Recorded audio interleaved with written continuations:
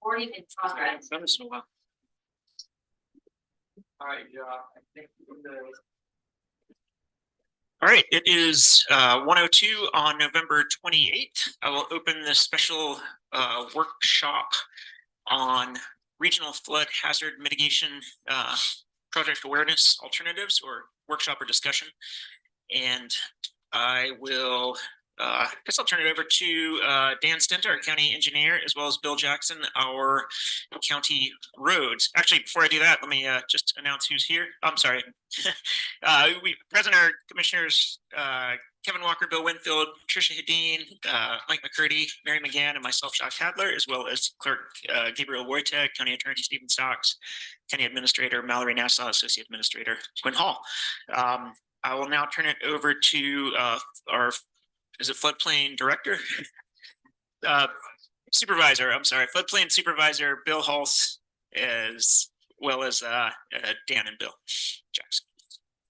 Welcome, guys. Thanks for the opportunity to talk to you.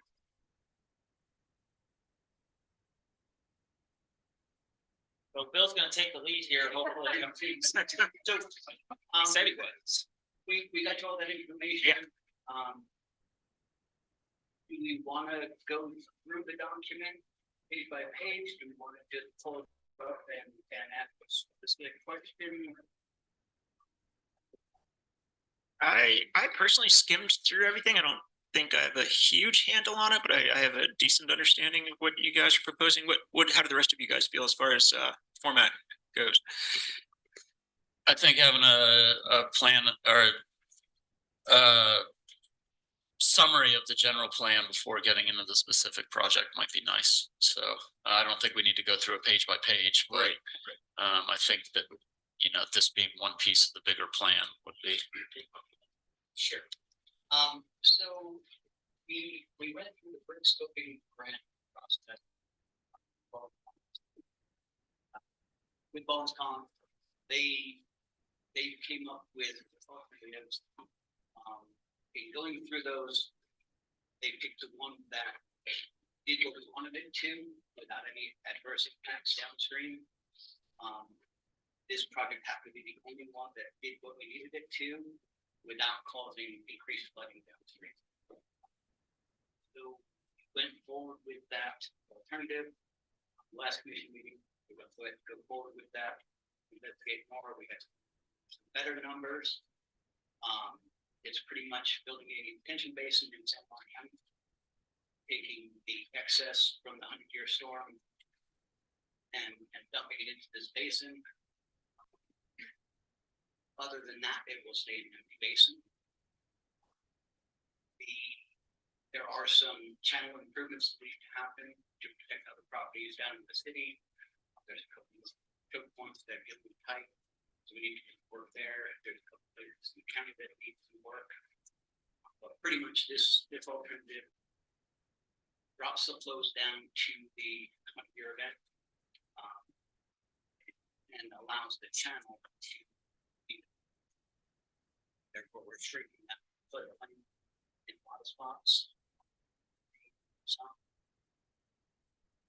Affecting a lot of places in the 500-year event. There are some.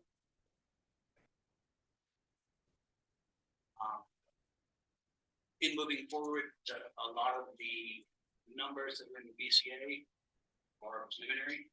They're engineers' opinion of probable cost, so they are not fine-tuned. There was some conservative values put in. We figured the land out there was 200,000 an acre. We think it's going to be less than that.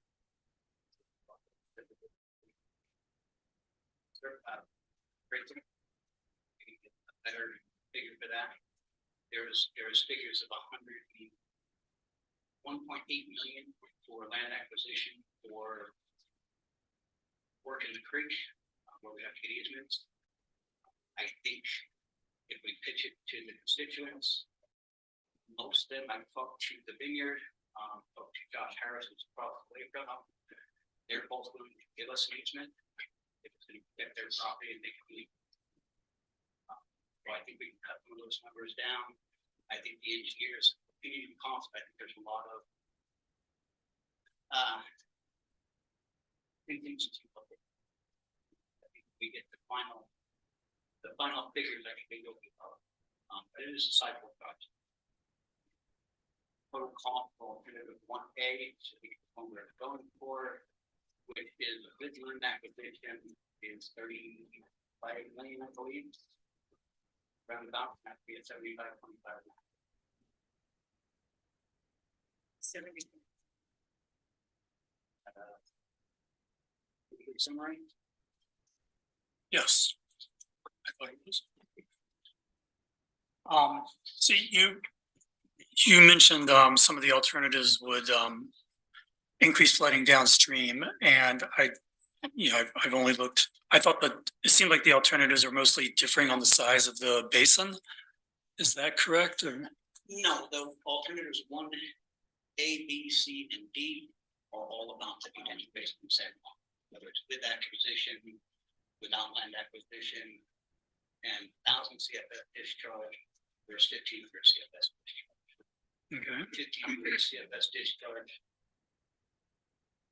doesn't quite protect us as much. We have to do a whole lot more channelization and channel work to protect the same area.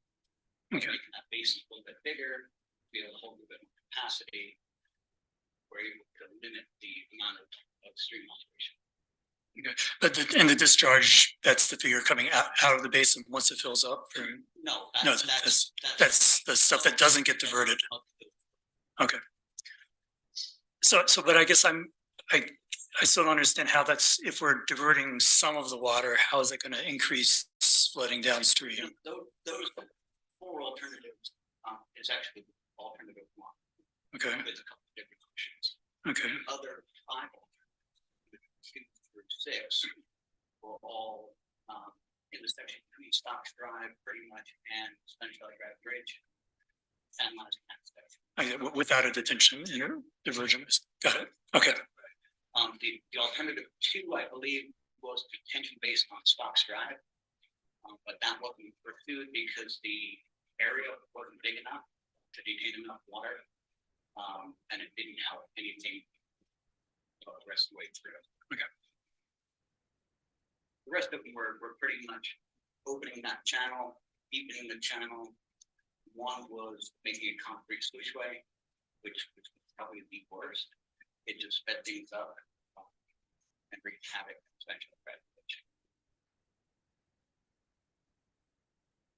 I'd like to add a couple things. So the question in front of you now, what we need an answer on relatively soon, is the county's commitment to the cost share. So we're pursuing a BRIC grants, for building resilient infrastructure communities, I think is what BRIC stands for.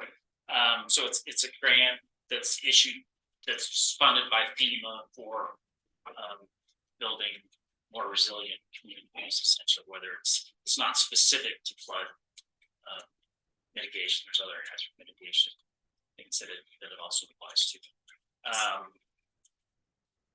That process is fairly competitive on a national level. I think there is $2 billion funding for this next year's grants, guaranteed. This past year, I think they were able to fund over $3 billion worth of anyways, the state floodplain manager for Utah is basically screening all the applications that come from Utah, doing quality control, and sort of endorsing the best applications and forwarding them on to FEMA as sort of the state's representative projects. Last year, the state of Utah submitted 12 projects. I think they told us 2 received funding out of that 12. And neither one of them were really of this scope. I think one was $1.5 million and one was relatively modest, like 300,000 for so. It wasn't BRIC's more studies plans.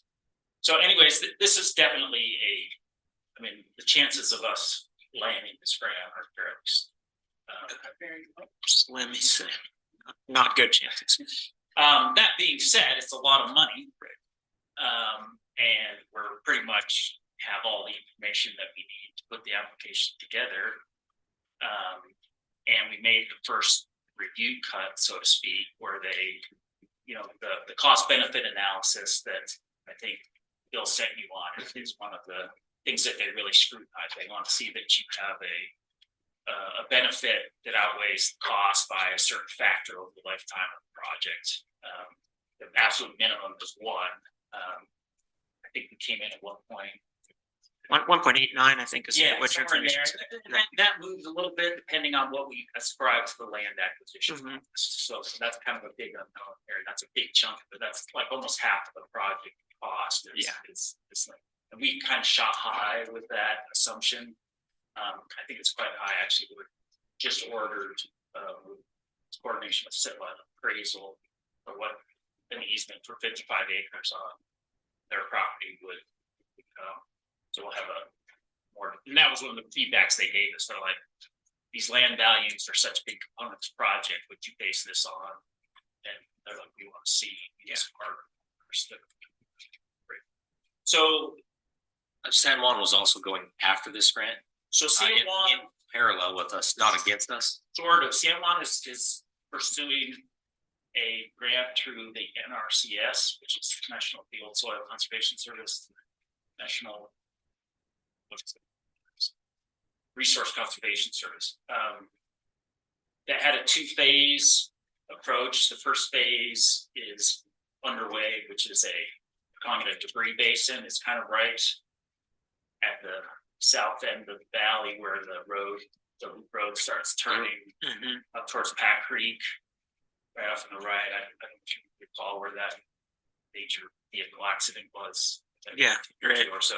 But right in that area there's like a 150 acre foot basin that's goal is to intercept flood debris, whether it's mud, logs, ash, rocks, and be like actively maintainable. So basically after each flood event, they would have to go in there and clean and restore the volume that's needed for debris. So that would protect the basin downstream by intercepting that debris. And that one, I believe, I know that they've got a complete design, and I think that they have preliminary funding through NRCS to do that project. That's what they're for. And their second phase was going to be this bigger basin downstream to protect. Well, their mapping was just for San Juan County down the county border, but through the undeveloped or some developed through the property downstream there. I think when Bill's group worked with NRCS on the armoring, stream bank armoring and all, that was when there was a kind of a cross connection. They said, hey, San Juan County working on some stuff, you're working on some stuff, here's what they got, exchanging information. Grand County residents actually stand to benefit more. There's more real estate in San Juan County and Moab City that stand to benefit from this flood control basin than in San Juan County. And Bill, I think, took the lead on trying to jump in on that. Well, a little background on the NRCS grant. When we got our NRCS grant for crossings, they came down, we talked with the city, they talked with San Juan County. That's when San Juan County started that project. They realized the need for a basin-wide approach. That's when we started with the PL56 grant that Ben was talking about. The second portion of this is the grants that Mikey were talking about that they're going after. The issue with that is that's about a 6-year turnaround before we can expect construction. Whereas with the BRIC and FMA grant, we're looking at a 1.5 years, maybe 2 tops for construction. So it gets a little quicker. The benefit of theirs is it's an NRCS grant. It's a funded federally. Whereas the BRIC and FNA grants are 75-25 match. Wait 6 years, and if they do get awarded the grant, again, all big ifs. No, thank you for that, the update there. I'm all for speed, so.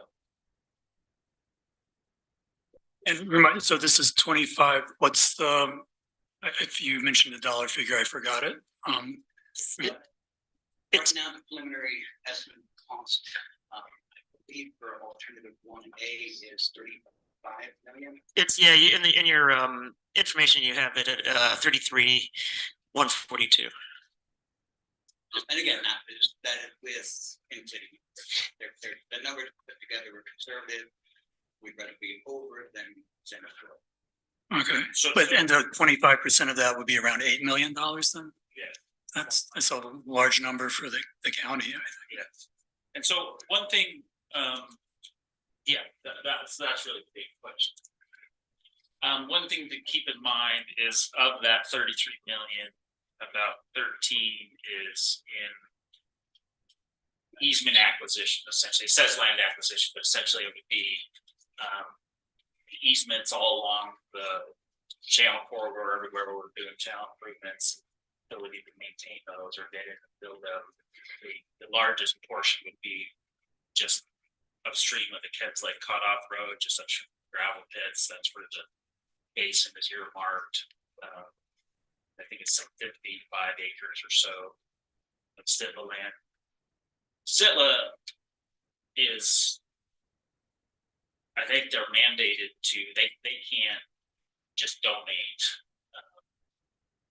or it's written, they have to get their market value for their land, whether it's an exchange or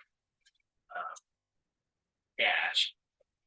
They are willing, they've indicated that they would be willing to consider the land exchange in Grant County for some other parts of the county owns in San Juan County. So it's possible it would be cash out of offers, but those values have to be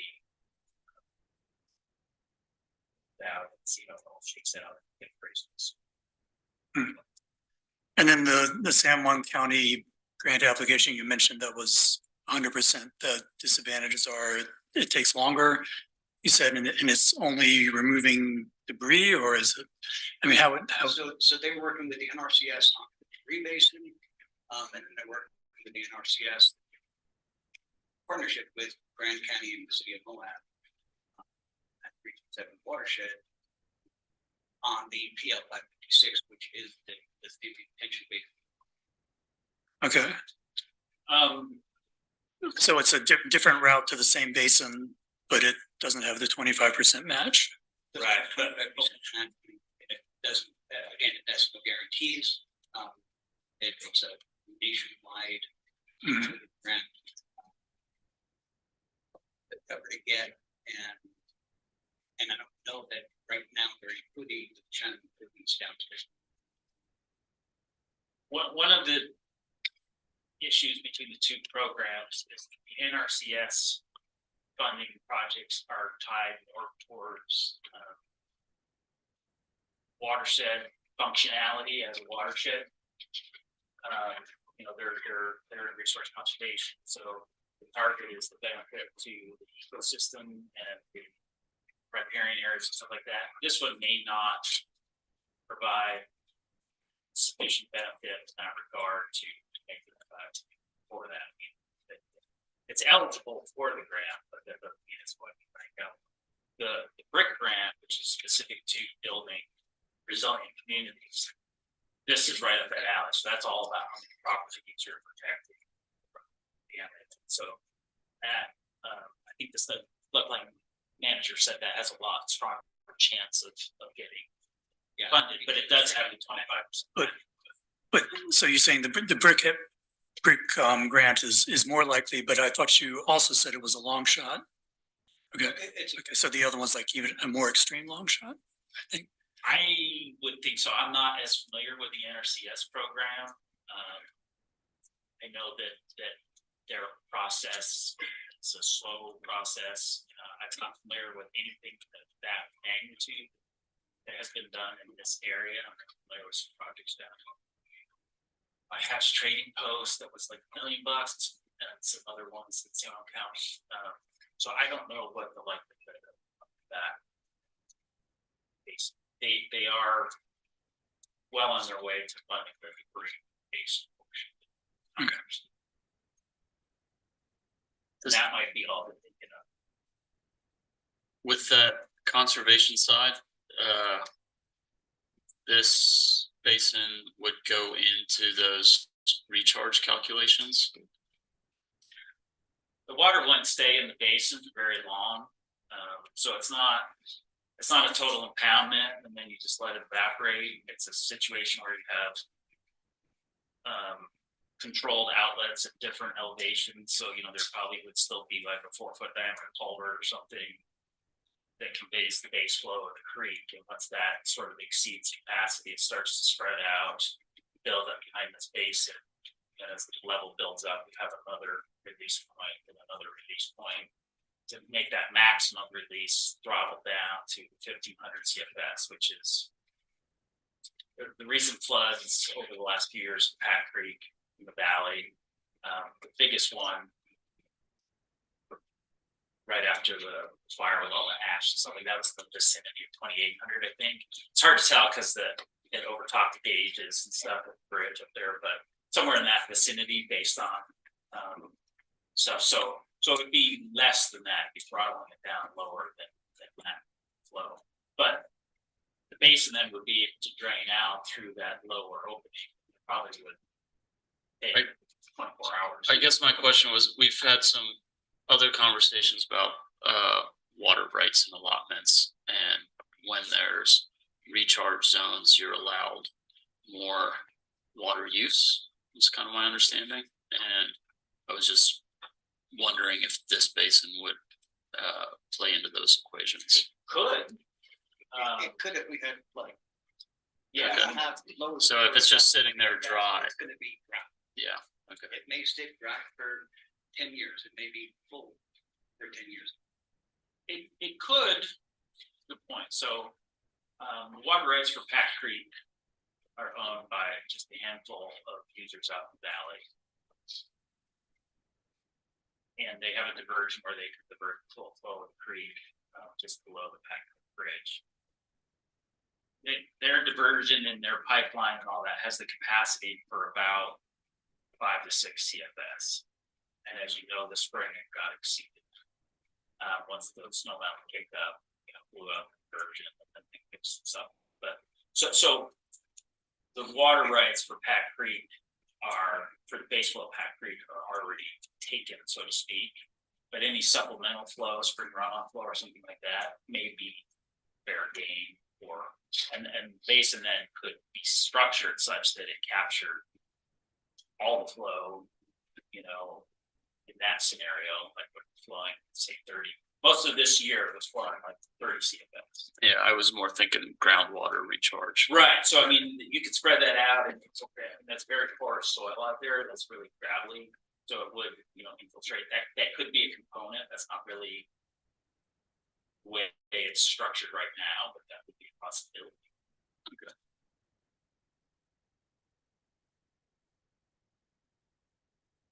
You have any idea when you'll see that appraisal from Sitla? I think it's about 4 weeks out. Oh, good. Okay. Quicker than I was thinking. We'll see with the holidays, but that's what that time is. Also, that shared cost that we have if we go with the Grand County option here, at least that's what I'm calling it, the Grand County and the San Juan option. There is an avenue that we could open with the city, considering that there's a huge amount of property in the city that's benefiting from this, to get some support. Without a doubt. So it wouldn't be all on our back. We're Possibly. contemplating on this body's approval, go ahead before we are engaging with the other partners. So one other component there, by the time you get down to the city boundary, there's enough other contributions to the channel that when you put a large event over the whole basin of Pat Creek, restricting the flow to 1,500 CFS out of this basin. By the time it reaches city limits, I think it's up to 3,000 CFS. So the benefits realized by the city properties are not nearly as much as the south end of the valley properties where it jumps the channel. There's significant benefits to the area around the old university building there where 3 Health Clinic is now, I think. That area there where there's and then where was the other spot? You know, the property that's kind of near the bus barn in that area. It's not really developed yet, but that area, the channel shrinks quite a bit as well. But the benefits, the benefiting properties that are within city limits are not nearly as the value there is not nearly as great as what's currently. So, what was the time frame that you wanted to go ahead or decision about this, like today or? Today would be great. We've got to get our application finalized. We're currently working, the state have opened not a grant, but a program where they've hired engineering that's very familiar with BRIC grants and FMA grants. They're right now helping us put our grant together in the best way moving forward. Maximizing points. This is all based on the point system. The more points you get, the better your chances are. So they're working with us to get that done. We've got until I think December 15th. We've got an extension to get the application finalized and to the state for their final review. Because we're just a stakeholder, the state is actually applying for the grant statewide. The state would take all of the grants for these jurisdictions. They apply to FEMA, and then we're stuck recipients of the grant.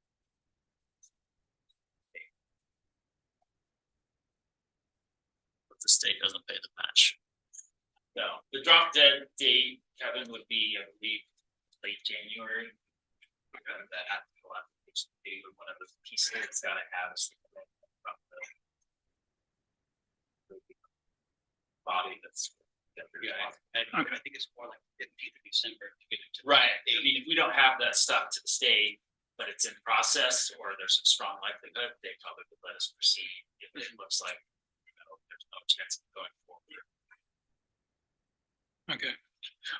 Well, I guess I'm asking because, we're in the middle of budget season, so we all, kind of know what 8 million or 5 million or whatever it's going to, I think we're all aware that's a pretty large number in the context of our budget or in other, we've had requests for public safety buildings or new county office buildings.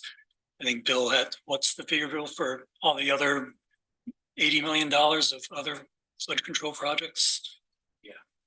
Well, there are definitely some to be expand there, but at this point, Okay, I understand. So I don't know. I mean, that just makes me hesitant. I understand. With and especially since you were mentioning, there's other grants that maybe have a lower match percentage or things like that. This funding, they're calling it fiscal year 2023, which technically is better fiscal year 2024 now. But the 2022 awards were just announced in September. So it's probably next September is when it's made. Probably the funds would be our fiscal year 2025 in first time.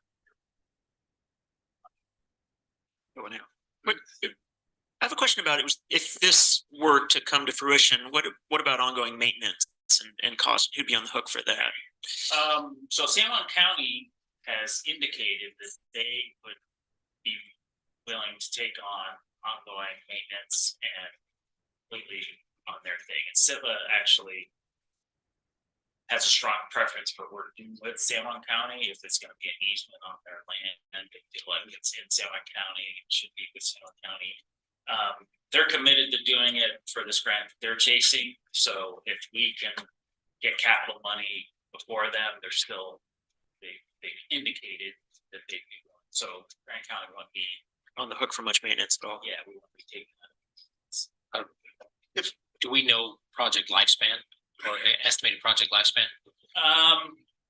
It's designed for a 50-year depreciation lifespan, like in the financial stuff, this is considered a major flood mitigation facility, and there's criteria that it has, whether it's 30-year or whatever. And so it's amortized over a 50-year lifespan. We're looking at the analysis. We have So in that continued upkeep, there's a significant. right, and so There's that's one of the factors that's put in there. There's the maintenance cost that's put in. I don't know if you scrutinize the process, but it does have a maintenance cost in there. It's 20,000. Yeah, got 20 plus thousand per year. And then I think there's even an escalated inflationary escalation factor that works in the budget over the lifetime of the project.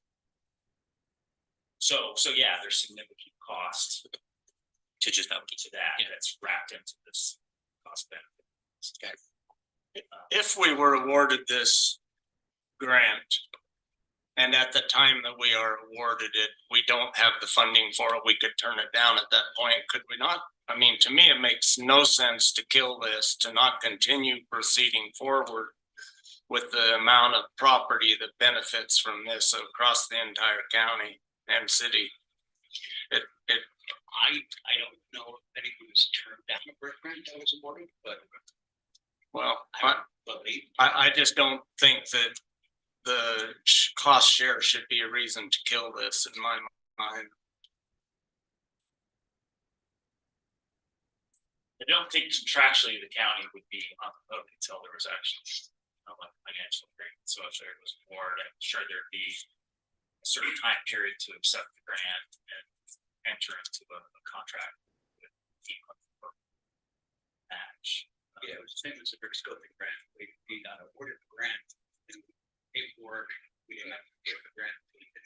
I'm guessing if We'll we find a said way that to we were find gonna them. do it and got the grant and we backed out, That would not probably be good. feel our options. Right, that'd be a, It would hurt us not all of the grant as That would not look well, but that's right, that's probably the point which money goes hard, so. So apropos of maintenance, is the basin, is it just a matter of building the berm, or is it going to be scooped out to increase capacity, or how? Both, so the material would be scooped out to construct the berm from. Okay. Fairly substantial amount of material to construct the embankment, because I think it's the size of 30 feet. So there would be some area behind there that's, it's not gonna get lower, like a lot in elevation, it's more gonna get level. Gathered up, it might drop a foot or two. It's 50 some acres, so it's a lot of area to. Okay, but of that 50 acres, is most of it getting scraped, or just near the berm where that's constructed, or? That's a good question. And I don't know, I know where the estimated inundation area is, but I don't know if that whole area needs to be scraped down to generate enough volume. I think that I could find that out. we're doing it right now. I don't think we have to. Okay, thanks. First phase of the grant is time permitting, second phase of the grant. I guess another question I had is, do you know of other communities or locations that have a similar project like this that's already been built? You know, like similarly sized basin for? They sent us, Bowen Collins sent us. Zone Mill Creek, what's the city?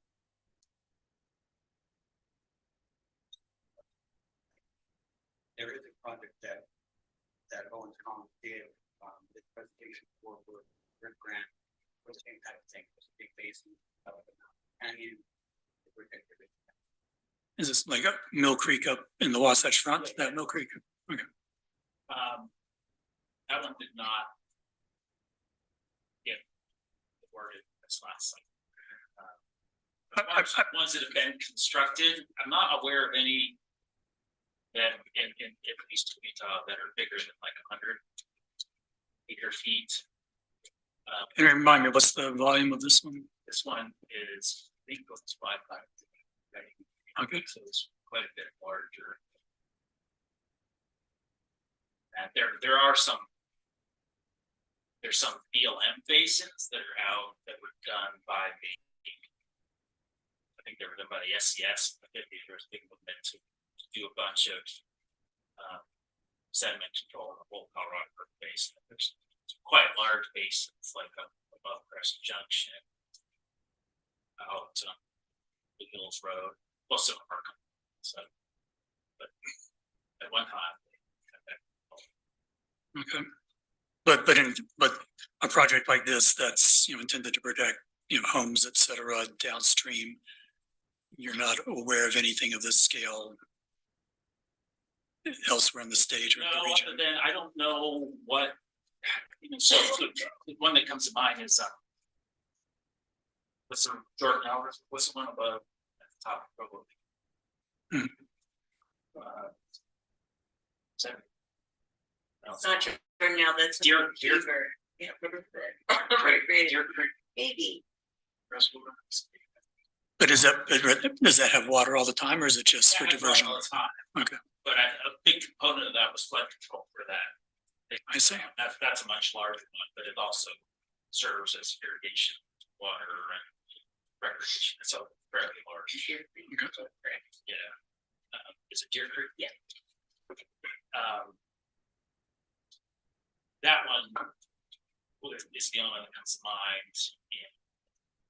That doesn't mean.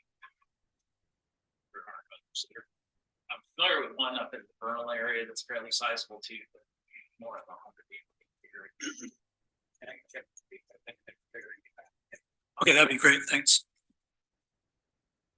All right, it's after 1:30, and I think we'd given the workshop about half an hour so we can get to all things budget. So I'd like to wrap it up. Do you guys have any other questions or comments for Bill and Dan before we do that? They would like commitment by the 15th. December. Correct. There's an action item on the agenda today, right? For a Okay. letter, Right. no pressure. Yeah. Would, sorry, did you say it? Oh, I said thank you. Would those easements have any other possible easements? I'm just thinking about the bike path through the city here. I think that was originally gained through easements for fire mitigation. Is that? I don't know, they wouldn't be continuous easements, definitely in the areas where we're doing work. Gotcha. Like Dan said, down by the college, that bank around there, there's an area where we can use to protect some of those buildings. But the ones further out in the valley, there. The one further out the valley, there are a few areas that will get some work, penalization. There are a couple areas in closer. That's where we need to get FEMA doesn't like the NRCS, we could get it right up entry, which we did on the last grant. Allowing us to get into the property, do the work, we have to get back in if we have to maintain it. With FEMA, they want a written easement, they wanted in writing that we have the authority to go in and fix whatever they help us pay for. And I think the big thing is making sure that we're maintaining, if they're gonna put out that kind of money, they don't maintain it. Make it strong. I would say there's a possibility, but the structure would probably have to be like a separate easement to Grant County, avoid pedestrian non-motorized use. I mean, if we're getting an easement for going in and putting a service road along the creek to do channel improvements, the landowner may be amenable to expanded usage of that, but I think it would have to be a separate issue. Yeah. That makes sense. Yeah, totally.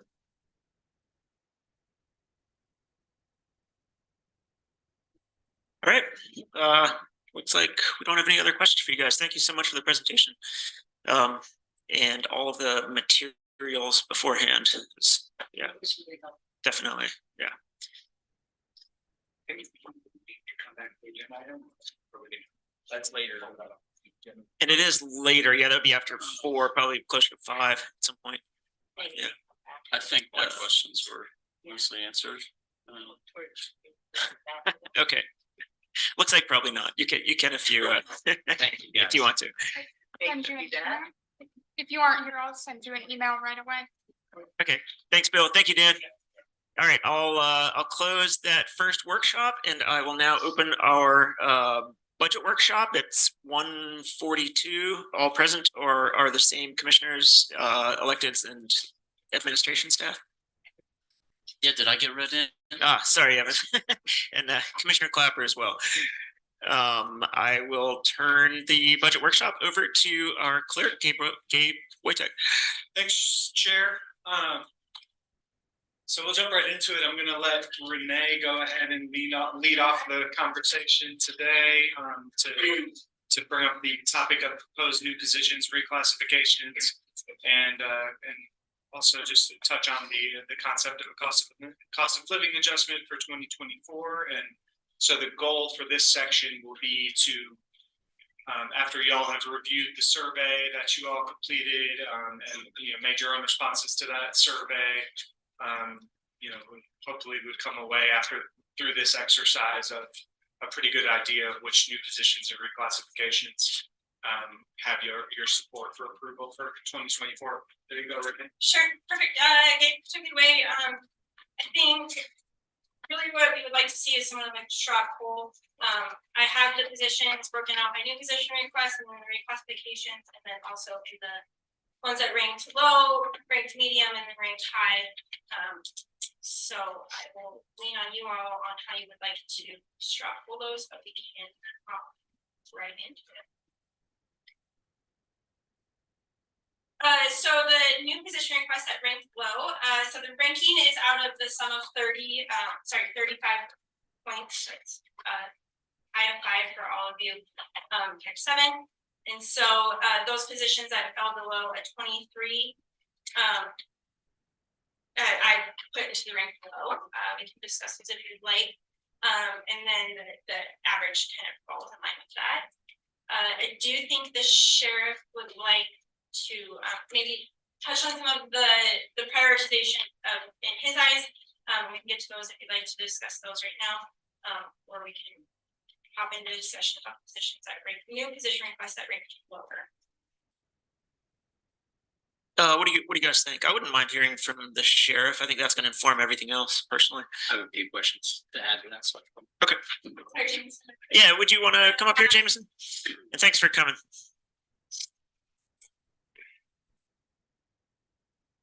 Well, the last time I was talking, I think it was in regards to House Bill 61, and I gave a copy of it to Mallory, but we were just informed by the representative that they're making amendments to House Bill 61, so there's more responsibilities now on the county sheriff to, they're naming it the county security chief. And with that new amendment bill, they're going to require a law enforcement officer or a school guardian in every school in every county. Right. So it's a huge ask, and I have no way of asking my current staff to take on. Right. Yeah, Mike and I were just at UAC and we had a presentation on that by the sponsor of the bill, and it looked like they were leaning, especially in the rural counties, they were going to lean heavily on what they call the guardians, and they did discuss maybe some state funding. It didn't look super hopeful, but that was part of the discussion. At least right. Requesting state funding. The problem with the guardians, we brought it up with the Sheriff's Association. The liability falls back on the sheriff's office, the county security chief, because the county security chief is going to have to train school guardians. School guardians are going to be armed with a pistol. They're going to have to go out and receive training from the county sheriff.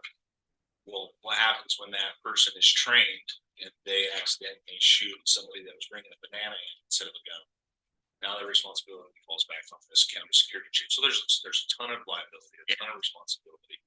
So when I was looking at these positions, I was like, oh, that patrol deputy House Bill 61B is the most important position that I'm asking for. He said that's the most important position that he's asking for of all the positions the sheriff is asking for. So I mean, and another thing, we found out that the Justice Court wants to do in person or again, with that. My bailiff that is part-time in the schools is no longer gonna be in the schools. It's gonna be full-time. So I just don't know how I'm supposed to come into compliance with that law. And the law's already passed, but they're just amending it, so I still have to come up with this position. And quickly, I sent this out to you like 5 minutes ago, so if you have fans or want me to pass around. Sure, the text was also linked in the pavement. I have a question, Jameson. I mean, like a few other folks here, I have kids at school and, you know, I'm very concerned about this too, but, one thing I was thinking on this is a lot of the school year takes place when it's lower tourist season, you know, December, January and such. And I know your staff, you're fully staffed and you're staffed up through, you know, to deal with a large tourist load for a lot of those months. Are your guys able to, you know, do duty in the schools, whereas before they might be dealing with the large amount of people in town that aren't necessarily there for those 3 months or so? I'd like to say yes, but they still don't have time. I mean, they focus on other assignments that they've been slacking on here. Like we do mainly all of our trainings that we're required to by state law. So there's on paper it looks good. We can do a lot of overtime. That's when we start catching up on what we've neglected. I'd like to have more of my staff going to schools. Yeah. But there's also just one other question. Would this include the charter school? I believe we have 3 public schools, charter school, and then so it'd be 4 positions that we'd be looking at. Is there any other schools I'm not considering right now? The Heron. Oh, the Heron School. Okay. Pretty sure we have 6 that we need to target. 6. Well, the preschool and the son-in-law, preschool, right? But you weren't saying that each of those needs an officer. That's what the amendment basically says, that every school is gonna need. So you'd have to read it. It's every school is gonna be required to have either an officer, like a contract service with a law enforcement agency to provide armed security, or they can use guardians. They're not teachers, they're just armed citizens, but then they still fall underneath this county security chief position. And then the state of Utah has this new position they created where all county security chiefs report back.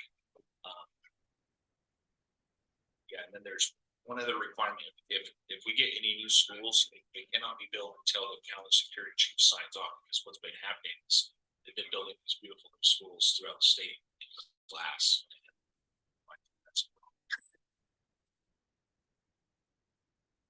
And I remember in the meeting that Mike and I attended, the sponsor of the bill kind of was leaning heavily into the idea of the guardians in rural counties. That was kind of his. They were heavily leaning that direction, but he was also saying, at all costs, get it done. As I have 5 kids in school in all the separate schools, so. Okay. Did they speak to any funding that might be coming down? They said potentials, but they didn't have any guaranteed funding sources coming down from the state. Yeah. But it was emphasized that we were asked to take on that burden. Right. In this as a stopgap until funding sources could be identified. Unfunded mandate. Right. Oh, but we're talking, I'm sorry. No, yeah. I'll just sit here and shake my head. Okay, but I think it's a mistake to shake our heads too hard for legislation that hasn't passed yet, that hasn't been through committee. You know, there might be tweaks that lessen the impact. So I guess I'm hesitant to make a bunch of hiring based on these amendments that haven't passed yet. But they still require since July to come into compliance with this law. They're just adding more responsibilities this next session. And so of the things we've been discussing, which of them are proposed new things and which of them are already in place? I would have to pull up the current law right now, and I can tell you the difference. It's still quite a bit of responsibility right now. There's still the county security chief,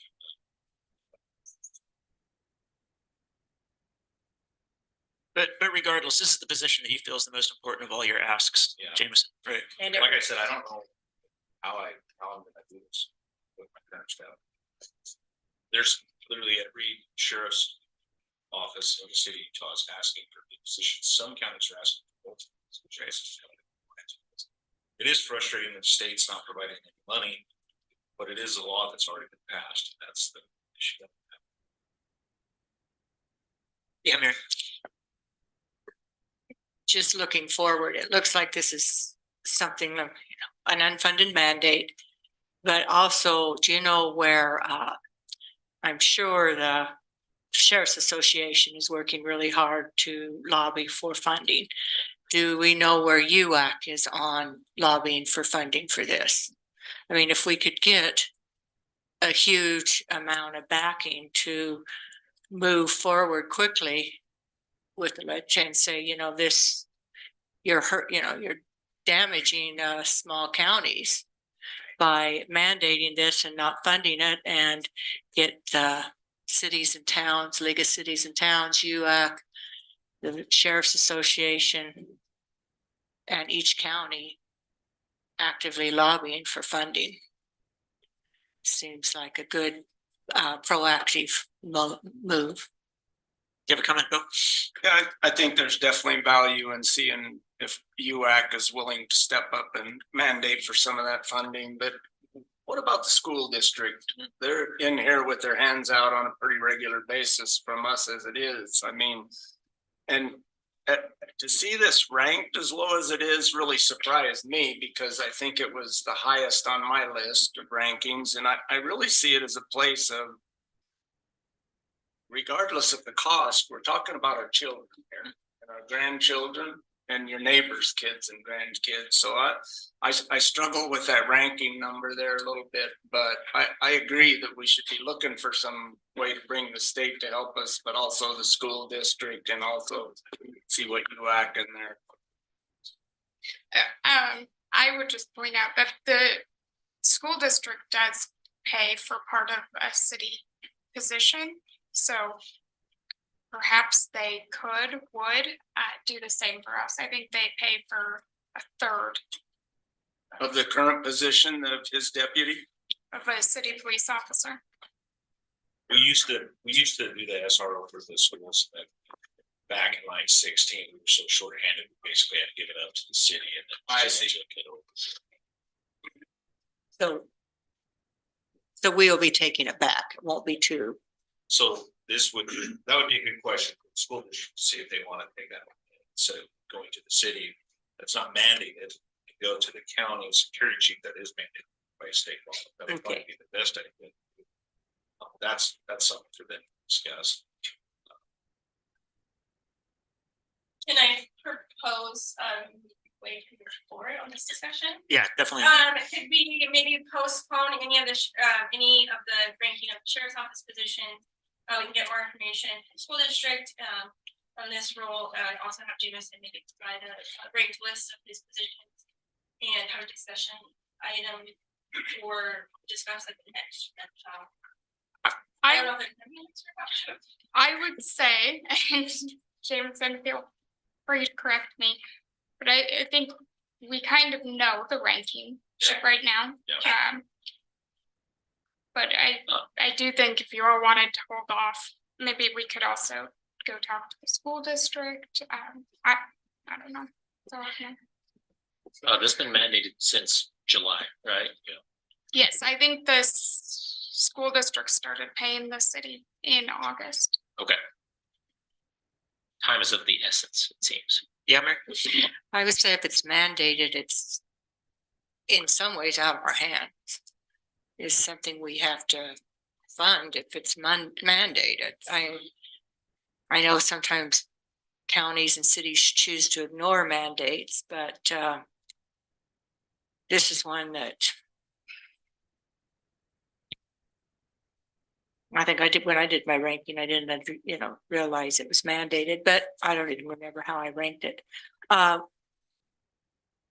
So to me, it's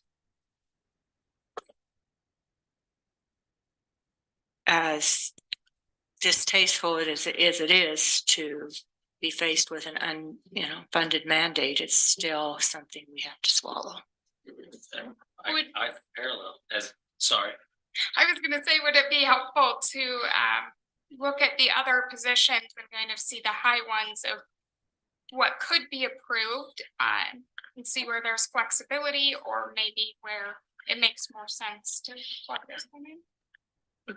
I just want to, I think the deputy isn't mandated. It's either a deputy or one of these guardians or something. And I think Jameson said, he preferred to have deputies for liability reasons, but I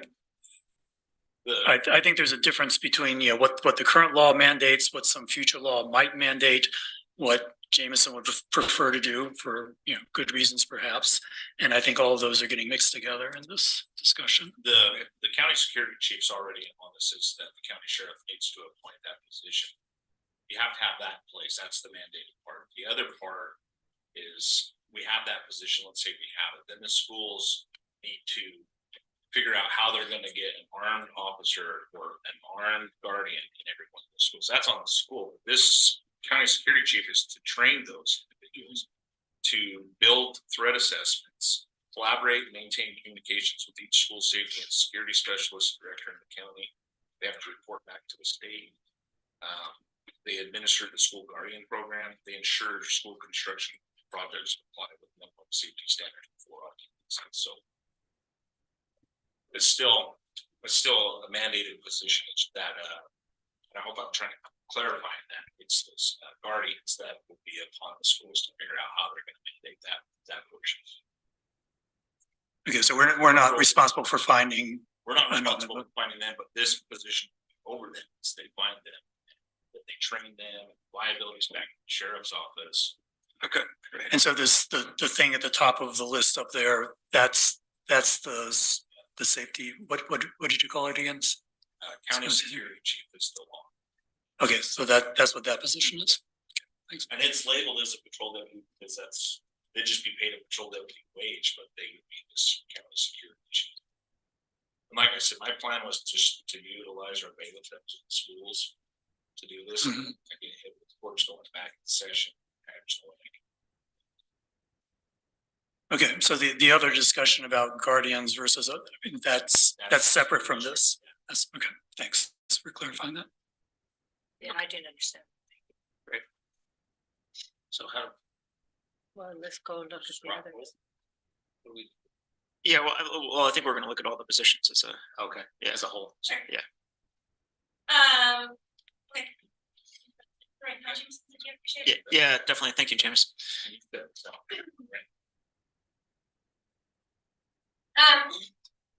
So still in the new positions that were ranked in the lower end of it, the paralegal fund, general fund, and the attorney's office was ranked at 22. The code enforcement / evidence tech out of the sheriff's office was also ranked at 22. Deputy recorder in the recorder's office was ranked at 21. And the operations coordinator out of the general fund of the lead department was ranked at 19. And could I just interject briefly? At a recent weed board meeting, I had a conversation with Izzy, the weed department supervisor. I think she was saying to me that might be mostly grant funded, that position, and I told her if that was true, she should definitely let us know, because otherwise, it probably wouldn't get funded. So I just want, I'm guessing she has not provided more information, but no, when we first talked about this request, the seasonals, and then she does have one full-time current grant funded role that is all grant funded. So most of my understanding is that most of the salaries for the seasonal and that full-time are the grant funded, and this operations request would be out of the general fund. She does currently have an unfilled lead tech role that also comes out of the general fund, and then the lead supervisor. okay. And I'm not suggesting but I'm just saying if in the future we get new information about other funding sources for that position, we might want to look at it again. Okay. Would you like to do a straw poll on these or see all of the new positions? I think probably looking at all the positions. Yeah. Any other discussion on the ones that are mentioned? Or since these are ranked low, do we want to just look at the other positions and put the patrol deputy as one of the ones that aren't ranked so low? And we shouldn't need to discuss the other 1, 2, 3, 4 again. 1, 2, 3, 4. You think? I think it would be, let's look at them as a whole first, I think, and then make eliminations probably. Sure. Okay. Moving on to the ones that landed in the middle, so these are from about 23 to 25 was my cut off for that. The dispatch position number 2, so there was the request for 2 dispatch positions, one ranked at a 25. And then the volunteer business coordinator out of trails, that was part-time seasonal ask, that one ranked at a 25 as well. Any discussion on either of those? The ones that did rank high. One of the dispatch positions ranked at a 33 out of the general fund. The registered nurse, which is a part-time ask, out of the jail ranked at a 33 as well. The finance director out of the court auditor's office ranked at a 30, and then the maintenance worker ranked at a 28. And so that was it for the new position requests. Okay. That was it. So hop around as needed. We'll take any other discussion on the new position requests. Okay, so could you, I just wanted to see some of the numbers again. Could you go backwards? Sure. Okay, so you don't have totals on the There's others. I actually really like Mallory sent out a color coded Yeah. spreadsheet earlier today. Did? Or no, I'm sorry, you did, Renee. Yeah. Okay, Renee did. That's what I have pulled up, and that's Like, well, or go back even one more. I mean, I think the way, okay, that one does have the, Oh, sure, the total increase. so that's the total, like if we didn't do any of those positions, then Sure, that would mean we would knock $330,000 off of. sure, and I did that Is because that- these are all in the general fund, these ones in the middle, one is in the general fund and one is in I see, the okay, fund 47. The ones that ranked low, all of those are in the general fund as well. oh, I see, okay, great. do you want to look at the reclassifications, or do you guys want to pare down the new positions? I mean, I think something important that would inform that discussion is just how much we're trying to shave off of the budget. And I don't know if that number was gonna come up later in the workshop. I prefer to know where positions are gonna land. It's kind of chicken or the egg. We have to wait. One shoe has to drop. Right, but like I mean, this is, you know, if you suddenly discovered that there was a reserve fund somewhere else, and instead of, you know, trying to get from 2 million down to 800,000, we're trying to get from 1 million down to 800,000, that would change my opinion about which position should be funded. I do have like I'm kind of trying to track where the feeling is for things, and I'll have kind of like a real-time update on where things are at after y'all kind of discuss those things, if that seems But I just think it's, I mean, I think all of these positions, you know, are probably worthwhile to some extent. Like if, you know, if we had like more tax revenue than we knew what to do with, I don't think they're waste of money. And so I think just how many things from this list we want to sort of not select depends on what our goal is. how about this? I was gonna get to this, but where we are currently with the tentative budget, including a cost of living adjustment and accounting for the 800,000 budgeted drop in the fund balance, we still need to trim 813,000. Okay. And so, I was planning on getting a feeling for how this discussion went to be able to pare down at 813. Okay. And where we're at. Okay. That's helpful, Gabe. Yeah, thank you for that. That does help. And if you, looking at the new positions, say were to approve the top 4, which would be any of them 4 or over, that would be just over $330,000. No, I thought it was These We're- are we're- included in the budget now? We're counting from the other direction, so it's 480,000 or something like that. Yeah, Yeah. the 813 means that we're funding all of these positions. Right. And Yeah. For everyone we take back, we should. So like if we didn't fund any of these, I'm not proposing that, but if that's what the system was, that would get us, almost 500,000 out of that 800,000 we're trying to. Yes, and I'm Okay. just looking at it per position. So we start with the highest ranked and just, or how do you? Yeah, I think, so sure, so we can start with, it's easier to approve than not Yeah, approve, right? yeah. We'll start. with that. Yeah. Or should we sandwich? Should we? Yeah, yeah. All right, so I would definitely propose approving the top four that were ranked high. That seems to me like a pretty easy go, unless anyone else has and so that would be dispatch number one, the nurse for the jail, the finance director, and the maintenance worker. But do we want to do it in that order, given that Jameson said the patrol deputy was his highest priority at a dispatch? I would, we have two dispatches on there. And that was the highest ranked one. I don't think there's gonna be any question of funding that first dispatch spot. Personally, I mean, if you think so, we could have a straw poll on it. Yeah. So you guys are good with giving a thumbs up to those top four? And so we'll go to next, why don't we look at the dispatch number two, the volunteer trails coordinator, and the school patrol. Sure.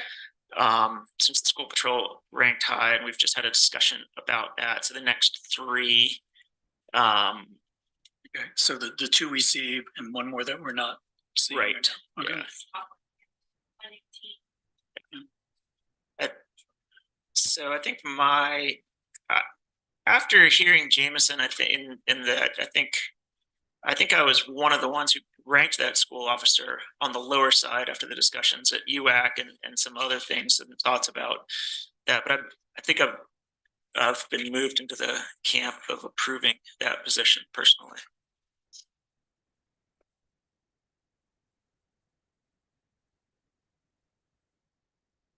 I think we have to.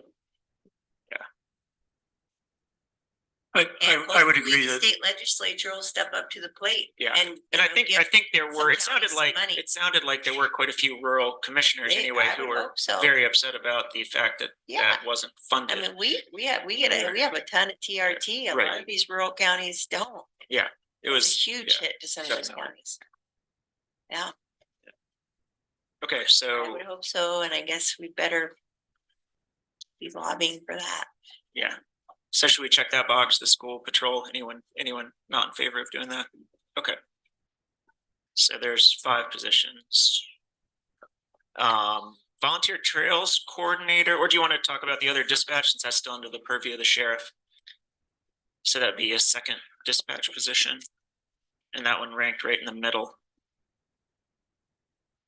Any thoughts? I mean, if we were to swap the priority of the dispatch number 2 and the security patrol deputy, right. I don't know. I mean, I think what I would feel about it, an additional position in the sheriff's department is dependent on how much savings they're finding, elsewhere in the budget. Mm-hmm. I think this trails coordinator is relatively inexpensive since it's just a part-time position. And it's also coming out of the Fund 47. It's not a general fund position. It might, depending on, unless they run over what they've got. But is that cost number allowing for the estimated that we're going to be using our call center as a charge point to the city, et cetera? Excellent question. I like that.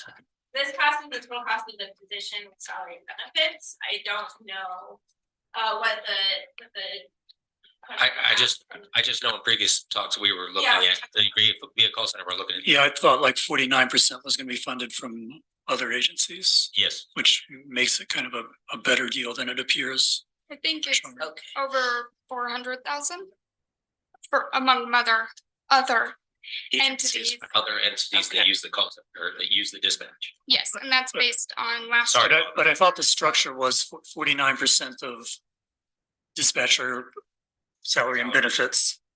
Yes, I'm Okay. just talking like more action. So that number be half. I mean, Right, exactly. yeah, I would just make a suggestion. I mean, if you guys approve one dispatcher, I think that'd be a huge help. And once we start getting money in from other agencies, maybe we can with the second that might Okay. be paid for by the city. Okay. Because we can That make it makes sense. work, we can come up with compliance with the one. one for sure. Yeah. The supervisor might have to go in there and cover some shifts, but That's Thank super you, helpful, James, James. and that Yeah, helps. definitely appreciate your Yeah, willingness to that move on helps us a lot. Okay, great. Bill? Yeah, I've got a question, Gabe, just to refresh my memory, but I thought when we left the last budget meeting, when you included COLA, we were somewhere in the 2.4 million over budget. And the fact that you said that we're now just looking to trim out 800,000 Yeah, to get, I have so, a few updates. okay. The 10 budget. And the updates meaning that we do not have to trim out, I mean, how do we? There were some missing revenues and some, there were some expenses that were over accounted for, just some adjustments that were made to the last tentative that I had pulled up on the 15th that I presented to you showed a 1.7. And I don't think that included even the COLA.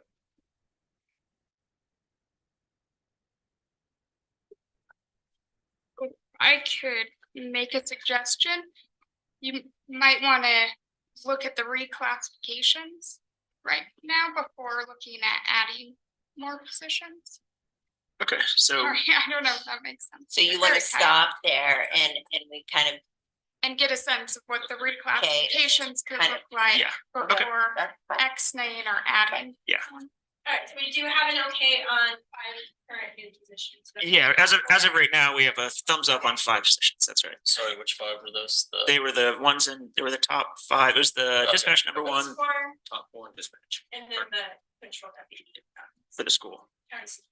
And then what happened with the trails? We're not discussing it because it's a different fund or?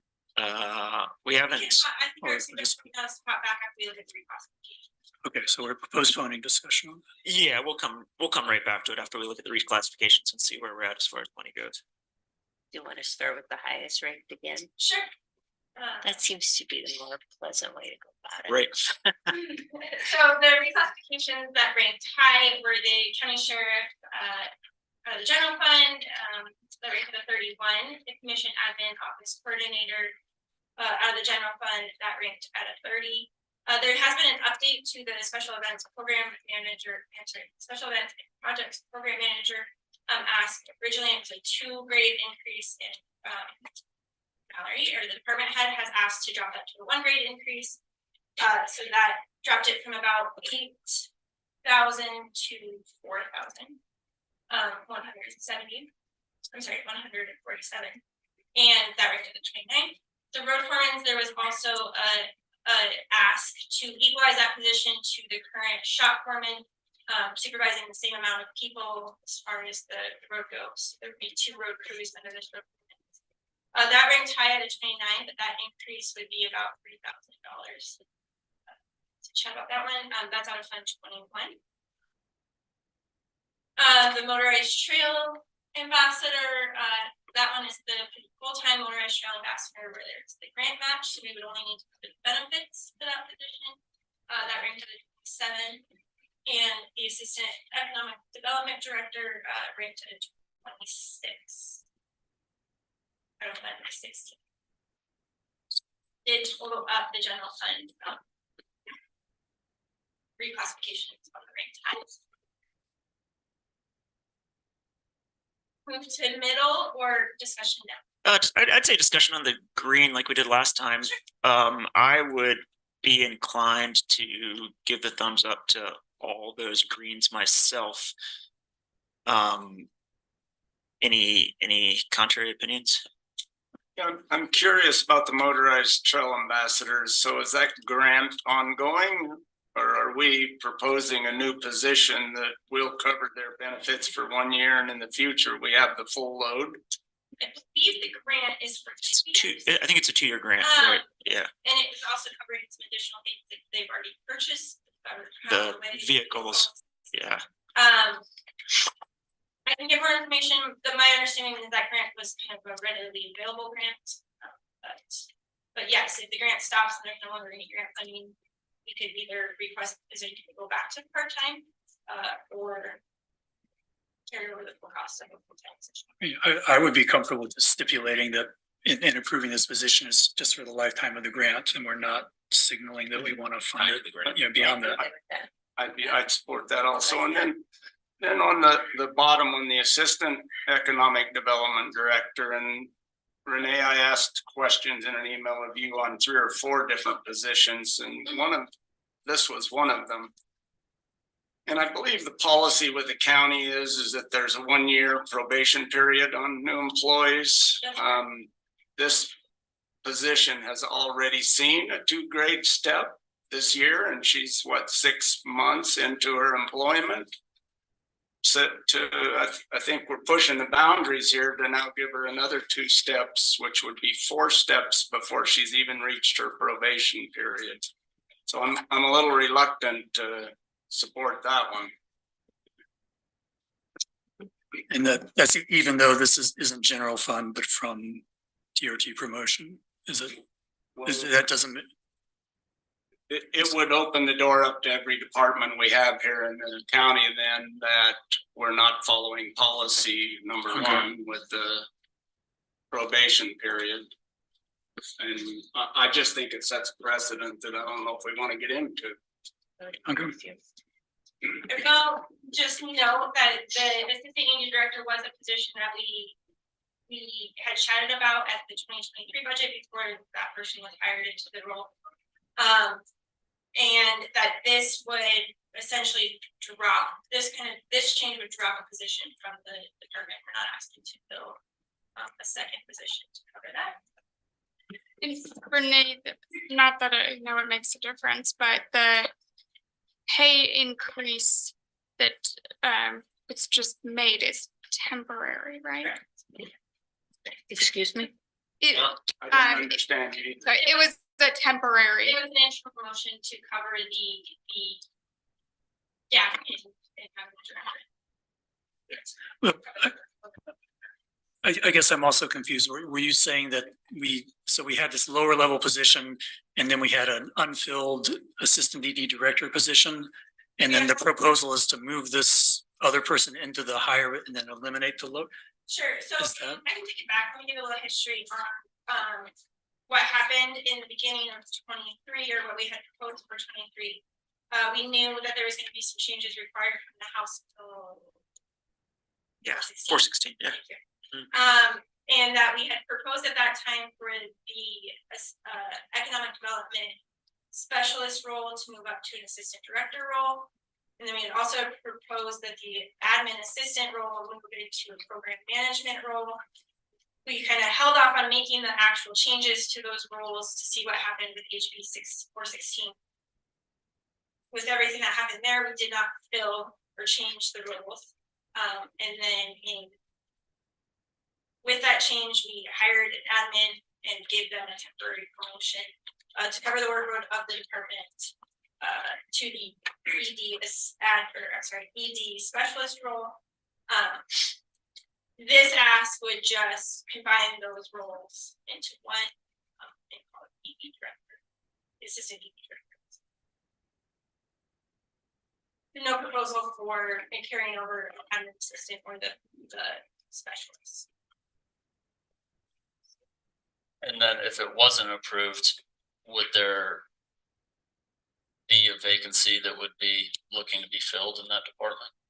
Yes, technically. If it wasn't approved. If this role wasn't approved, then there would still be the admin assistant and the economic development specialist at the stands right now. What's the financial impact of those 2 positions, or do you know it offhand? I don't know it offhand. I could figure that out. Okay. You guys discussed it great too. I believe that regardless of what the impact is, there must not be a need for them if we don't have a RFP or whatever the process is for new employees out. So just because there's an empty position, I don't think we should be looking to fill it if there's not a need for it, is there? Sure, I think with the changes in the department and the timing of all of that, it hasn't been looked at. Just been put on the back burner. Yeah. Right. Absolutely. Yeah. But I think, Bill raised the point that we were sort of going outside of our usual policy by, promoting someone or raising their grades so quickly within the first year. And if I'm not sure I understand you correctly, but if I am, you're saying maybe, you could look at it a different way, which is just that, we had these open positions and this person's moving to one and we're eliminating the other. So it's not something that's going to set a precedent for other parts of the county, is that? Sure, and additionally, if promoted into a new role, your probationary period would restart with that new role, so a new year would restart. Mary? Yes, I think the first time was more that the person in this position took over some duties that weren't being covered because of the lack of having the person in place. So it really wasn't, in some ways, a promotion. It was just that they took over duties, and those duties thus moved, had an increase in pay. And then this is to allow the department to fulfill its needs and obligations, and to also be real proactive on the grants and making sure that we're more real timely and getting the money. So this position will in many ways pay for itself because of the amount of grants that the person will be managing and covering. So I support it. And back to what Mr. Walker was talking about, Stephen, do you feel that we are getting around, I guess, the probation period here? Or are we stepping outside of our bounds with an employee which would lead to concern in other departments? So the county can hire, can promote, can make those decisions as it wants. It has to be cautious when it does a temporary promotion. They should really use the pro tem moniker and the designation, and they need to make that aware of the public as well. I don't know that the county is really violating any of its policies. It can do that. It can promote people. People can shift around. That doesn't necessarily change that, but we should be really clear, because some of the things that were said about the promotion and everything, we want to make it clear to that individual, if they're getting a temporary bump, there should be documentation that supports that. And if they're getting, if they're getting the new position, they need to know that they're going to be put on probation again and those things restart. And I think that's the most important thing for the county to do, is make sure they're transparent with not only the individual employee, but also the boss and the county. So I don't see it necessarily as something that's illegal or inappropriate or out of policy. So I think it's compliant with that. Great, thank you. All right, any more discussion on that, or should we? This is an existing job description, or this is a new job description? This is, there are added duties and combining the current admin assistant specialist, and also increasing some of the duties to be director, assistant director.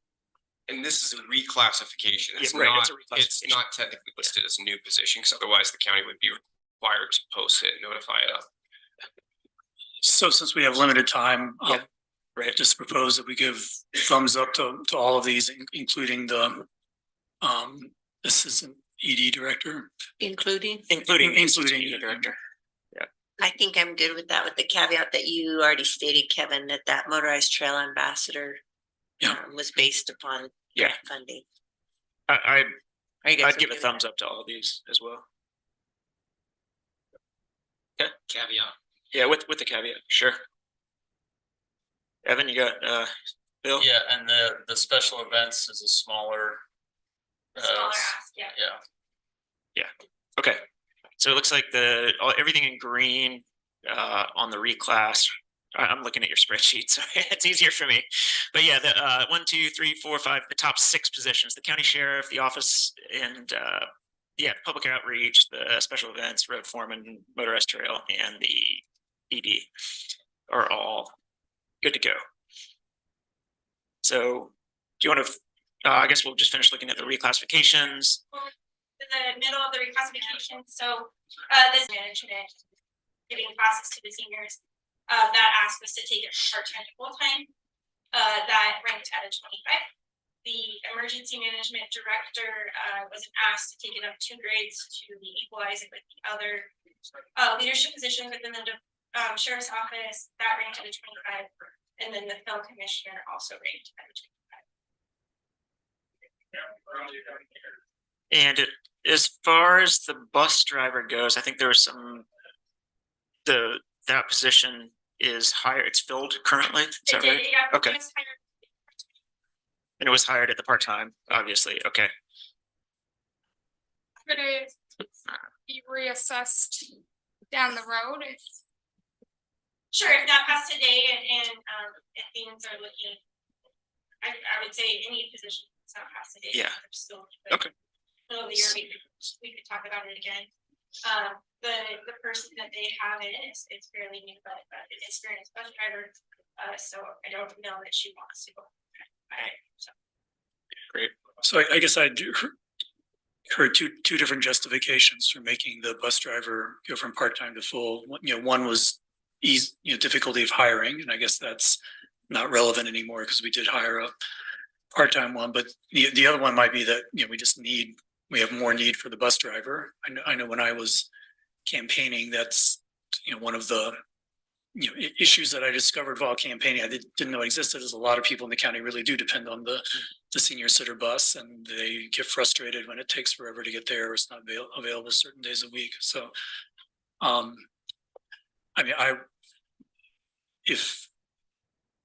if they're saying that there really is a need for more bus driving, and if we have someone willing to do it, I would be willing to go with that. But if the only reason that they were proposing making it full-time is that it would be easier to hire and we don't actually need a full-time bus driver, then I guess I'm not inclined. Something that I was thinking about when I was looking at this position, I wonder how the new city transit program has affected the ability for folks to get around. Seems like it would. I mean, it's handicap accessible, but I don't know. That was just a thought that came to my mind. When we originally heard this, wasn't the piece about them also teaching classes? Yes, and stuff? so we did add some additional duties to the job description that went into. So, but this new hire, are they teaching the classes, or are they just driving buses? The center director is taking on some of that, but there's the opportunity to increase their class load that they can offer to the seniors, but they haven't taken it on again. When it came up before, it seemed like an odd ask for me to weird job description to be like bus driver / aerobic instructor. I thought so. I thought so too. So I'm not quite as supportive of the, especially to Kevin's point, if we filled it with someone new at the it's also twice as expensive as any of the other reclassifications on the. And with opportunity for other ways for them to get transportation, and that is a really good service. It is people that use it are incredibly happy. It's doing well. It's the planned route that's not doing as well. So is the proposal then is for the bottom 2 lines up there, but not the bus driver? Is that? So that would be the emergency management director reclassification position, as well as the film commissioner. Could you share, if you know off the top of your head, what the current grades are and what the proposed increases? Sure, absolutely. The ED director is currently, emergency management director is currently at grade 13, and the proposal would be to go to grade 15. Again, that's where the sergeants in the sheriff's office are at, so our patrol and correction sergeant. And then the film commissioner, it's currently a grade 9, and the ask is to go to grade 12. And what does the commensurate pay with those Renee? I'm trying to understand the question. Just because people listening are probably aren't aware of the Oh, our grade and step. yeah, exactly. So just to put it in more plain language for folks. I can have a copy of our grade step chart included into the updated That would be awesome. amendment Yeah. packet. So Okay. you can see the whole range of that. Yeah, that'd be It is a bit of a range. yeah, that'd be great. Okay. Renee, remind me, because I believe I asked on the emergency management director if they met their 1 year probation. I just don't recall what time. A day, actually. Right, I was gonna say, I think we hired her, right? Yeah.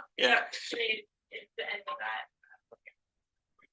And was there talk of making that a non-exempt position? The emergency management director? No, we didn't. There isn't, we didn't discuss that at all. We could absolutely look at that and include it in an update. And affect the budget per se, because we haven't budgeted for any. I think there is some overtime budgeted in that role, but it wouldn't affect the base salary. I think there's $6,000.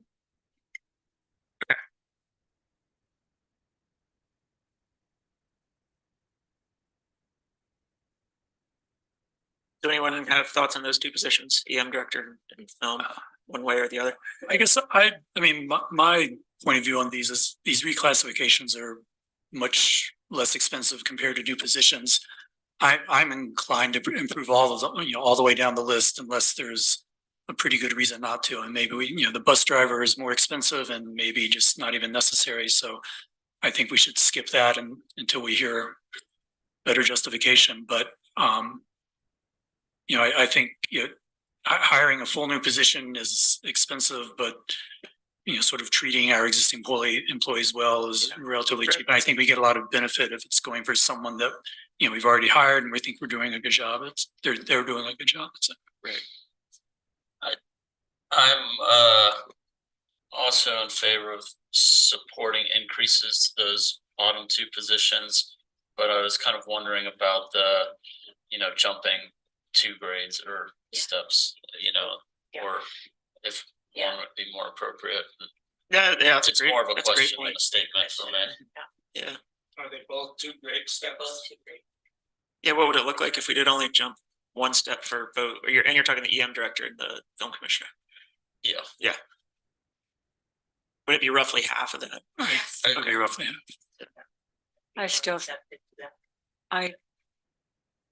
And was it, were This there was- drastic changes in the job descriptions that came? with There those jobs? are changes in both job descriptions. Stephen, And- Point of clarification, these reclassifications though are change the position with new duties and it's not just a raise. So we really want to make that distinction because otherwise every department head would try to reclassify their position to make their employee feel great. So we really want to stress that that's what the goal is it's a change in duties, a change in obligations and everything. An increase of their current. Yeah, exactly.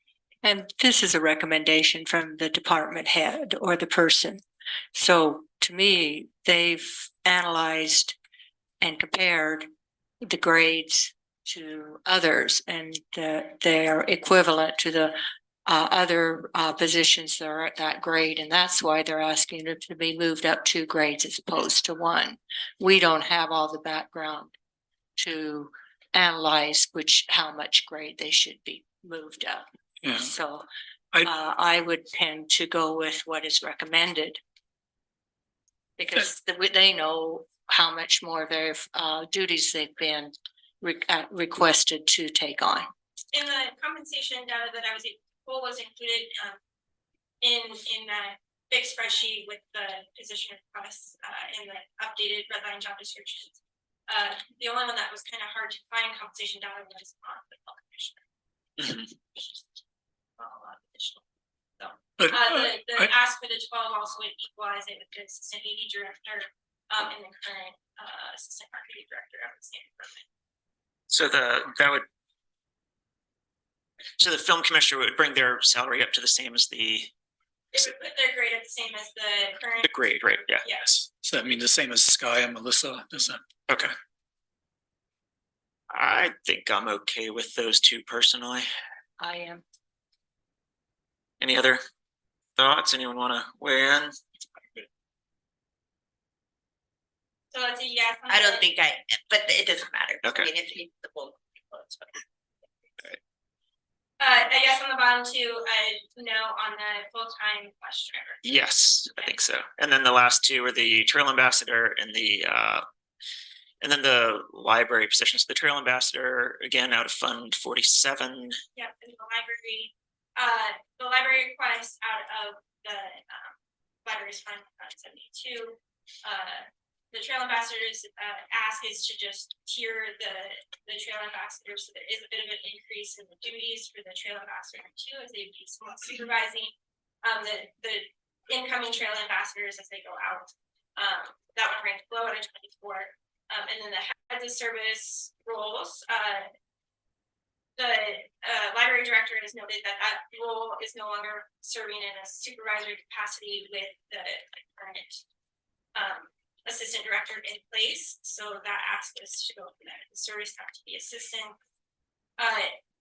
Carrie did want me to mention that if not willing or not passing this version of it, the grade going from a 10 down to a 7, she would be open to adjusting the grade and updating those grades to either 8 or 9. But adjusting the step, she was worried more about a compression issue that might happen, pushing those to at an assistant level up a bunch of steps. So should that 16.5 number for the head of service on the library, should that be a negative number then? Is that? Sorry, I kind of did it a little bit backwards, but yes. So if this was That's a savings, not an expense. It's right. Yeah. Right. Yeah. Okay. Yeah. For this library position, is this something, Gabe, that we would really need to nail down today? I think the fact that it's going down instead of up is more of a thing that I really want to wrap my mind around. So we have to set those savings currently reflected in the. That is currently in the library's budget. So that's a savings that's reflected. So if we didn't deal with that today, then we'd be looking at an increase in 16,500 to the budget. Okay. I guess I'm eager to kind of. I've been in enough meetings where this has been discussed, and I'm hoping this will be the last one. So I mean, an idea that was discussed at a meeting that I think Bill was also at is, decrease the grade. I think Carrie made a very logical case for the, that grade being thing, but, just because we like to treat county employees well, we might want to do the step increase so that the impact is smaller or doesn't, nothing, I thought that was it's a messy situation, but I thought that was a pretty good compromise personally. I think when Renee just said that Carrie was worried about the steps creating compression, but I think compared to the other issues, that's pretty minor from my point of view. So I would propose we do that. You just do what? That we go along with the proposed grade decrease, but so the positions would be, get a new grade because they're not supervising, but et cetera. But that we add some steps so that the salary decrease is relatively small. Right. So, but it means if someone new came into those positions, they would be starting at a lower salary. Yeah, Mary. Another proposal that we were given was to approve it, but not change the salary of the two employees that will be affected. I'm really uncomfortable lowering somebody's wage. I just think that it is really a tough thing to do because people budget on that, they plan on that. I think the employees have been consistent. I've worked there for 18 to 20 years. I am very uncomfortable lowering them, but I see that if they left, the replacement should be the replacement that they are asked for. And I think that's cannot justify lowering people's wages that have been loyal to the county for that long. And I think that's compatible. If you put the steps high enough, I think the wages wouldn't be lowered. And so what you were just proposing is. It's just accept that, but there won't be the savings this year. But when when and if one of these employees, and they will at some point resign or remove to another job, or then when you advertise for the new position, that's the position that you advertise is what is being proposed. Was it? Did you have a point, That's Steve? what I Yeah, would. yeah, essentially that's what we discussed in the meeting, and I think the difference, if we maximize the steps, I think Renee, the difference was like 3 cents, or it was something de minimis. But the only downside is they would be like step 15, I think, in the conversation. So they couldn't continue to, I think they'd have very limited steps left, which that's the compression issue that had been raised, which that means year over year that they can't increase. So that was part of the conversation that we had. Yeah, but to me, that doesn't seem like an issue. Basically, they've sort of jumped to the maximum number of steps earlier than they otherwise would have been able to do, given what the job is. And so that salary ceiling was already there, and the fact that you hit it earlier just means you're getting, that's more money, not less money. But right now, they're not at the ceiling. With the current grades. If there was no change, they would have, potential increase in earnings. Yeah, but I think the position of library is that the grade was increased, assuming, supervising other people, and that never actually happened, so that there's a mismatch. I don't know. And we do have a process for assigning steps, so I don't know that they would be 15. I imagine pretty high. Sure. So I would say it's not just a set, we would make it the highest.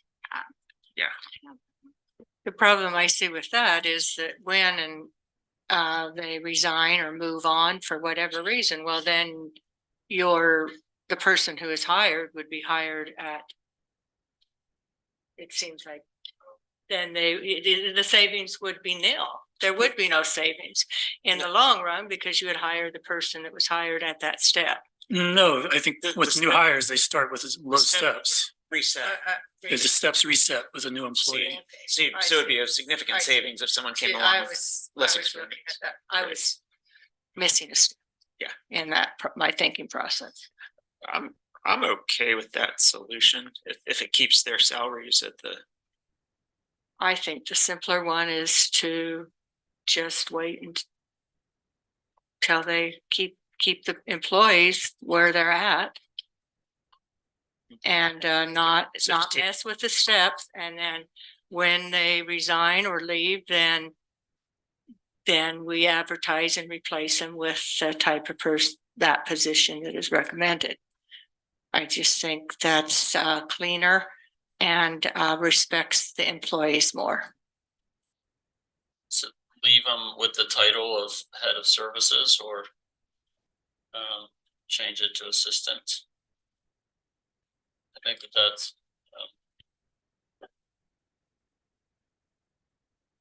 and that's the hard part for me, is that I do want it to be inaccurate. I want the job descriptions to match the work that they're doing. Right.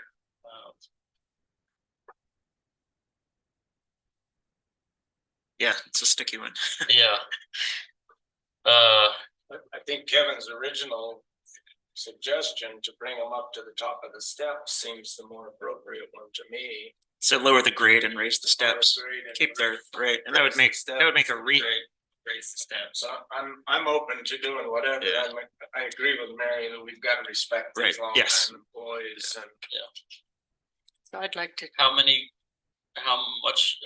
grades would they be going down as? 3. Currently, it's a head of service currently at a 10, these are at a 7. Within the salary range of the 7, these two employees' current salary could fall into that range by raising their steps. But if we only dropped it 2 grades and then their steps were more in the middle, so that they had potential for future earnings, is that? And Carrie did discuss that she would be willing to offer up some duties that would be increased over the current assistance role, but maybe not as increases where we have to head service to bring it to a grade. I like that idea of some maintaining some of the higher duties while removing the supervision part, so that it's not as big of a jump down, and but maintain them them at their kind of current level with potential future earnings. Sure, should we postpone that one until? Yeah, I think- knock out all of that? Yeah. Okay, that's fine. Yeah. It sounds like we're all kind of in line with what we're aiming for. It's just a matter of how to get there. Sure. I agree. I agree. And then on the trail ambassador grade tiering.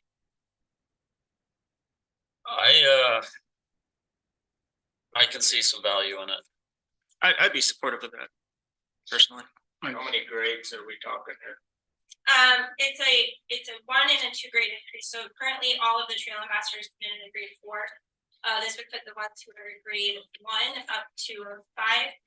And the ones who are grade 2, or I'm sorry, at level 2 up to a grade 6. And then currently our trail techs, kind of like the other side of trails, start at a grade 6. So, Wait, not a 1 or a 2, a 4. yeah. Yeah. A trail ambassador 1 would be a grade Trail 5. Master 1, right? Not a grade.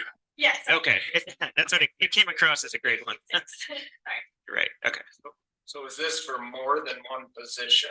Yeah, it's across all of their seasonal out budgeted, of course. So- The total number is per position, or is that? No. Across the whole. That's it. That's the whole shebang. Yeah. So each position you're only looking at 2,000 to 3,000. Yeah. Yeah, so I think if this increases morale and effectiveness, that's not a too high price to pay. Yeah. All right. Okay, so I think we got the reclassification done. We just have to work out the nuts and bolts on the library thing, and then we're not going to approve the bus drive, and we're going to approve everything else. Okay. And then we just need to hop back. Yep, hop back to the regular. So when we left off, we were looking at the two middle ones, the number 2 dispatch and the volunteer coordinator. Jameson had I very much appreciate Jameson, your willingness to compromise in the number 2 dispatch. And I think that's a great solution for now, and we'll see where the dispatch contracts all come in and how that looks. And then I'd definitely be up for funding second dispatch if it looks like we need it in the new year with the budget amendment. Yeah. What do you guys think about that? Sounds good.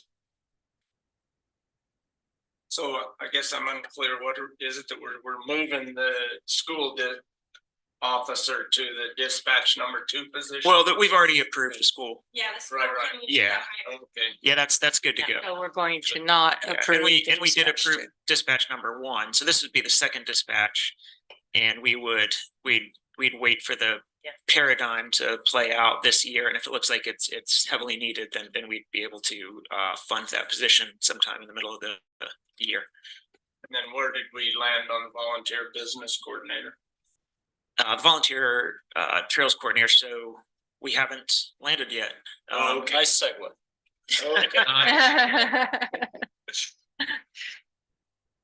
I think that's relatively inexpensive, the $19,000 price time, and I do think, I'm on one of the committees with Jacques that oversees this. I think that their program for reaching out to businesses and getting them to communicate, I think it's worth funding. So Yeah, I think there's a lot of value that you get out of that with working with the volunteers, and you get a lot of volunteer effort that doesn't cost anything. And I think that it directly offsets the tech positions. I think the more trail that's getting built by volunteers, the less we need to pay people to build. So I think that it's got a good return on investment. And it doesn't come out of general fund. Yeah, budgeted drop.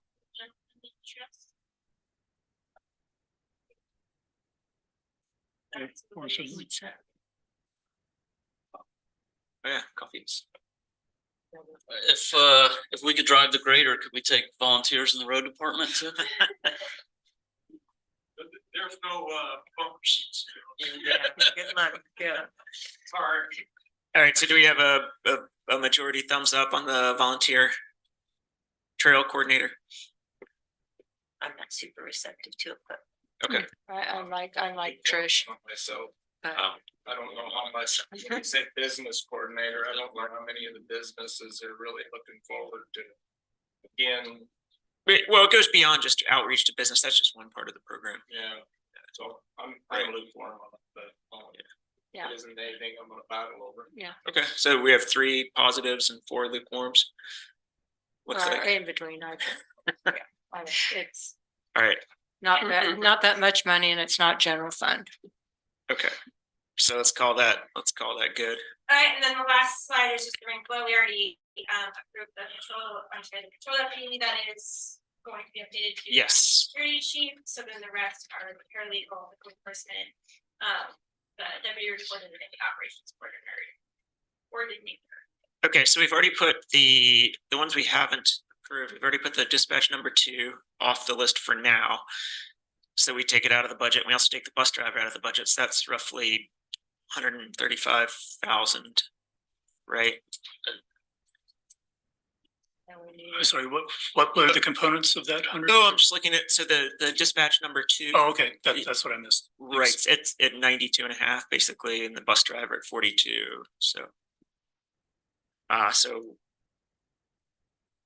So the bottom 4 positions. Yeah. That'd be about 469 out of those 4 positions.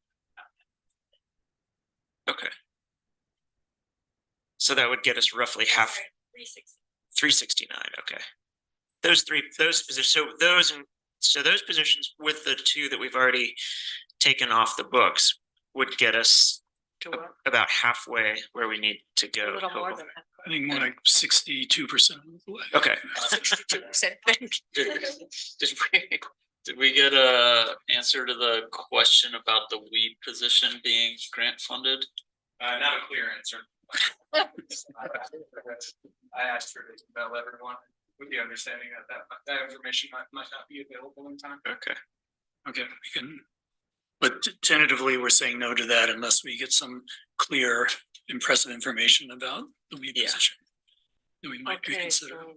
It's with where we're at, I'm not gonna step up to the plate to like really go to bat for any of these that are right here now. So one thing we do is say tentatively no to these, but look, and we're going to be looking at other parts of the budget for savings. And if we find more than we expect, then we can, if someone was really attached to one of these positions, we could come back. Yeah. Yeah, I mean, that the only one that I would be receptive to coming back to is the evidence tech. And just personally, but yeah, I like it's important. I know that. I was gonna say the deputy recorder position was attractive to me. I think that in that presentation that we had the option for like getting that stuff digitized and sending it away. And I think starting there with a one-time cost instead of creating a position that goes on in perpetuity is a easier pill to swallow at this point. I think that's a pretty important position, as do I, the code enforcement evidence tech, but I think at some point we've got to get our county recorder's office into the digital world a little further, and I think it's going to take additional employees to do it.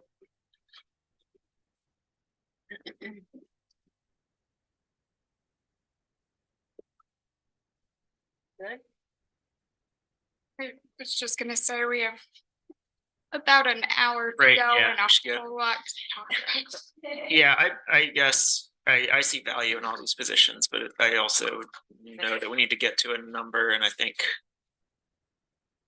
looking at the low priority, and I think we have the potential to come back and look at them, like Kevin said, if we do find some money somewhere, we're gonna be looking at that for the next hour. So personally, I'd be in favor of taking those out of the picture for now, but being very receptive to bringing any and or all of them back in at some point. Yeah. All right. Thank y'all. Oh, Thank you. sorry, G Castleman investment. Sorry, last. Oh yeah. COLA. So the COLA did rank fairly high at 3.2%. You all supported that. this amount of the 450,000 would need to be updated based on the cuts that you just made, and some adjustments there.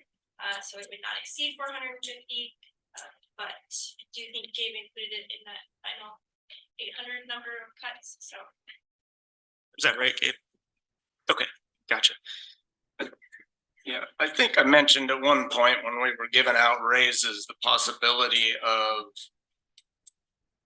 excluding from the COLA, and I think it was made clear to me that's not possible. Is that correct? Because then it would be affecting, I mean, if we're already giving out raises to employees, the COLA seems like an additional to me. And sure, I think the better way to look at a COLA is that it's trying to match the inflation that everyone's seeing. So giving it to all is the easiest way. If you choose to pull positions out of the COLA, you sure could. It does make it easier if it's an elected position, but that's. Well, and I volunteered myself during that. I actually volunteered the commission, but I can only speak for myself. So I believe we need to tie this a little bit to what's going on in the community. Is my personal feelings, and if the community feels like that they've received a COLA and that business is up and local employees feel like their wages are benefiting, that, which I guess I'm saying they don't.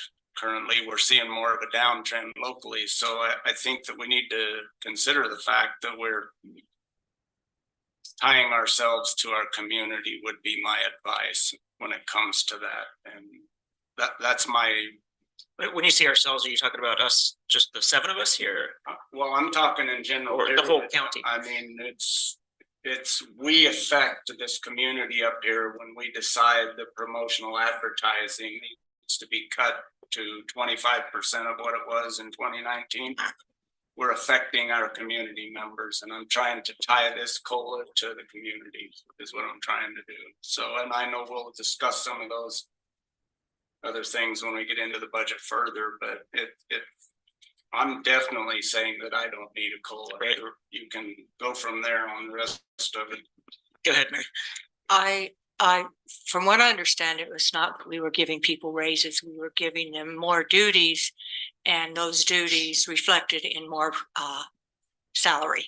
Agreed. So I don't see that we're giving them a double raise by giving them a COLA. We are just matching what they earn according to their duties, and by doing this, we're keeping up with inflation. And so I think it's important to do it to all of the employees in the county. Elected officials are considered separately, but for all of our positions that we hire, I think giving all of them a COLA is appropriate.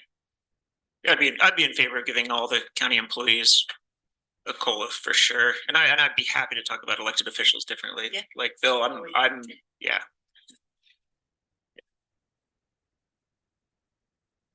Is that happening now? Or is that are we scheduling another meeting? I guess let's, so we have to, so as far as just I think the non-elected official employees, is there anyone who would prefer not to extend a COLA to county employees? I think inflation is a real thing, and I think that it's important for our employees as a pillar of this community. Our organization should be leaders and model that COLAs are good for the workforce in this county, and so I support a COLA across the board.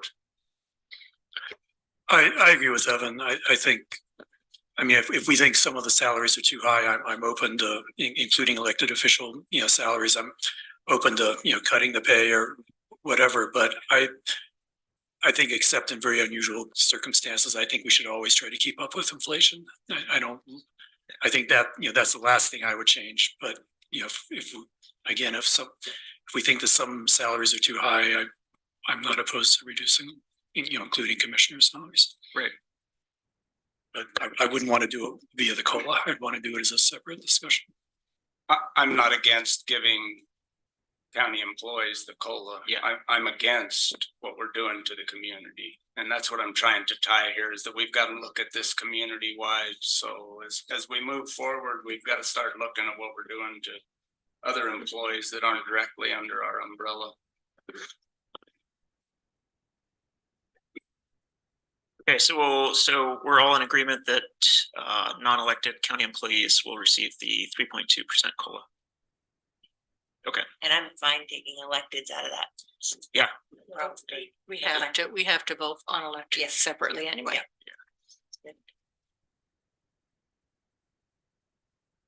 Yes, Stephen? Is that as clear as mud? I would encourage the commission not to approve a COLA. I'd ask to waive my COLA for the county attorney's office. My office's budget doesn't have a lot to take away from, but my COLA can be pulled out of the equation. I would encourage you guys to do that. I think we're seeing kind of a difficult time with the amount of revenue that's coming in. But realistically, for my department, there are some things that my staff wants to do and some things that we would like. So I would ask the commission to waive my COLA and then perhaps consider that when you get to the county attorney's office budget. Thank you, Stephen. I think as Bill brought up, our commissioner COLAs that they don't amount to much individually, but I'd be certainly willing to look at those and put those on the table if everyone agrees. As far as anyone else, I personally think any other elected official, I'd feel good about extending them a COLA as well. I think we have a lot to discuss, so we should move on to the next and discuss COLAs later. Yeah. All right, jumping ahead here, just a quick update on where we're at with the 2024 tentative budget. We touched on this a little bit before. So the last report that I pulled up of the tentative budget showed a deficit of $1,767,909. And there were some relatively major adjustments made that I wanted to clue you all into. There was something that had come up where I was noticing that some of the benefits in some of the departments showed an increase that didn't seem to jive with the increase in the salaries for those same departments. Renee found an error that there was some sort of calculation error within the budgeting software. Thank you. There was some sort of error that was happening within the budgeting software that we rectified, in fact, and was able to decrease $67,000 from that across several departments to reflect into this bottom line figure. There was a missing revenue piece. There are CARES Act funds that are available to support airport activity. There's actually something, it's over $500,000 total. I think it's 550. It's 500 some. There's a performance period for those funds that runs until the end of 2025. So currently, and this is without y'all's input, we can discuss this. I've proposed, because we still have another 2 years to use those funds to offset airports operations. I've gone ahead and entered in approximately half of those amount of funds that are still available for 2024. So that's a significant amount of revenue that hadn't been factored into the budget. Additionally, this actually just came up today and it was a bit of an eye-opener. I'm not sure if it was something that didn't save. I had carried over the the budgeted amount for property tax to be received in 2024. I had carried over the same figure from 2023 as a placeholder initially. And then Treasurer Kaufman provided his projections that would account for new growth into the property tax figures across a number of entities, including including Grand County General Fund. And for some reason, the main, basically the big one in property tax collections, I noticed today that it still reflected the 2023 figure. So thankfully I saw it and was able to update that figure. And so that increased $130,000. And that's roughly, Treasurer Kaufman uses a 5-year rolling average for average new growth increase. And that more or less is encapsulated there. So this 1.7 accounting for these adjustments and corrections leaves us at 1.293 as the tentative budget deficit. And this includes all of the new positions and reclassifications that were just considered. That 1.293 plus the full cost of living adjustment that would account for all of those new positions. So obviously that would need to be adjusted, but it doesn't change our ballpark, but this might actually end up being like 310 or something like that. So that would be added to that 1.293.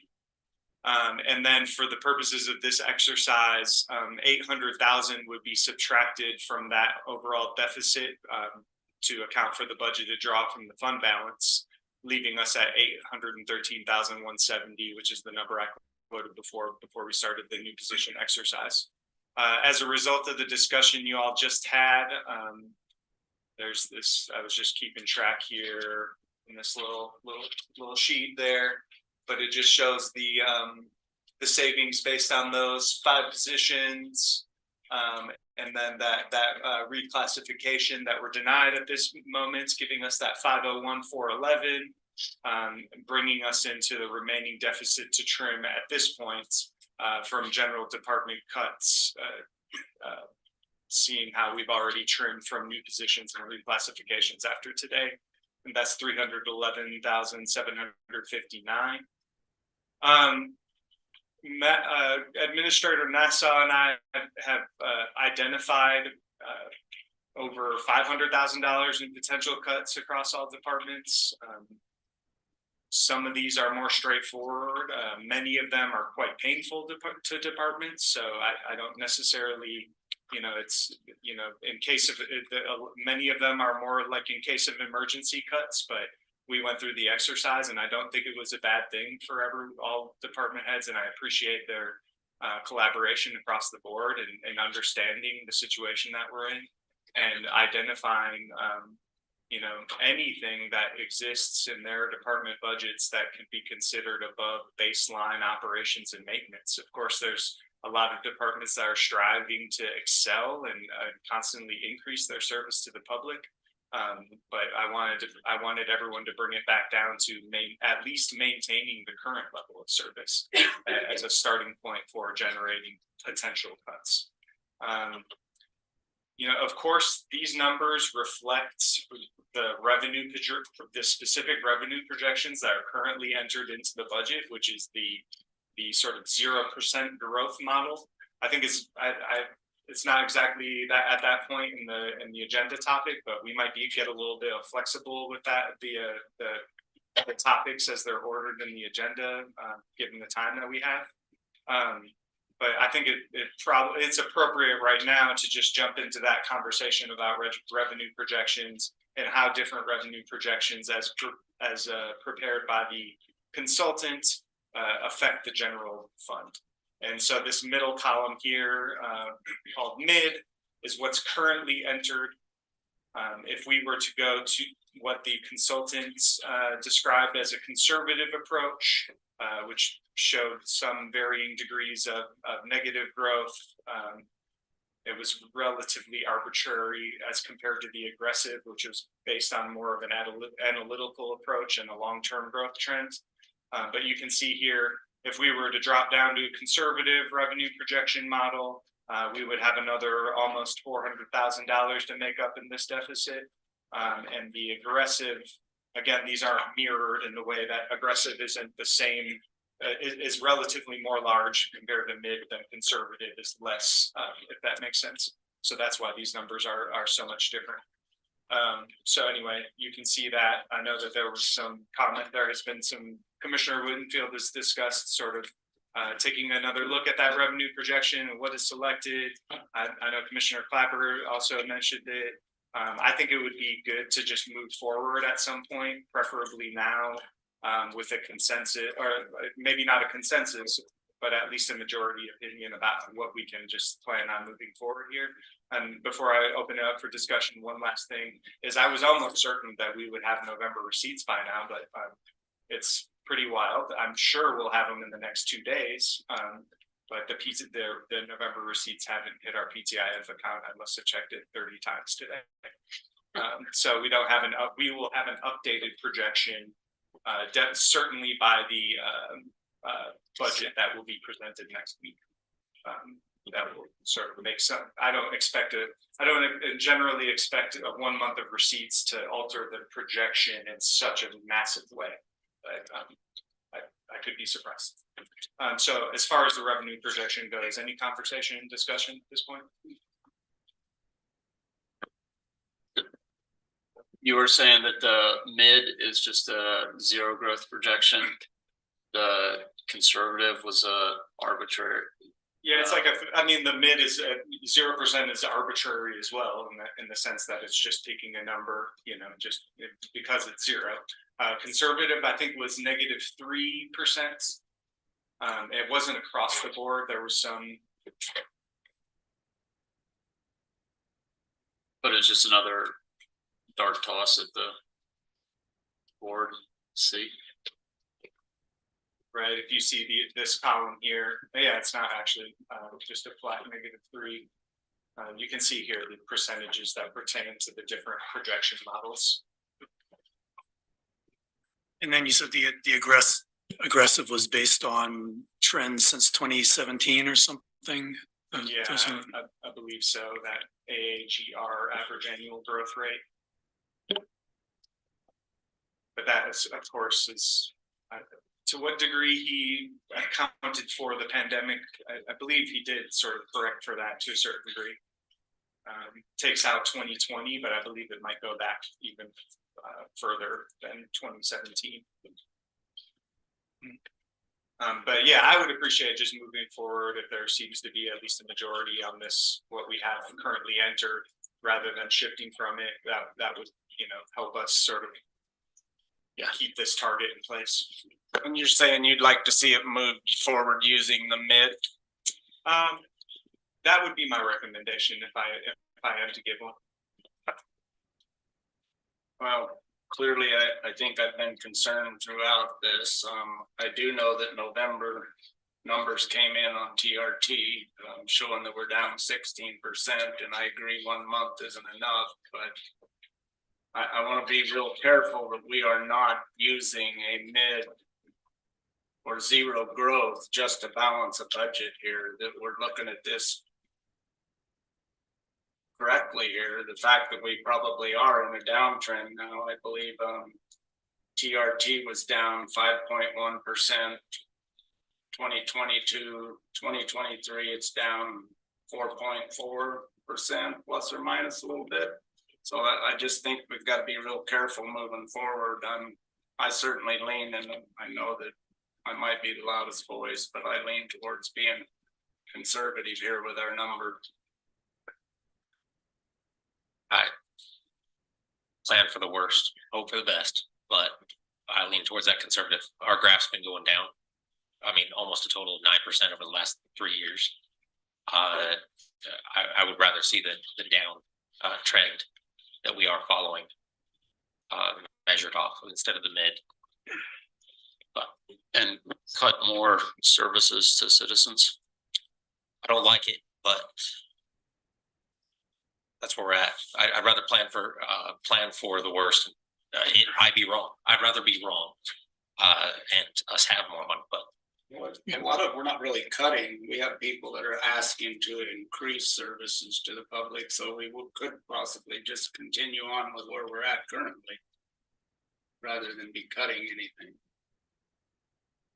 There's an awful lot of big asks in there, so. I think I'm pretty comfortable with the mid myself. I think that seems like a middle way to go. I'm also comfortable with the mid or, zero growth estimate. And I think one thing that, I think if we had like very little cushion, like, not much in our fund balance or capital funds, then I might be inclined to be more conservative, plan for the worst. Because, we don't want to like, run it, if the county runs out of money, that's serious. But in fact, we're kind of in the opposite situation. I think our fund balances and capital funds are probably more than twice what they were 3 or 4 years ago. I mean, there's quite a bit. So we have a very big cushion in the bank account, which is much larger than these fluctuations. And so if we guessed wrong, there's no disaster. We just, some of those funds go down a little bit and we try to do a better job next year. So I think, it's similar with personal financing. I think if you're living from paycheck to paycheck, then you have to, estimate your expenses very precisely each month or you're going to be in trouble. But if you have, a year, 2 or 3 years salary in the bank, then you don't have to get it exactly right. And you can take a realistic projection rather than a conservative projection. We sitting good overall? I actually don't know the fund balances. Oh, that was an attachment in our packet. But that's, I can bring it up. okay, great. Yeah, Mary? The other consideration besides our fund balance is traditionally we have found that filling positions does not happen quickly. And our budget is planning for 12 months of paying somebody their salaries, where oftentimes we've gone 6 months with the position not opened or to the full year.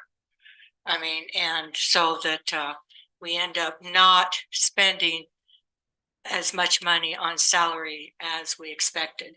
So that with that in mind and our fund balance, I'm very comfortable with the mid.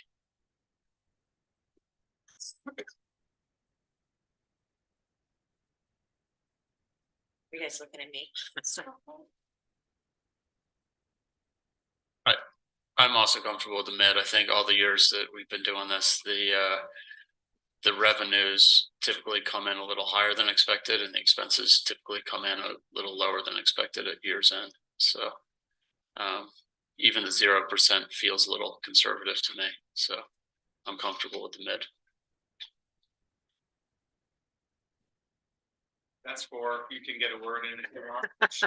I was saving it. We're done. You can hold your cards. I agree with all of you, so it's a tough one. So I'm sitting here, it's a tough one. I do appreciate that we've, amassed a nice cushion, and I think that's good. I also think we, don't want to rely on that and be draining that cushion.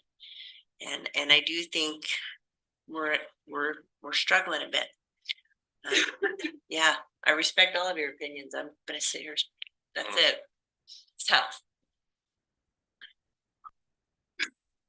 All right, I think with the amount of remaining time, the 2 things that I definitely want to tackle at this moment is just to review these fund balances, just so everyone has that picture clear.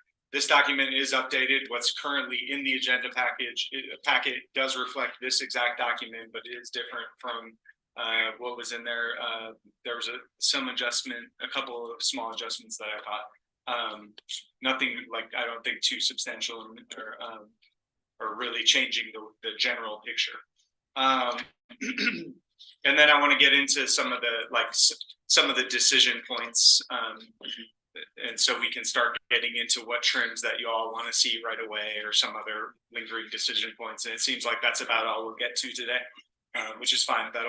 That's definitely a good amount of progress.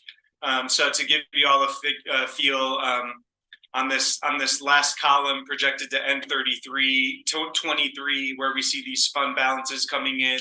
If it's been grayed out, that means that this opening balance, it's roughly the same. I didn't do an exact calculation. But it might just be gains from interest that would reflect a change in the fund balances for these other funds. But what we see in the general fund is, and then we're actually right now sitting at a surplus of over $500,000 for the 2023 budget that would then be rolled into the general fund balance. And so that's why you see that increase of roughly that amount. And there is an important note here that's been brought to my attention. I'm working with Tammy on sort of clarifying and getting the exact figure here. But there is an amount of those general funds that are restricted to airport use because they are derived from operations revenue from the airport, which due to our FAA contracts can only be used back towards the airport. So that's not something obviously we want to overlook and spend incorrectly. The stormwater was increased by 400,000, and there was some spent off of that. So there was a little, larger jump there. There was that large budgeted draw this year from TRT promotion for the diversification activity, and then as well as I budgeted to pull out $266,000, and that's reflected in this fund balance figure. As it currently stands with the current requests in order to balance Fund 16 economic development specifically on that promotion side to balance the 2024 budget. So that's 1.6 million there. I believe this line changed from what was originally presented in the packet, the capital projects fund. I had to sort of shake out what the activity that happened this year as far as the selling of the real estate to the hospital, and then just sort of clarifying that we should be able to make our full budgeted contribution to that capital projects fund this year, and that amount of $5,846,000. And is that 5.8 million? That's not all from property sales, isn't it? Some of it. That was just what was budgeted essentially, and it's nearly the same as the amount of federal funding that we received this year. Okay. It was 5.8.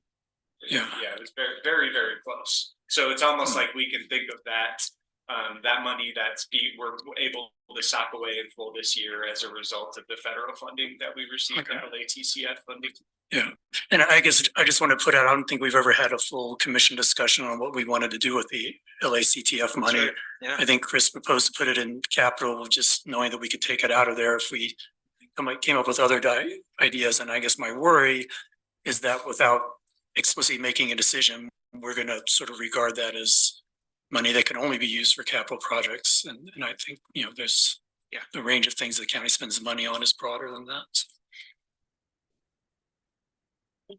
The LACTF is which it's like what does it stand for? Local tribal was one of the elements of it. It was Bill had it once. He had it.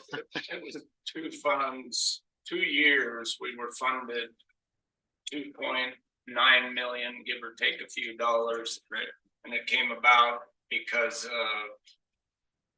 the Biden administration, number one, and then a senator in Montana that got everybody that had land that was public land in their county. And so it all added up by how many acres that you had in every state, and every county benefited from that.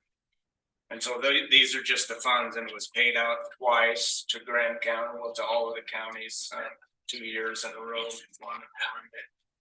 The NACO, the National Association of Counties, had asked for 1% of that back in order for them to build their headquarters, which Chris Baird did make those payments back to NACO, and they were discussed, and I'll talk about it a little bit in the commission report later. That came up in the UAC board meeting, those funds there, but this came about strictly just 2-time payments, and they won't come again. They're just right there. Chris Baird did discuss putting them in there somewhere, but he also discussed trying to put those towards some storm mitigation work that's coming up on the horizon.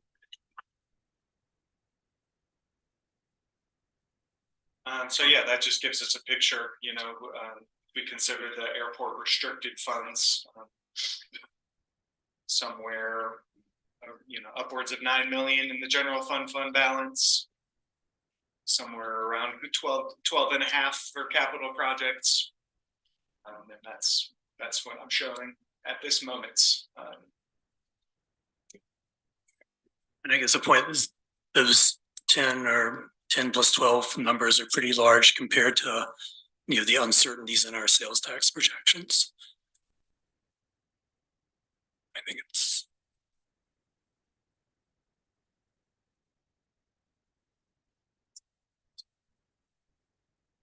So I want to open up this document called decision points, so we can get into some more decisions. As we saw that we have that 311,000. So we need to, we definitely have some work to do, and it'd be great if we can sort of come to some conclusions today to move forward.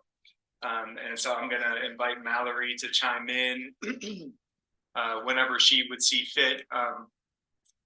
But I'll just start with TRT as a heading as far as the decision point goes. This doesn't have a general, we wouldn't be speaking towards a general fund impact because there are fund balances in the TRT related funds and departments. But it is nonetheless an important decision point, especially when we're talking about budgeting for the next year in such a way that's pulling out of savings to make it whole.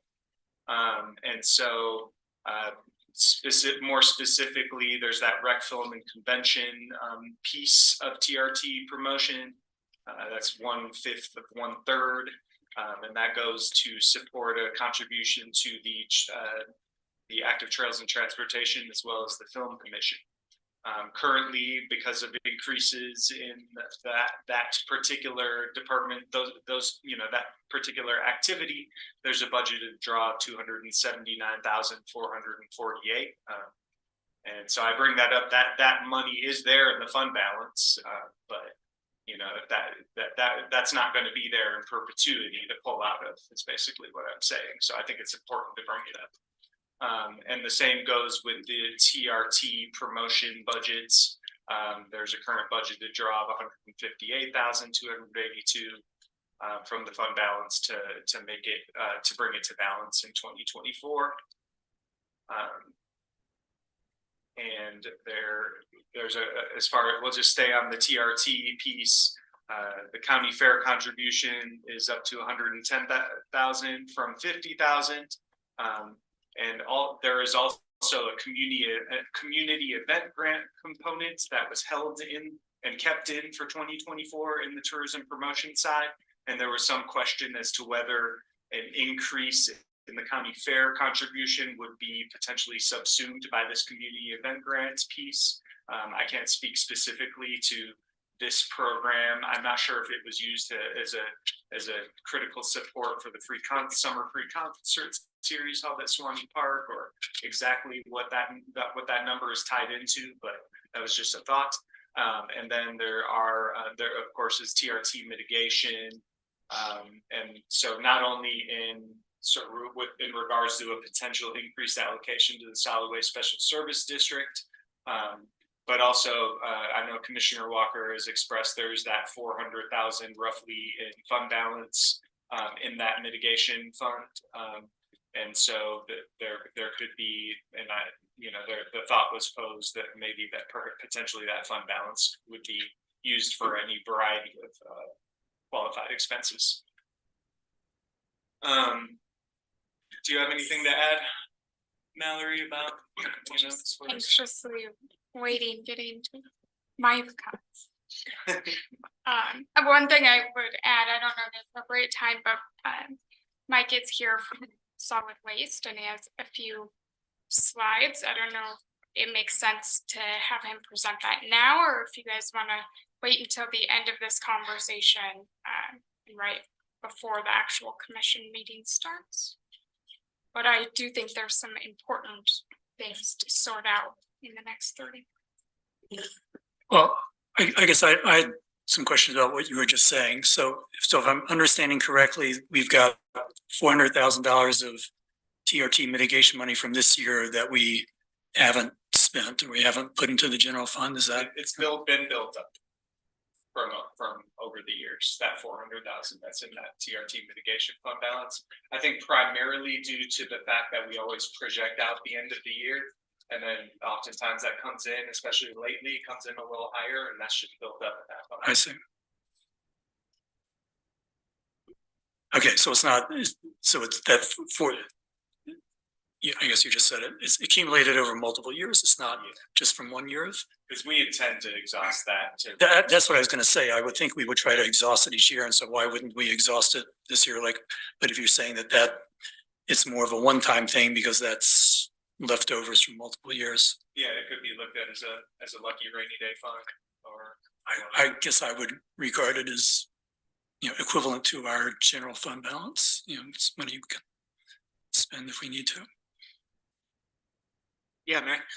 I just wanted to comment on the community event grants. I would hate to see it taken down to zero. It's helped many of the events in town that the community really enjoys, like the powwow. It really helps bring the powwow in, the Red Rock powwow, and I do think it helps with the concerts. And I know, so I would hate to take it down completely to go to one contribution to county fair. Adjusted both of them a little bit, I would be comfortable, but I'm not comfortable taking away the community event grants. And those grants are awarded by the rec board, is that or? They're awarded by the. I don't think it's the rec board. By all of you. Well, we do the final, but the people that go through it and make the recommendations. I believe last year was a combination of the Travel Council Advisory Board and the Economic Advisory Board. It might have been just the travel. But anyway, they take volunteers from both and they get together and go through the grants, and it's quite a lengthy project for volunteer board members to do. They spend a half a day figuring out how to award those grants. Can we easily see those, like the events that benefited from that? At the moment, I don't. It would be, we voted on it, remember? Right, okay. We could go back in the minutes and find it, but I definitely agree with Mary. I'd like to keep some funding for those grants as well. Okay, we can let that stand. And then the county fair contribution wasn't a significant part of that increase. Film, was that the 75-year film thing part of that, or did that? No, there's actually $75,000 also within the tourism promotion budget. Okay, so that's totally different. Okay, so this is just literally going from 50 to 110 for the county fair. And I talked to Angie right before this meeting, and she's actually at a conference related to county fairs. Currently, And I just wanted to talk through more of what she was requesting and the benefit, and I think Mike can also speak to this, but they want to use some of the added money to bring in a stock rodeo. And what that does is it really increases the level of publicity and people that would be coming from out of town. I think another perk that she's come up with at this conference is getting to know the director or the employee who runs the rodeo in Mesa County. Theirs is going to be a week before ours, and so they're already coordinating of how they can really share each other's information, maybe bring in performers at a lesser rate. But I think that the biggest benefit from the added money would be that stock rodeo, and that you're bringing in people that are wanting to get to the point of competing at a national level. So I think that money going there really does bring people into town. Okay. You said it well. I know she's currently at the expose, and not only trying to expand all of the offerings of the county fair. I mean, this is the first we've had in a long time. It was hard for her to throw out that $50,000 budget originally. Not knowing the true costs of everything that went into a county fair. They had to build it from the ground up. And to bring in that stock, bring in the rodeo aspect and the stock at that is a minimal. How do I say this well? A minimal cost to the influx that it will bring to both the impact of the county fair to our community and the impact or the ability to bring people in to our county fair. It's to more show off Grant County. I mean, it benefits us. It benefits bringing people in for a pretty low amount of money overall. You don't need to sell a rodeo to me, Mike. I'm a big fan. And rec board does contribute funds as part of their list. Most of those funds not coming from the TRCT side. It's from the mineral lease percentages. I'd be curious to go back to your last slide, Gabe. I just guess looking at the fund balances that you had there. Yeah. For instance, I know that Parks and Rec or Active Trails and Transportation, I'm not sure why they're two different names, but we're at 1.8 there. And when you go and look at their budget, we're also allocating another 600,000 out of TRT to that number this year. When they've got one of the largest requests into our budget, why are we not using this money that's sitting there? It's built up in only 3 years to nearly $2 million, and yet it's a pretty big ask. I think now they're the 4th largest department in the county by salary. Active Trails and Transportation. So it seems to me that I'm curious why there's such a big pool of money building up in that department. And then yet we're still over budgeting again this year. I think I saw on their numbers that they're at about $193,000 that we're over budgeting again to put into here even further when we've got all kinds of departments that we're denying positions for, that we're waiting to make approvals on at a later date if we can find some money. So I'm just, they're not the only one, mind you. There's other departments in there that have got a pretty big war chest, and I don't think we're going to war. So I'm just curious about multiple ones there when we're trying to make a budget work, when we've got some pretty deep savings accounts. And believe me, I believe in a savings account. I believe that we have to protect the counties for that rainy day fund, but I think we're building some of these up, and it doesn't make any sense to me why, unless there's specific projects in line for that. So I think that's a valid point. I think that this fund balance is closely linked to contributions from the roads department in order to maintain the paved path system. But I'm not. I would have to do a little bit of follow up to see, you know, especially the way it grows in a linear fashion here from year to year would suggest to me that there's sort of a flat contribution that builds up and that gets expended. I mean, that's my understanding. It's just a certain amount, and it's from one of our highway taxes, sales taxes, goes there, and then every 5 years we redo one of the paved paths. So it's a capital fund, it's not really.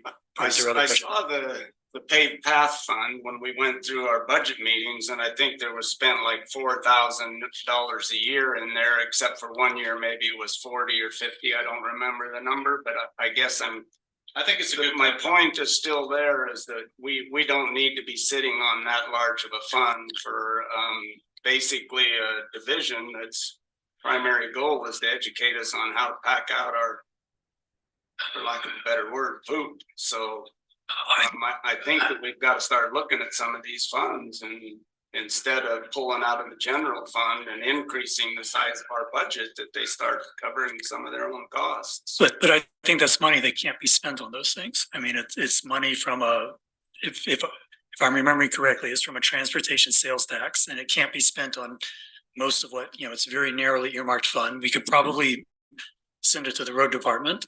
I'm not sure about that, but maintaining paved paths is one of the few things we can spend it on. So it's, in that way, it's analogous to like D road money or TRT promotion money, where it doesn't matter if other departments need the money more, we're not allowed to spend it there.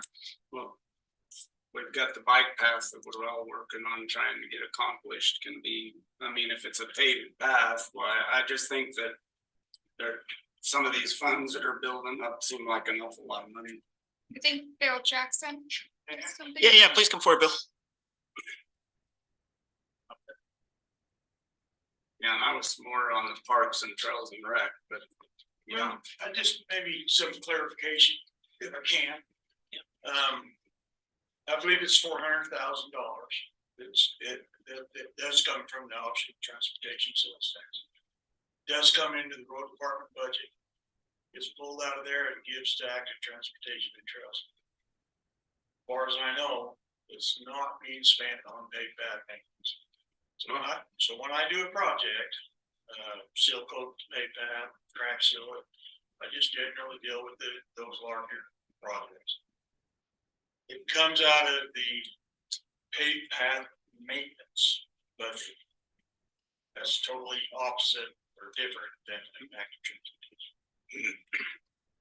So the money and that 400,000 you're saying that does not get used for redoing a paved path? Oh, interesting. When I code out my vendor bills for those paved path projects, I don't code it out to active transportation. But you're not sure what it does get spent for, or? Not the active transportation. Once it leaves my budget, it's theirs. well, it doesn't look like they're spending it, I guess is my point. I just thought I'd point of clarification. Yeah, that's really. That's fine. Happy to look into it. Okay, thank you.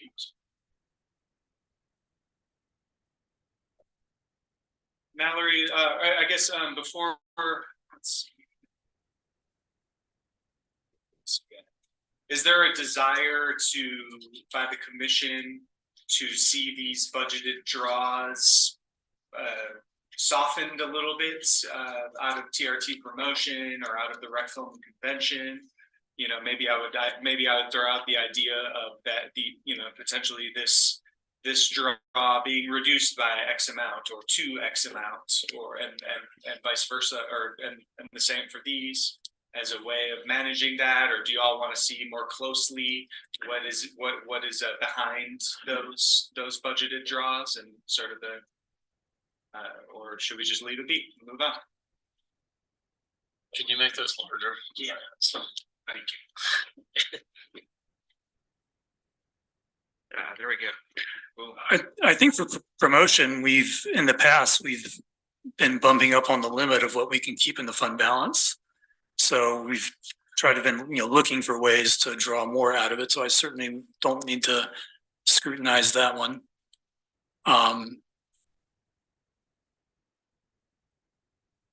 Could you remind me, I know in some of the earlier budget projections, it was looking like we might have to use general fund money for the rec films convention stuff, but you're saying instead for this year, at least we can take out of the fund balance that's earmarked for those things? Is that? Yeah, there's enough fund balance in TRT promotion.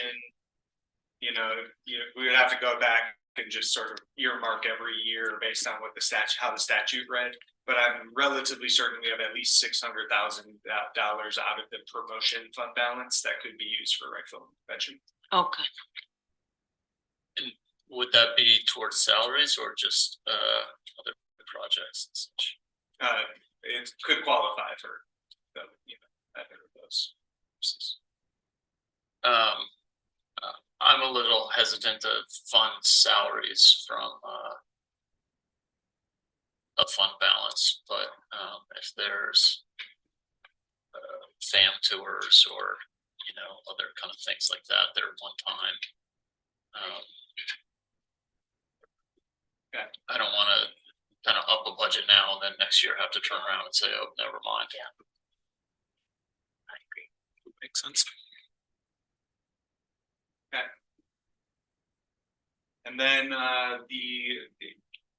the increased allocation for the solid waste special service district, I would open up that conversation now in terms of if there's anyone who wants to make any comments or invite Mike to have any words about it.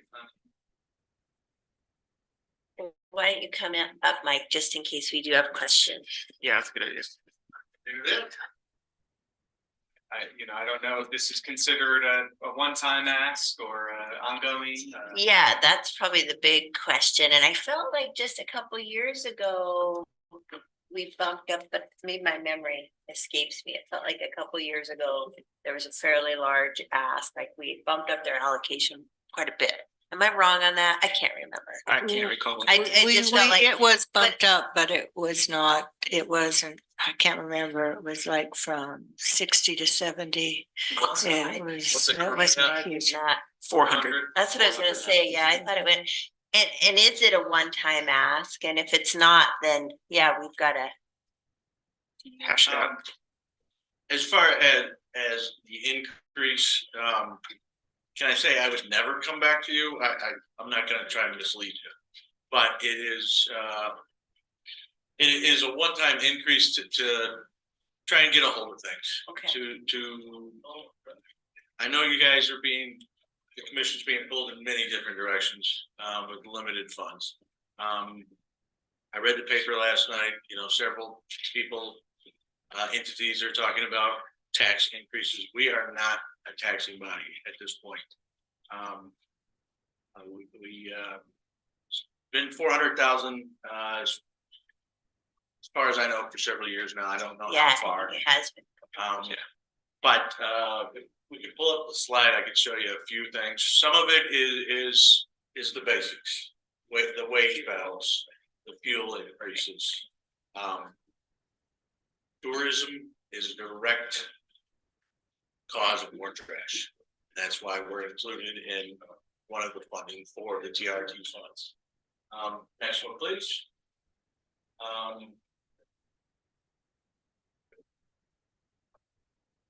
As you know, we now are everything, the hauling companies, the landfills, the recycle center, and the sand stream.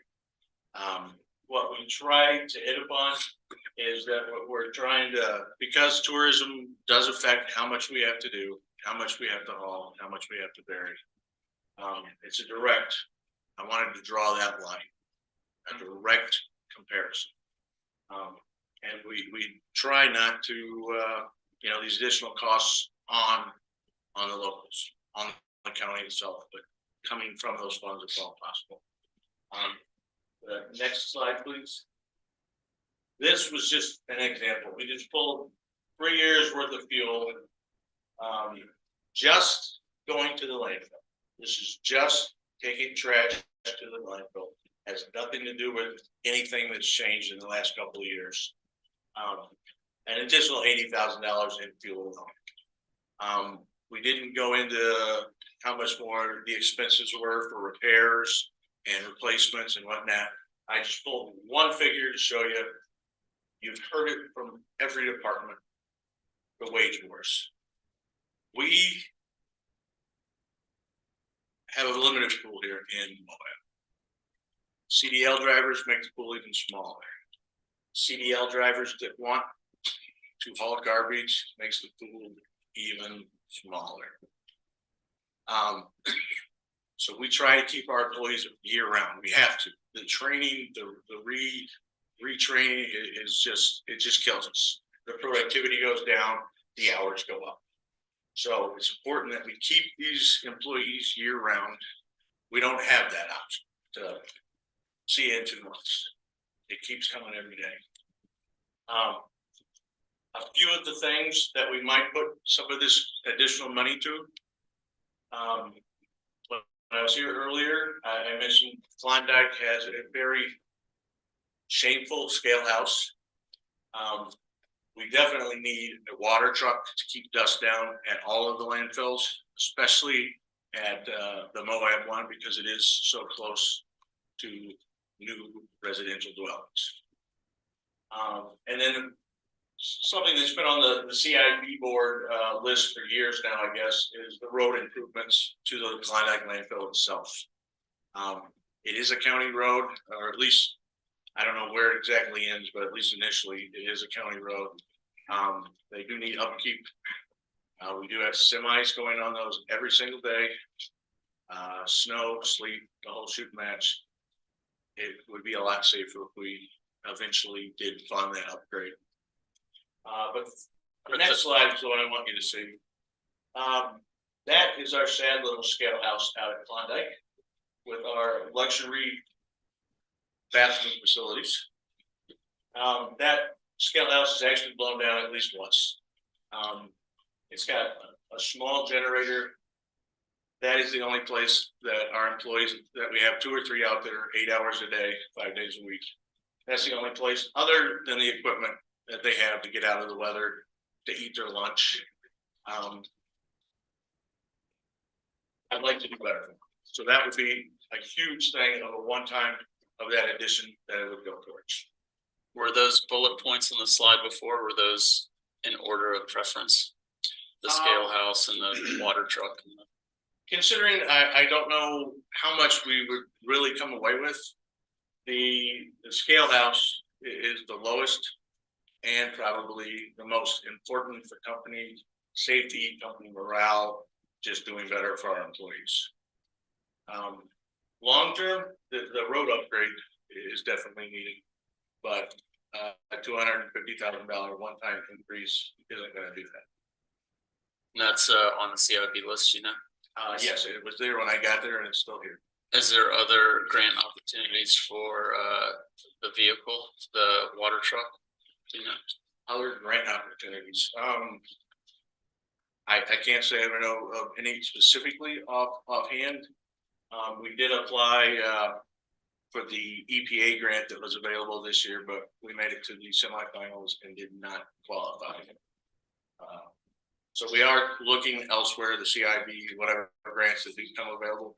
Usually they're more specific about projects that convert materials as opposed to just kind of placing equipment. Whether that would be composting or recycling or whatever, there's usually a goal that you've got to be able to produce less trash. We're like the other departments where our equipment is aging and we need to look at that. And remind me, the dumping fees are those flat regardless of residential versus commercial, or is like if you're building a new hotel and you're taking a bunch of stuff to the dump, you pay the same dump fee as me raking my at leaves? Moab for C&D construction and demolition. Do-it-yourselfers, home residents are cheaper. I can't tell you the prices right off the top of my head, but it is definitely cheaper than it is for professionals or contractors. And have those rates had any changes? We are, as we speak, we're increasing for the coming year. When the budget is finalized at our December 13th meeting, that's when we'll also be having our public meeting to go over the increases. We are looking at increases across the board. We have hired consultants to help us with what those rates should be, with what our compensation should be, and an additional consultant to just help us manage our debt better. Because obviously the acquisition of monument and whatnot did put us in further debt.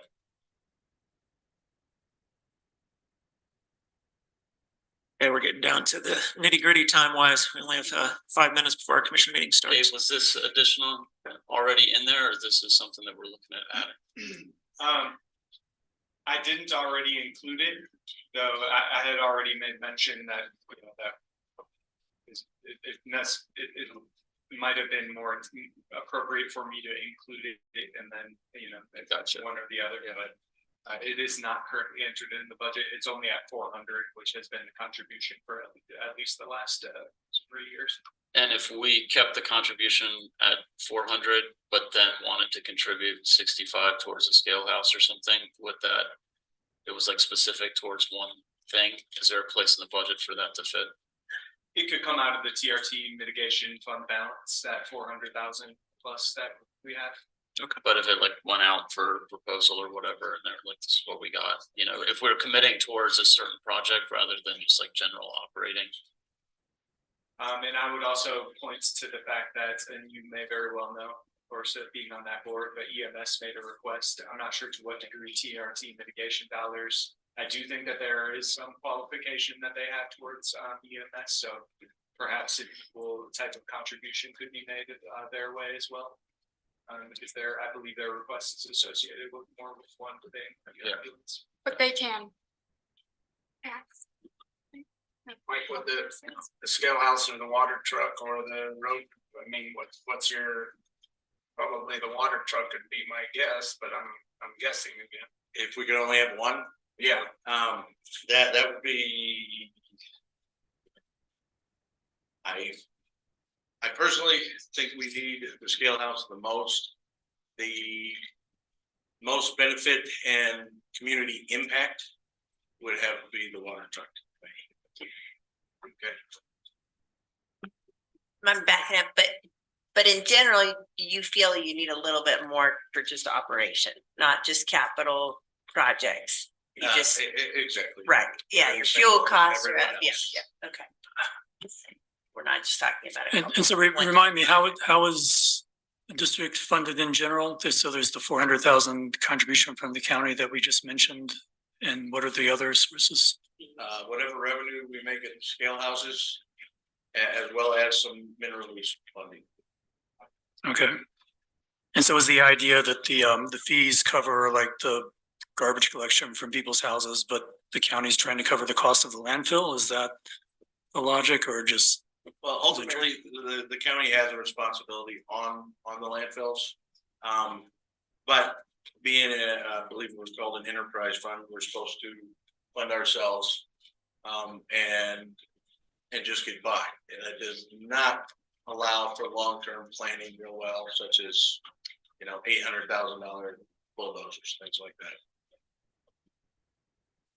Because I guess one thought I had is, you know, just because of inflation, generally our contributions to various departments, you know, go up by at least that much. And so if it's just been a constant amount for all these years, you know, eventually that's going to be worth close to zero. So, you know, just from a inflation point, you know, some increase might be warranted.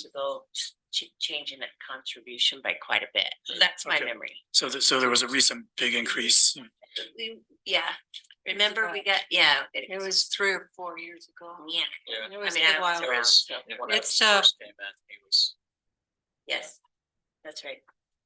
All right, yeah, go ahead, Mayor. I say this is directly impacted by the tourism, because during the tourist months, the amount of people we need to manage, just keep up with the trash is huge. And yet we can't do like a lot of places and have seasonal people where we just have them seasonally. We can't do that. I mean, it's just, so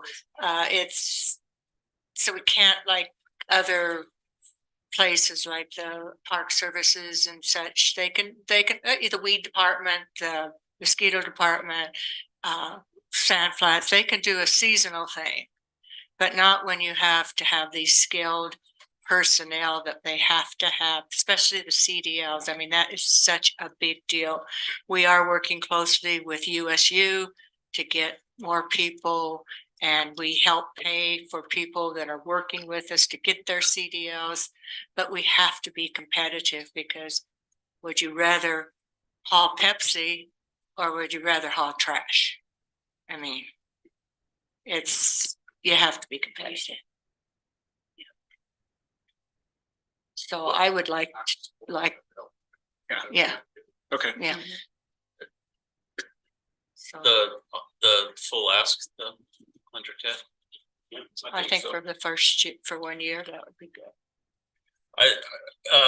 For 1 year gives me a hard time, because I know that like a lot of times we just say, well, what did we do last year? Right. What did we do last? So it's kind of like once you get it in there, it kind of rides. That's why I was kind of like throwing out the idea of pegged to a certain project, especially being an enterprise fund where, they do have control over their fees and what they're charging. So, but I want to support it, and I just want to do it in a way that, isn't gonna, in 5 years when we're like, oh, Yeah, when did it do go it up better. again? For an additional 100,000 on a $400,000 contribution is a big jump in my mind. But I do support the mission and believe that it's a good use of the funds. So I just want to do it in a way that, Right. We can somehow have it so that next year when we come to the budget season, it is mentioned that this was considered a one-time deal. Just create 2 line items and one of them labeled, one-time contribution. Remind us if. A little more work, Gabe, Right. just a little more work. Yeah, Okay. like great. I just appreciate your consideration and just Oh. reiterate how much tourism does affect. We understand. Yeah. Thank you, Mike. Appreciate it. Thank you, Mike. Okay. So we're right at 4:00. We haven't gotten through the entire workshop. I know there's a lot more that you'd like to get from us. I think we have to do it, right? crank it back. Let's see it. Come on. All right. So This has to go next Tuesday Next to a Tuesday, public right. hearing, so. We could sneak in another one of these. Yeah. Well, and, I think the rules are meetings can't start early, but they can start late. So if we start our regular meeting late, that does not violate any open and public meeting act. right. But we can't start 10 minutes early. Let's get through let's get through our decision point document. Great. Sounds great. I'll try to stay on task. Okay, so we got that 100K allocation increase request for solid waste special service district that will be entered. I'm gonna let Mallory hit on some of the decision points before kind of going into some more nebulous topics. Okay. You enlarge it. The but- general ones, or can we talk Like about? fire district, you want to go Yeah. there? Entity contributions. Yeah. This is a hard decision for you all to make, I think. This year they asked for 200,000. Last year they received 100,000, and I believe just a few years ago it was 30,000. So very, very large increases. I'm learning that I am very cheap. So I have a lot of sticker shock in general with the budget, but I don't know that amount is realistic. I also got sticker shock around this one. I have seen it go up and up over the years, and I kind of remember the last year when we approved 100,000, it was with the understanding that by this time this year they would have expanded their boundaries to kind of like Cover that. Yeah, and so I am more into maintaining it at that 100,000 that we did last year. And one thing I did, and this it's based off of really nothing, but looking at last year, this point with the numbers that they sent us, that I projected that they would have 60 out of district calls. If we go off of that, it would be 76 this year. So just looking at if we did 60, $100,000 for 60 calls, I think we would be at 126,000 for 76 calls. It's just picking numbers out of. Right. It's so hard to know. Yeah. That was kind of my thought, was to maybe bring it up just a little bit, like 125, but And so I'm looking at a spreadsheet here, which you sent me, which I think is them taking all the calls from 22 and just assigning, the fee schedule to them and then projecting out for the last few months. And that comes to 145. Am I interpreting it correctly? So that's what they're saying. Okay. From 2022 or? Yeah, for 2022. Gabe, is this in the current budget at 200,000? I thought I remembered their last year being at 100,000 and the year prior to that, it was at 135,000, I believe, Kevin, in the meetings that you and I've gone to and Trish, but so I think it went from 135 down to 100 and now it's back up with a request of 200. I don't think so. But when Philip was fire chief, he was the one that first came to us and asked for an increase. And there was a lot of confusion. He thought he could get TRT money. So he came in thinking the county had all this huge amount of money because he read in the paper. And we were fairly unsuccessful in explaining to him that, no, this comes from the taxpayers. This is property tax that we could give you. And prior to that, it was, I can't remember, it was very small amount. And then we increased it to, I think, 70, and then we increased it to 100. So we've been significantly increasing it while their call volume hasn't increased that much. So, so is it in the budget at 200? So if we cut it, we okay. Get a little closer to our That'd be bottom great. line. I'd be, like Trish said, I'd probably be in favor of $125 or something like that. Seems, yeah, 125. I definitely think it needs to increase. I'm not gonna pick the dollar amount it needs to increase. I do think that they have increased their load tremendously in what they're doing for the district. And I also know that we're trying to negotiate with them in the future here to take on the entire county. So before I would go cut what their request is, I think that I would look to them a little bit and maybe for some justification, but I don't want to endanger our negotiations, I guess I'm saying here, by telling somebody that their request is unwarranted if it isn't unwarranted. And I don't know enough about it to make that determination, but we could be sending a message here. So I guess I looked a bunch at their fee schedule and some of the calls and trying to figure out if there was a way that we could do a quarterly invoicing based on what they're actually responding to. But it gets so complicated because we don't want to step into the place where we're saying, okay, send us your bill. Oh, now you sent 4 vehicles out. We think that this type of incident, you only need one. Yeah, that's so the thing. that was the only other thing I could think of that would make it fair and equitable.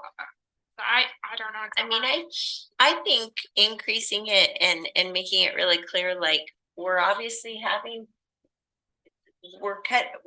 nobody's getting everything that they want. Oh, maybe that's not true. Maybe some people are, but you know, it's just, this is an unpleasant time for all of us. Nobody's going to get their, you know, just make that clear. Like this is a tough budgeting season.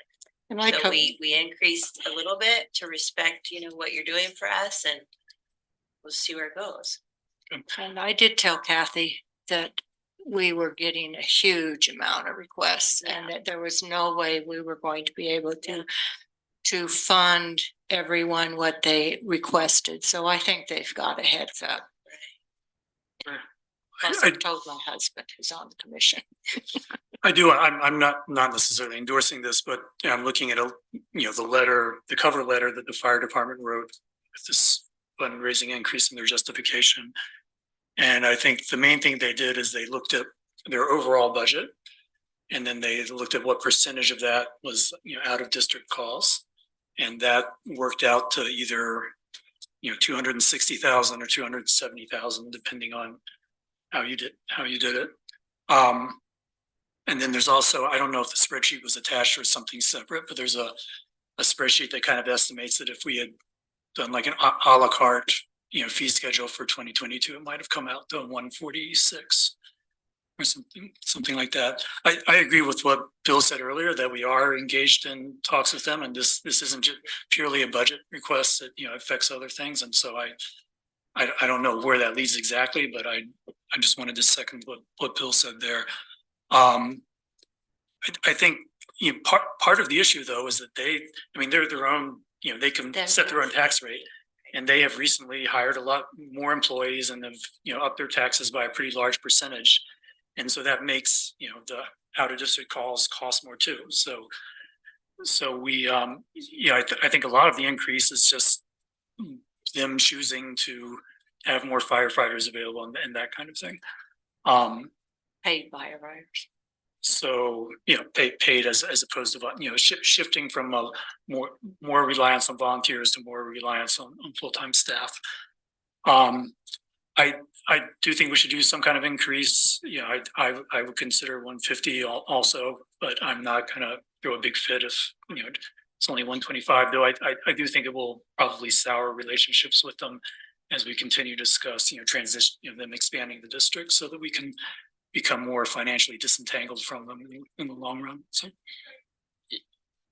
Yeah, I mean, with that idea, I think that it would be nice, you know, as a citizen, I think it'd be great if some of that disentanglement happened. You know, I think that it's a bit of a shell game when all the city residents are paying for the district and their taxes, and then as county residents, we're paying again to the same organization. And so I would imagine if I was on the district, it might be nicer to not have to ask for these asks and just say, hey, this is where we respond. This is where we're going to anyway. These are our boundaries.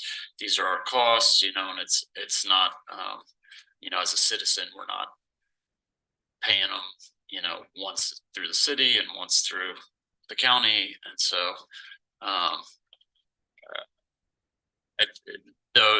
that's kind of my motivation to not go big, is to kind of encourage that process that's been going on for years, to have the boundaries truly reflect the boundaries that they respond in, and get that underway, because I think that would just be a cleaner budget for everyone. So yeah, one more thing, and I think they're not charging San Juan County like they are charging us, which is really interesting, because this is, you know, they live in Grand County. These are Grand County taxpayers, and yet they're giving San Juan County a break, and then they're coming to us and asking for a huge amount, which to me is confusing.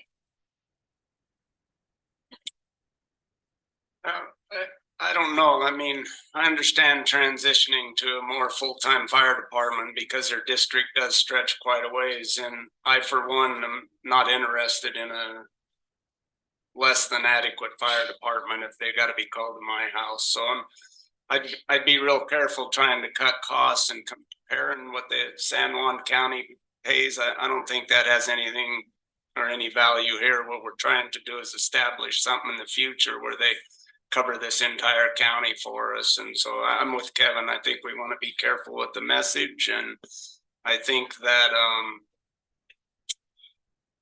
you know, I don't want a half-rate fire department showing up at my house when there's an emergency. So. Well, we're not cutting costs. I mean, they're asking for twice the amount. So we're just trying to come up with a number that, you know, right. So. Yeah.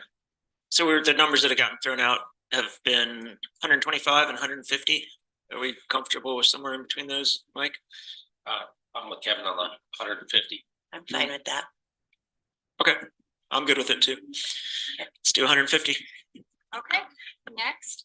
Gabe, All can right. I just keep going? USU extension this year. They did ask for a bit more. I think they have a new employee in the position. But I would recommend that we don't increase that. To me, it's. What is the approximately 10? Is that the increase 10,000 or? Yeah, that's for equipment that Corey asked for. It's a UTV and a trailer to go with it. It's kind of an unusual request based on the relationship we have with Extension for us to sort of buy equipment like in that way. I will say Corey is really great. He's awesome. We're He's so wonderful. lucky to have him. Yeah, He he is. brings a lot of enthusiasm to that role and helping with the fair. So we're deciding whether to spend 10,000 or not, basically. I would just say going through our own budgets and right. making people cut so much. Yeah. Shouldn't be. I know. That's a good point too. To take care of. What is our regular contribution to them? How much? I think it's 76, I want to say, 75. But this is an addition. And that's mostly towards wages. Mostly towards salary for the staff, not even Corey's. It's staff salary and some, that's a fairly small amount for operations. The USU covers the rent for the, the facility and benefits and all that sort of stuff.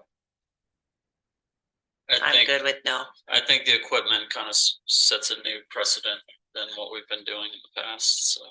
But you gotta ask. That's right. Okay, sounds like there's a consensus no on the extra 10,000. Okay. And EMS mentioned this year when they did their hilt silt request that they'd like an additional 150,000 for an ambulance. My recommendation would be to deny this. I don't know that the city contributes much to anything. In the past 2 years, I think they've put that out there every year, and every year have said we need more money because we need to purchase a new ambulance and the costs go up. And again, I don't think we can afford to take care of others when they have that ability and could maybe. Can you speak to this, Evan? I Probably mean, the best. they'll probably rake me over the coals for doing so, but I think that there may be other opportunities of funding sources to get a hold of an ambulance. I think one of the things to keep in mind with EMS in general, though, is they're not really able to, they don't control their rates. You know, it's not like they can just decide to charge more. That's mostly through Medicaid and Medicare and stuff. And so they don't have a lot of opportunity to kind of make more money, you know. I think that, you know, later on the agenda, we have an agreement where we're asking them to kind of pay the county for some of the stuff that we offer. And I think that there might be rooms for, you know, fudging some of that sort of stuff, you know. And so I'm okay with like not handing them money if we also don't hand them a bill. Gotcha. So, Okay. Well, I Same thing. think maybe that next it's year. also going to be a unique one because I don't fully understand it, but they're going under DPS next year, right? Department of Public Safety. I don't know all that's it's for the later discussion.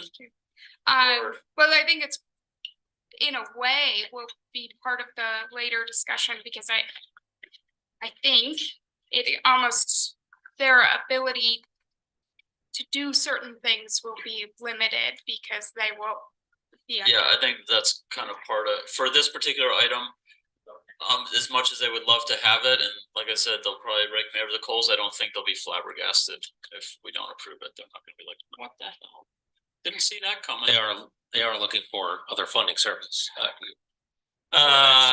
Yeah, I mean, it kind of goes back to Bill's point too, of like, you kind of want the A team showing up when you call and you need them, you know, and you don't want it like, I don't want one to be busy when I call it. So. Well, I mean, the whole reality of the ambulance is like sitting in a diesel shop in Colorado right now, like in Fort Collins. So it is kind of a constant thing that comes up again and again. So right now, most of their funding comes from the rural hospital tax.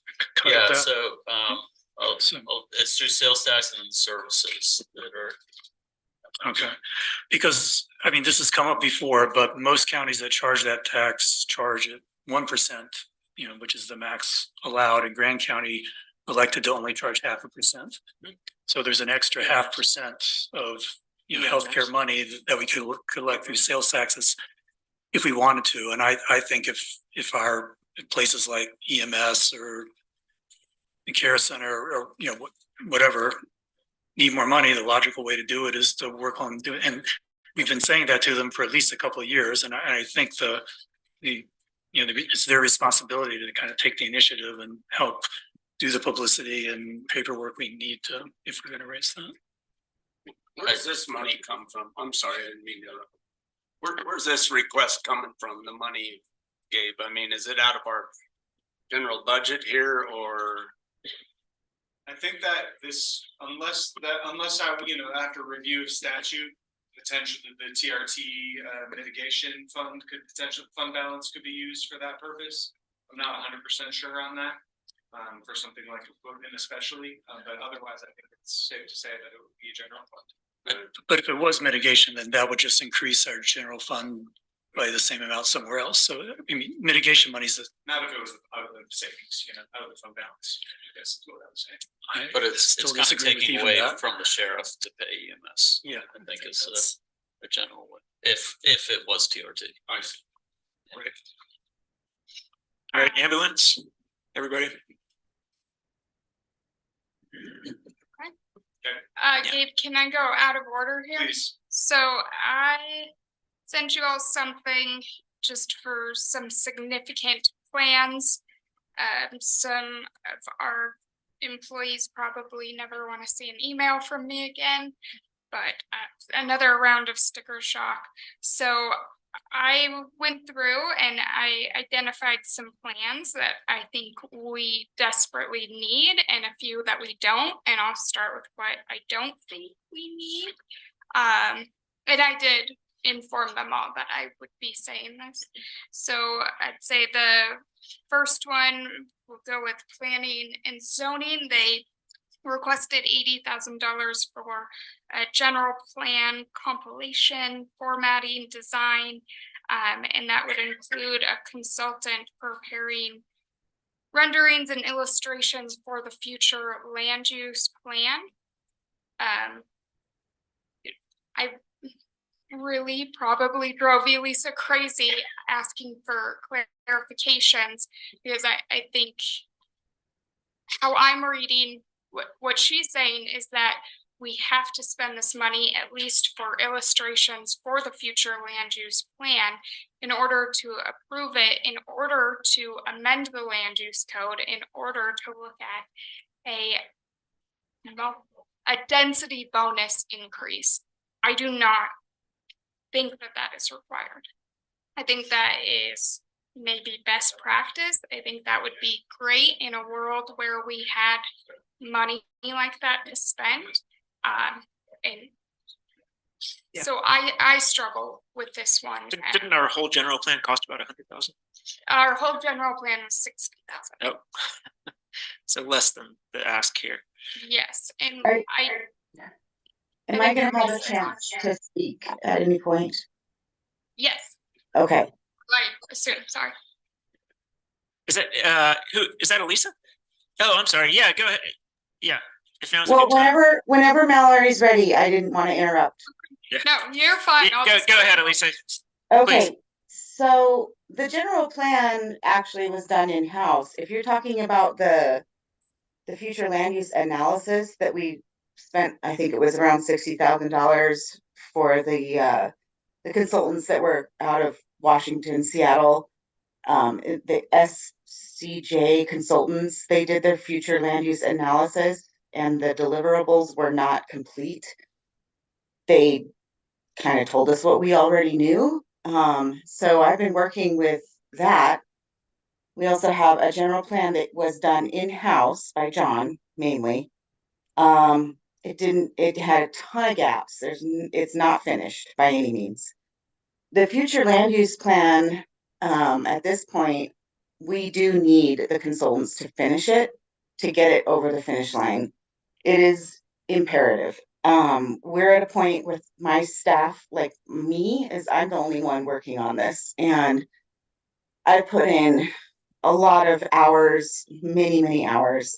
We've done a lot in-house that we could do.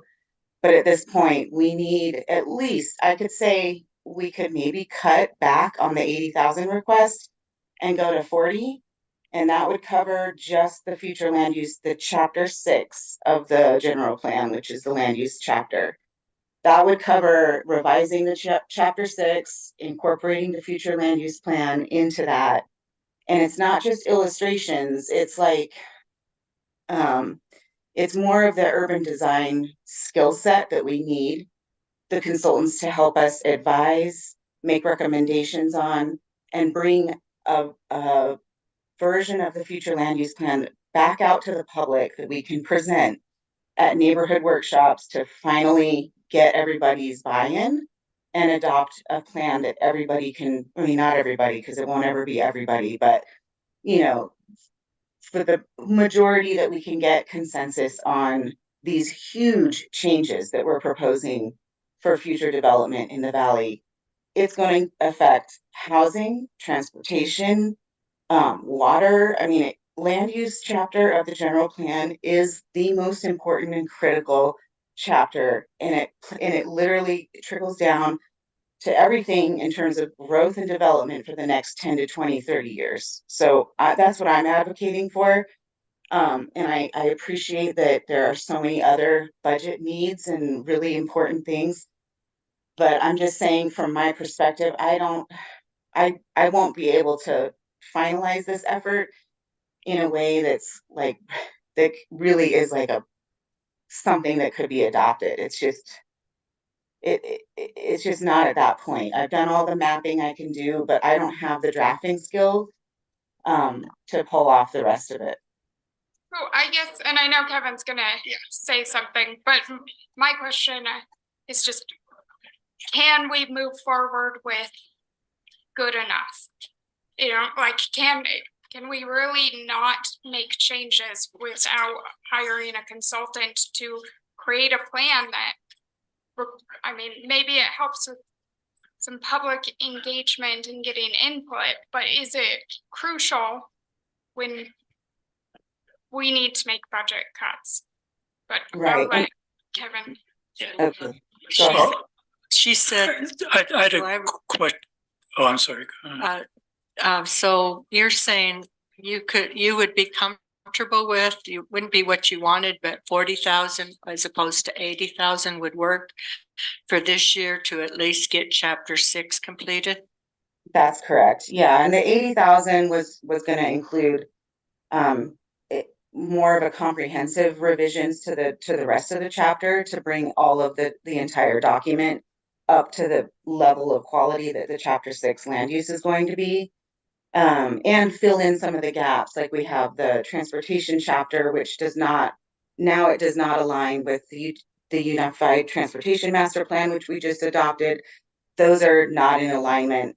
The Affordable Housing Master Plan, that is getting adopted soon. That is not in alignment with the general plan. And I know these things sound a little like lofty, whatever, but it's comprehensive long-range planning. It's your general plan. It should be very important to get these things right. And I just feel like that general plan update that we had back in 2022 or early 2023 was sort of just a start to the effort. It wasn't a finished product. So the 80,000 was for the whole thing, to bring it back up, bring it up to a standard that is actually user-friendly, organized formatting that we can put up online and have it easily accessed and user-friendly. But if we want to parse out that 40,000 for the future land use chapter or the land use chapter, that would be doable as a compromise. At least, how does a revision of the land use code fit in with, is that included in what you're talking about, or is that some future stuff? It definitely will inform major aspects of the land use code amendments. Having the consultants on to kind of advise on what the urban design, what the built form should look like for these higher density residential zoning districts that we're proposing. It will be hugely informative for when I go forward with the land use code amendments. Yes, for sure. Okay, but the land use code amendments are going to be done in-house then, that's not a separate contract. Yeah, okay, yeah, for sure. I think a lot of what we do as planning and zoning is one of the core functions, and I do think that we've squandered money in the past on general plan efforts. I think some of these consultants have not always given us what I need, but I think that Elisa has pared it down to the important stuff, and so I'm in favor of the full $80,000 ask personally. So, okay, I want to just interject for a second. We have a bunch of citizens out here that are waiting to be heard, and I'd like to just finish talking about this plan, and then take a quick recess and allow for a citizens to be heard session, and then get back. Have we gotten far enough along that we can just put a name and bring this up in the next meeting, all of this part, Gabe? I think there is still some more stuff that we need Just get to our address. regular meeting started. Or what about this evening after? Yeah, we could do it after the rest of our meeting. It's actually that's a good idea. Yes. I'd be in favor of that. Okay, I would like to finish the discussion just on this general plan first. Let's wrap this up since we've already got Elise on here and we're already going, and then we can So can I ask Kevin a question? So Kevin, you're saying you're in support of the whole 80,000. Do you have ideas of where else in the other categories that we could cut to make that up? Yeah, I mean, we've got huge lists of, I think we're not done looking through all the possible cuts. So I'm if I have to specify $80,000 somewhere else, I will, but I think, we're in the midst, we're partway through going through a long list of possible cuts. And this, to me, this is one of the cuts we shouldn't make. I voted in favor of lots of other cuts, and we'll, before this decision, and we'll also after. Or because of your time on the planning commission, your thoughts, I take very seriously. Thank you. And this is currently in the budget? The full 80 is currently in the budget. Yeah. And what was it? What have we trimmed just today? We're getting a lot closer to the mark already, huh? We were within 300,000 about an hour ago, but then I think we increased it by giving money to EMS and things like that. So. I don't know. I can put together just a little sheet to share my screen because I've got a few plans that we really need to add, and so then we can have the holistic view. Agreed. Yeah. More information. Okay, so do you want to, let's see, we talked about continuing the workshop after our regular meeting, tabling it until after our meeting, and we can start with the plan when we come back to it. Okay, we still have, we have a Thompson and a Board of Equalization. So what I'm proposing is taking a 5-minute recess, doing a citizens to be heard session, and then getting going with our regular agenda. Okay. Does that sound okay to everybody? It's great. Okay, I'm going to recess the workshop until after our regular meeting. We're going to take a 5-minute recess, and we'll come back to a citizens to be heard session starting at 4:40.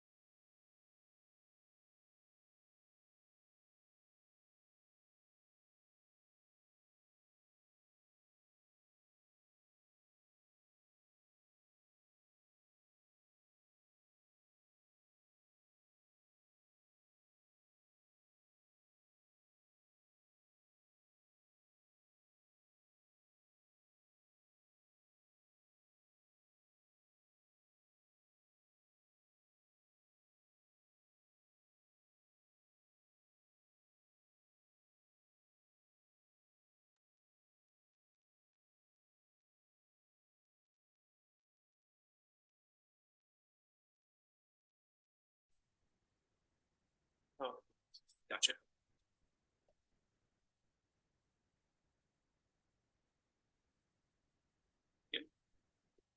All right, I haven't started the regular meeting yet, but we are due for citizens to be heard, and we have a number of citizens who it looks like want to be heard today. So we're going to change it up a little bit and offer a citizens to be heard session right now. Before we get going, we have 2 meetings before a regular meeting, a Board of Equalization meeting and a Thompson Springs Special Service District meeting. So to expedite citizens to be heard, I'll do that now. I'll also entertain our standard 6 o'clock citizens to be heard session as well. So if you don't get a chance to speak now, or if you tune in at 6 o'clock, you'll still have a chance to be heard.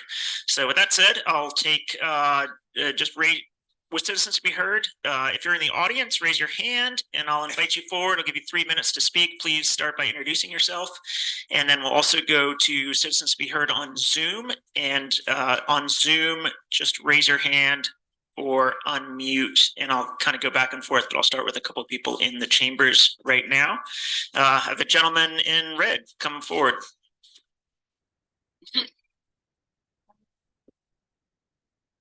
That's a fine looking hat.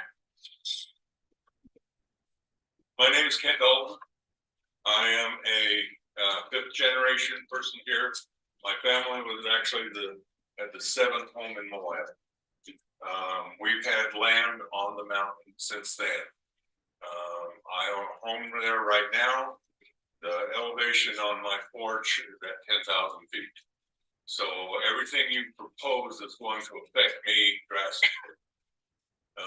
We use that mountain, the cabin that we have, the home that we have up there year round. I just got off the mountain from 3 days up there yesterday. I don't understand how you guys can make choices and decisions that will affect everybody in this county without talking to the landowners. I've never been contacted. I found out about this just this morning. And so we come in a fighting mode to kind of protect what we have. But if you call us in and we could talk one-to-one and discuss this thing, maybe we could come up with a reasonable thing. If you cut off the mountain, it's the only recreation that we have in this area that's at those elevations, and everybody that snowmobiles will be cut off. Hunters will be cut off because you're going to cut them out in the summertime stuff if you cut off the whole thing. There's a lot of land on that mountain that never gets used, but it seems like when people get in some kind of authority position, you want to take things away from the public, and that mountain's not big enough to take any land away. Red Ranches owns most of the land up there, and everybody else recreates around them. We built a nice road up this side of the mountain so the bikes can take, the tours and stuff like that up there. But it seems like anybody with a motorized vehicle gets cut back. I've seen it where we have used trucks and Jeeps, and then the roads got cut back. So we went to side-by-sides, and the trails got cut back. And the trails were just the roads that were there before.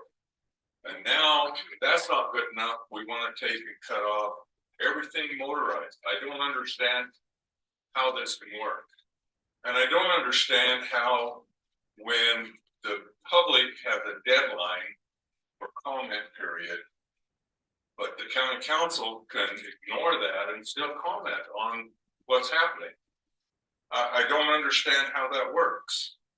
It seems like there's a set of standards for everybody in this world today, and I don't believe that could happen. Grand County is not that big. It's Moab, Thompson Springs.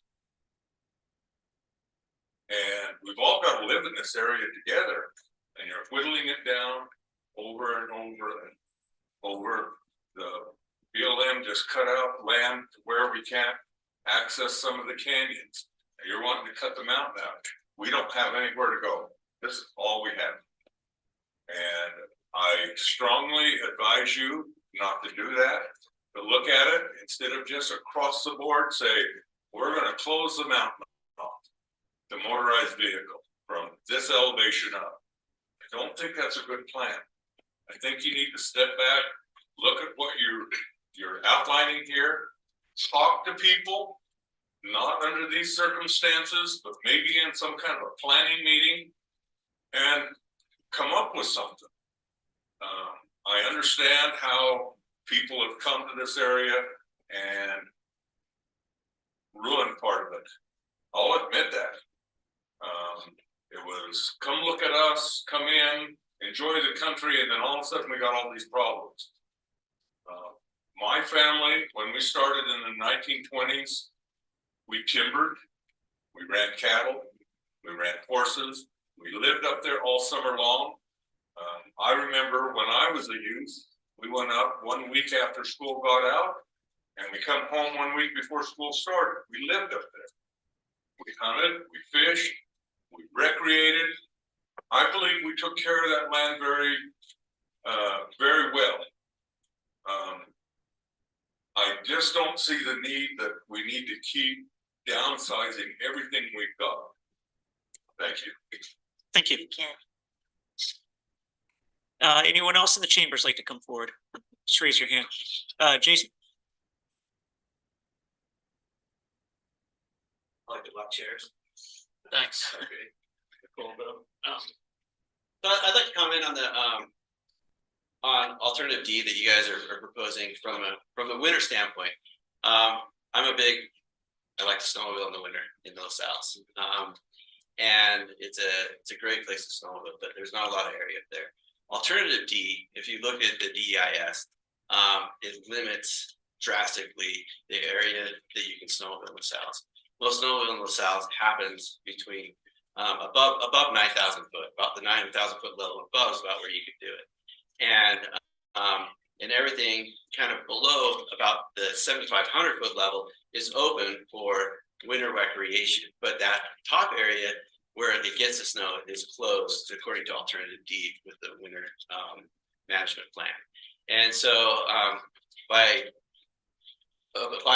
favoring alternative D, you're basically shutting off that form of recreation in the south, and it's just not possible to do it at lower elevations, because of the topography, the scrub oak and the vegetation that's down there.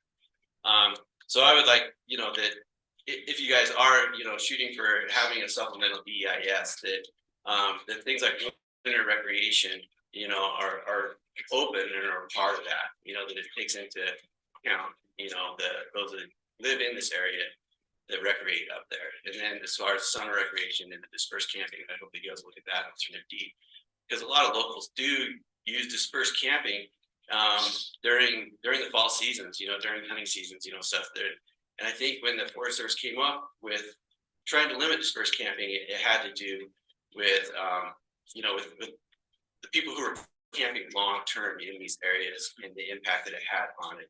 Whereas, the dispersed dispersed camping is a very critical to locals who live in this area during, the spring and fall months, especially during, hunting seasons and stuff like that. So I hope that you take into account of that. And thank you for your time. Thanks, Jason. All right, someone else in the chambers? Yes, sir.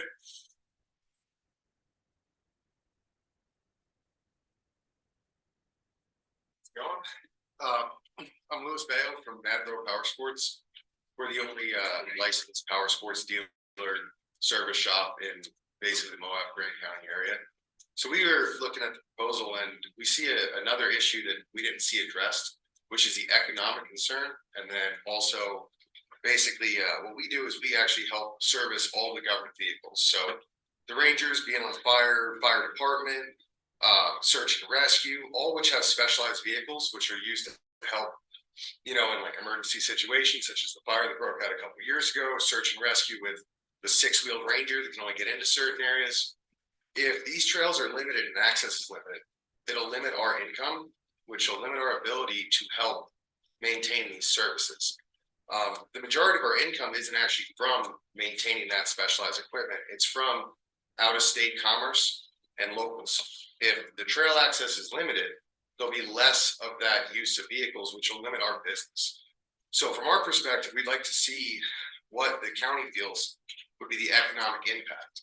You know, if we limit these trails, is it going to run the only place that's able to maintain essential equipment out of town? Because for us right now, we actually employ people, we offer competitive wages, we have benefits, vacation, healthcare. We try to get back to the community. We're actually part of the Grand County, I'm trying to think of the name, but for the high school, we bring in interns to help them introduce them to business, to try to teach them a little bit of mechanics if that's what they're interested in. So we're trying to serve the community in our own right, but this move to maybe limit access or limit the amount of trails or opening new trails will negatively impact us, we feel 100%. So we'd like to see some kind of a study or some kind of information on what that effect could be.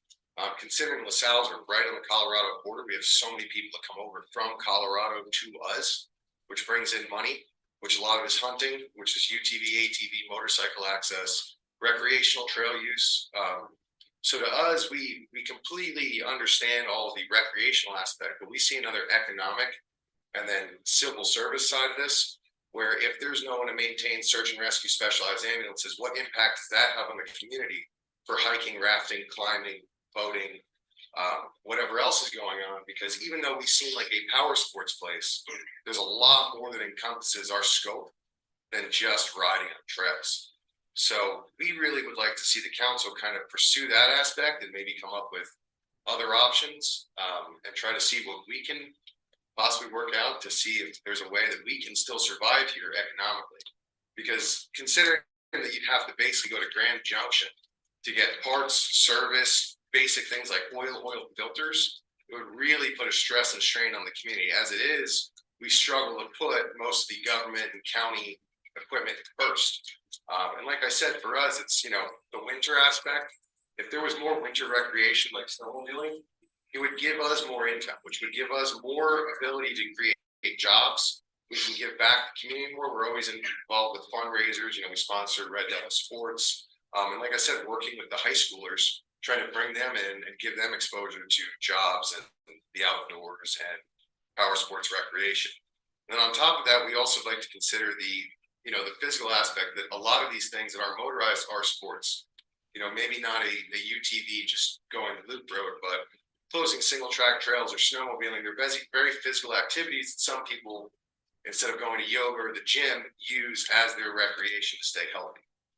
So we'd like to see some more of those aspects considered in all of this, because I think it's more than just limiting trail use or expansion from a recreational conservation standpoint. There's a lot of economic impact and service impact that will be had on Grand County. I mean, our reach goes all the way to Price, to Cortez, to people from Grand Junction, because of the specialized work we're able to do and provide the community with. So, thank you. Thanks. Let's get, is there anyone online? If you're online, raise a hand. Is anybody?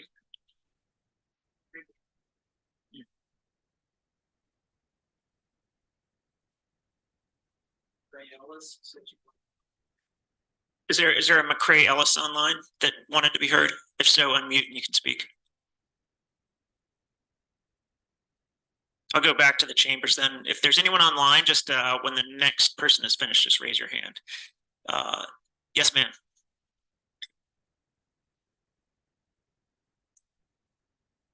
Hello, good evening.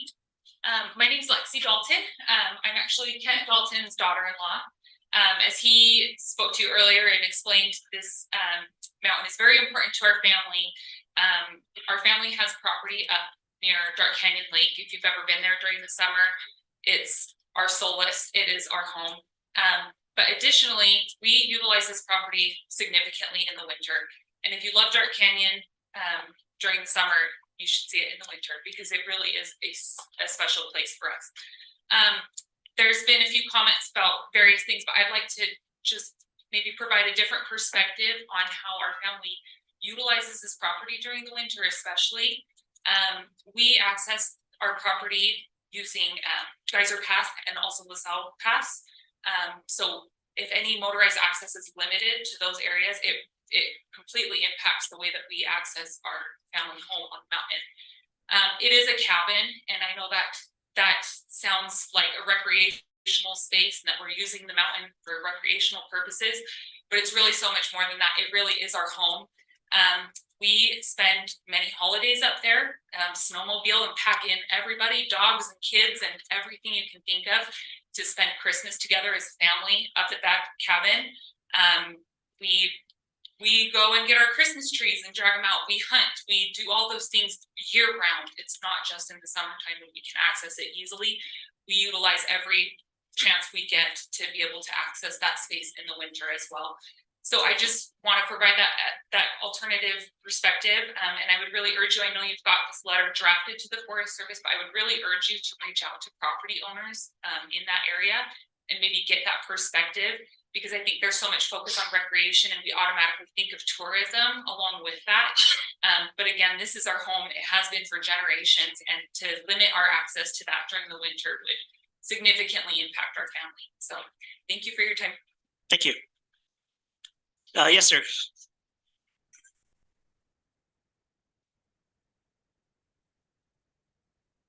Evening, my name is Tyler Welch.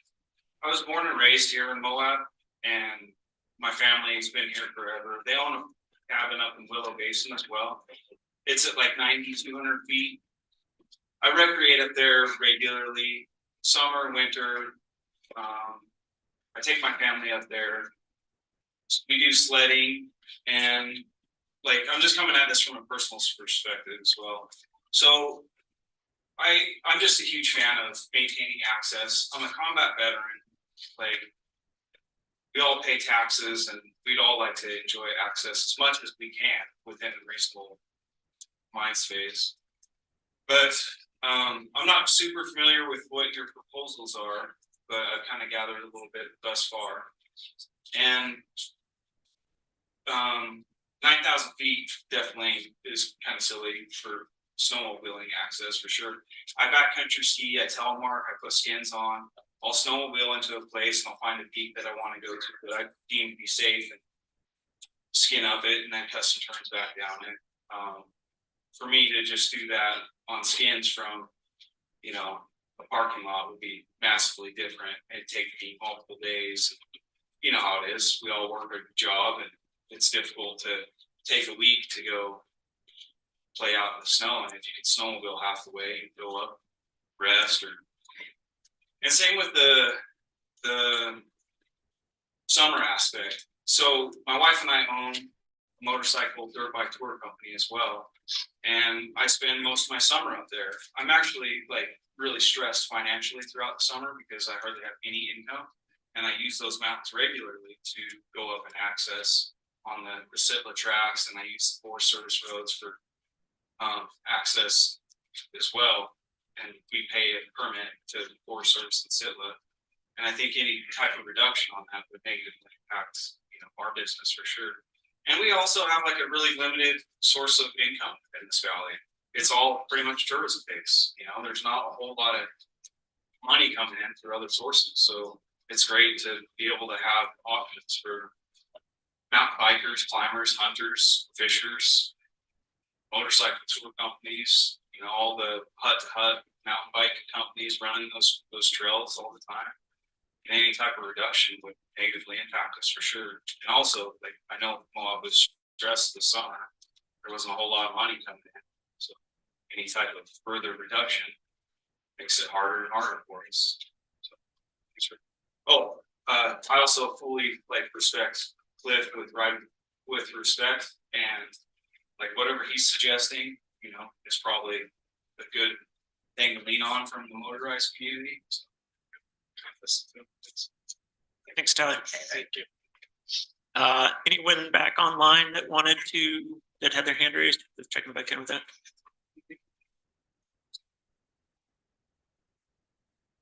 All right, I'll go back to Cliff. You had your hand up.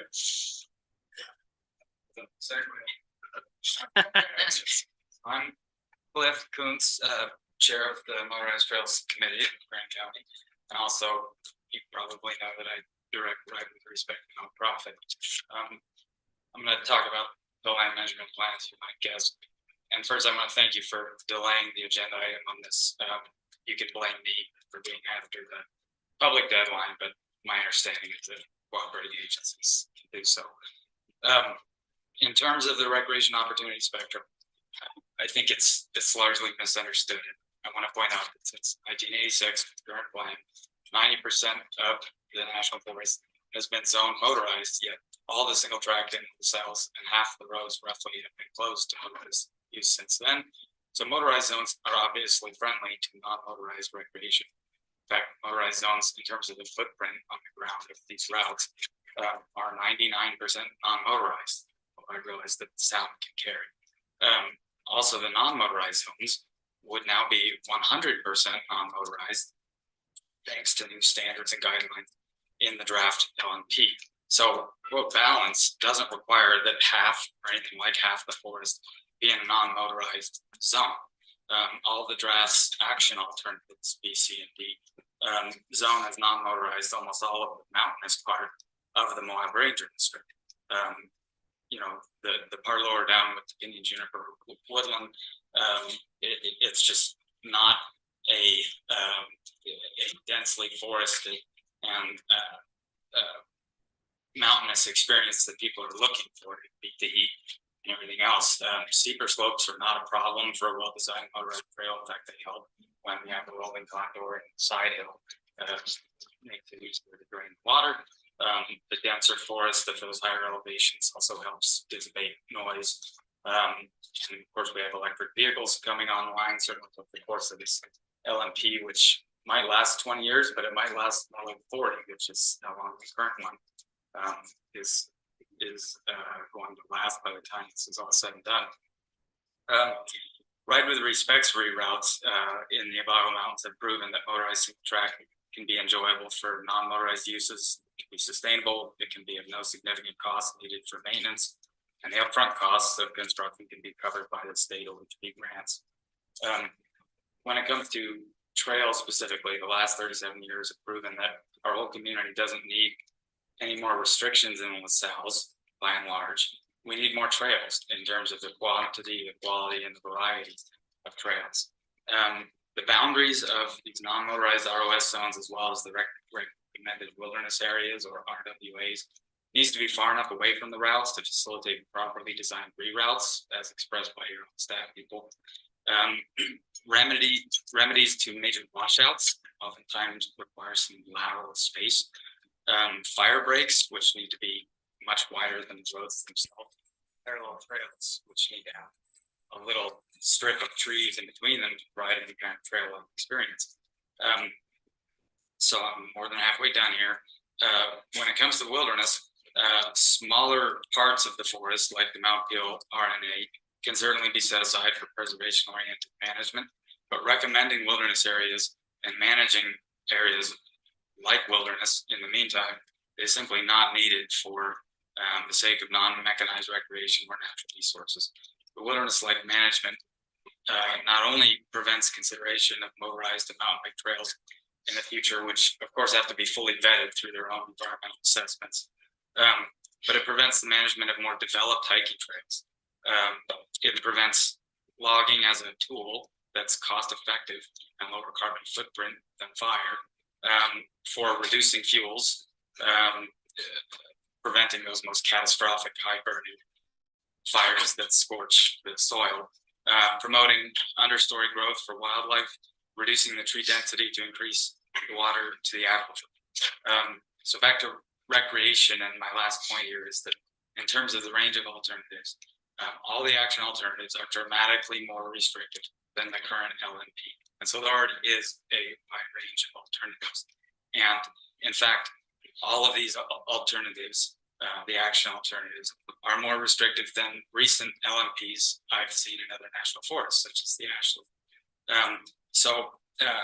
What the current LMP needs in terms of recreation is not a drastic overhaul. It just needs refinement. Thank you. Thanks, Cliff. Yes, ma'am.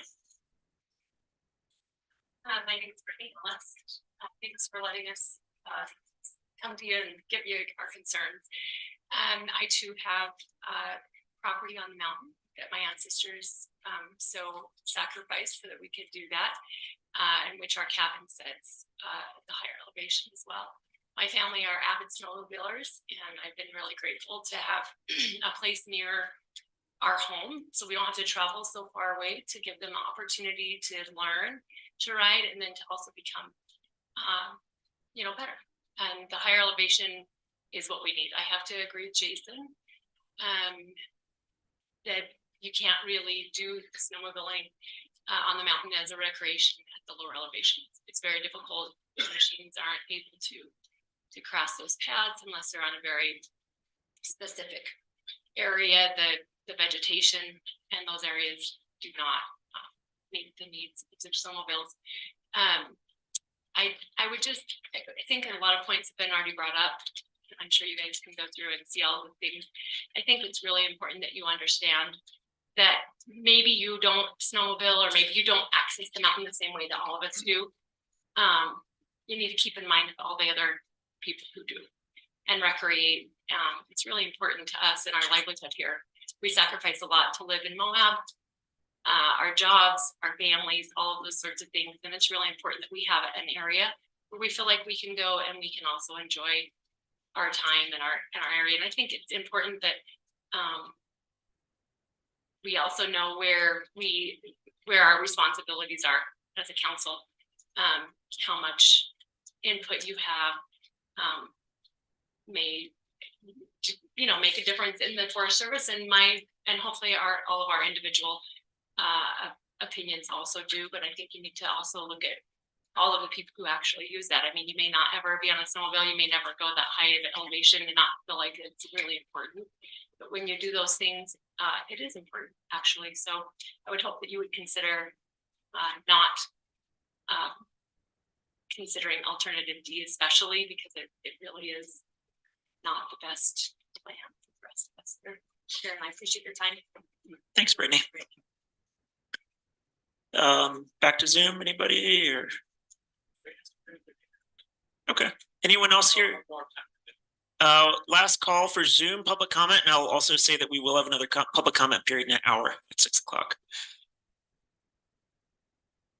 Anyone else here in the chamber who's like to come forward? All right, it looks like that's going to end our public comment period. Again, that was outside of our regular meeting. So we have a couple of meetings before our regular meeting, and the first one of those is a Board of Equalization meeting. So it is, what time is it? It's 5:06. I'll convene Grant County Board of Equalization meeting. Present are Board of Equalization members Kevin Walker, Evan Clapper, Bill Winfield, Tricia Dean, Mike McCurdy, Mary McGann, and myself, Jack Hadler, as well as County Attorney Stocks, County Clerk Waytek, County Administrator Mallory Nassau, and Associate Administrator Quinn Hall. And sorry. Let's see, the first item on our Board of Equalization agenda is approval of minutes from the November 9th, 2023 Board of Equalization meeting. Yes, I make a motion to approve the minutes for the Board of Equalization meeting held on November 9th, 2020. Thank you. I'll second. Okay, I have a motion to approve minutes from Commissioner McGann, a second from Commissioner Walker. Any discussion of said minutes? Seeing none, I'll call for a vote. All those in favor of approval of minutes from the November 9th meeting, raise your hands. And the motion passes unanimously. All right, our next BOE agenda item is the approval of updated 2023 Board of Equalization determination list. And I believe, let's see, our presenter here is Clerk Wojtek. So I'll have to apologize for bringing this back up. I know it's been a touchy thing that I know that we all wanted to put behind us, but I think this is being done right now in the interest of what you all had discussed in this last meeting, which is making sure that members of the public are, you know, have full access to their rights to appeal to the Utah State Tax Commission. Basically what came to light is that there were a couple of errors and some omissions from the full list that you all approved at the last Board of Equalization. And so in order to ensure that we are maintaining those people's rights to appeal, I'm presenting this updated list to make sure that it's right. Treasurer Kaufman has assured me that this won't affect anyone's ability to pay their property tax bill. They'll be given the appropriate amount of extension in addition to the full 30 days from determination to submit their appeal to the state. Thank you. Thanks, Gabe. Yes, Kevin. I move to approve the proposed Board of Equalization hearing officer recommendations resulting from taxpayer valuation appeals during the 2023 BOE as updated. Thanks. All right, I have a motion from Commissioner Walker, second from Commissioner Winfield. Any discussion on this item? I think this cleans everything up. Should be the last Board of Equalization meeting for a while. All those in favor of the motion, raise your hands. And the motion passes unanimously. All right, that brings us to the end of our Board of Equalization agenda. I will close our Board of Equalization meeting 5:09. I will now open our Thompson Springs Special Service Fire District Board meeting. Present or everyone here who was here at the Board of Equalization meeting, and it looks like we have Chief Markham on the line as well. And I'm just pulling up our Thompson agenda all over the place here. Thompson.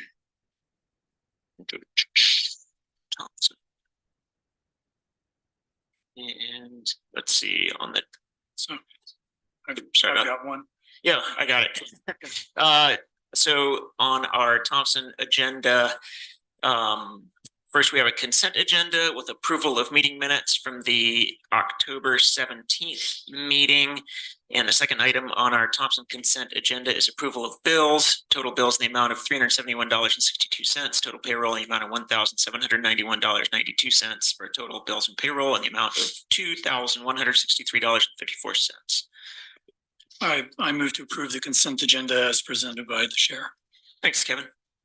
I have a motion to approve from Commissioner Walker, second from Commissioner McCurdy.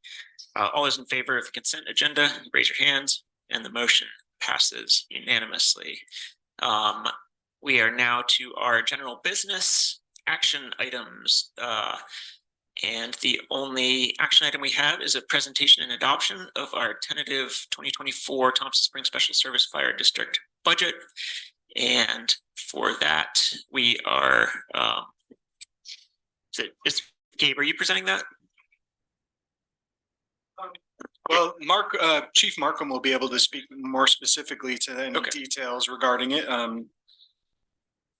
Okay, Mark, are you ready to present your budget? Yeah, I'm here. I think Gabe has a better overall picture of the entire budget, but I do have the line items to be spending money on. Besides my salary, there was no increases to my salary for the year, besides what may be coming in a COLA. Gabe, I believe that's correct. Correct. If there are any questions about any of the items that will be budgeted for money to be spent, I'd be happy to answer any questions there. Nothing's gone up significantly other than, some fuel costs. Maintenance for the building has gone up just because of older heaters. And a bill we had last year that, prices of everything are going up, but nothing's gone up really that significantly in my budget. If you all have my budget in front of you, if you have any questions, I'd be happy to answer them though. All right, and the budget was included in our packet on the Thompson Springs Special Service Fire District. Does anyone have any questions on that for Mark? Mary? I move to approve the proposed 2024 budget for the Thompson Springs Special Service Fire District. Is that the order of operations, or I think that's so? Oh, so you can approve it on that same day. That's a special district. It looks like there's on the motion, it says there's a public hearing is going to be held on this December 5th. And then the budget is scheduled for approval on December 9th. Correct? Okay, so we're just presenting it now and no action, is that? Adopting the tentative. I think you guys are required to adopt it.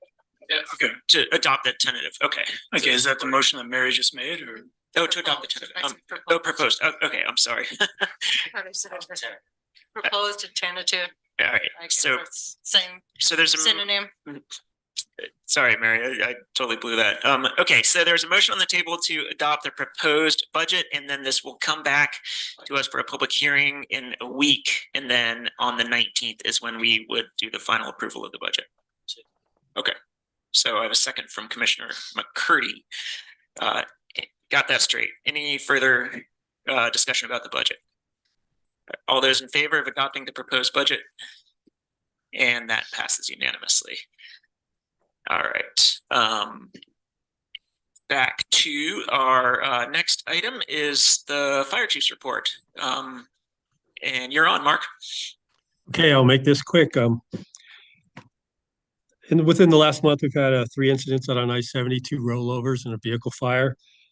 As far as our equipment goes in the building, everything's in good working order and has been winterized. So I hope for the best there. And then just one other thing, I don't know if anyone else was aware of this, but a couple of weeks ago, we had basically a crop duster flying really low to the ground around Thompson Springs. And I did some digging, and I guess I think it's the BLM or the state was dropping chemical to eliminate cheatgrass, which residents just saw a plane flying about 10, 15 feet off the ground spraying something for quite a period of time, and it caused quite a bit of alarm. So I was able to explain to those folks what was happening after a little bit of digging. I know there were some issues in the Moab area too. It's just a shame that, I mean, I'm all for getting rid of cheatgrass because it burns quite readily, but you know, some kind of notice to residents that this is going on instead of alarming people would have been nice. And I'm not exactly sure who's responsible for that, but in the future, if they were to do that, that'd be great to get a little bit of heads up. And that's all I have. Great. Thank you so much, Mark. Thank you. Yeah. And it looks like we have come to the end of our Thompson Springs Special Service Fire District meeting. So I will adjourn that meeting and we will move on to our regular Grand County Commission meeting. All present are the same as who were here for each of our other meetings. So I won't go through that again. All rise for the Pledge of Allegiance. Pledge allegiance to the flag of the United States of America and to the republic for which it stands, one nation, under God, indivisible, with liberty and justice for all. Thank you. And generally we'd have our citizens be heard session following that, but we've already had our first session, and a reminder that we'll have our second session here in 45 minutes at 6 o'clock. We are, let's see, we are on to our regular meeting, and the first item on our regular meeting is our presentation. The presentation today is from BLM on lithium mining in Grand County, and Dave, I welcome Dave Powell's here. I see Dave in the back of the room. So Dave, please come forward at the table, and thanks for doing the presentation. Sure, you join the Zoom meeting.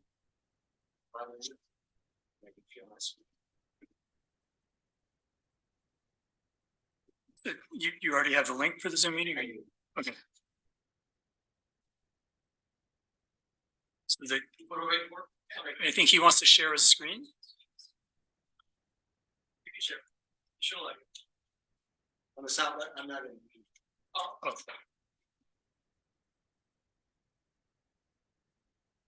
I got an email with that presentation. Somebody wants to return. I can be checked.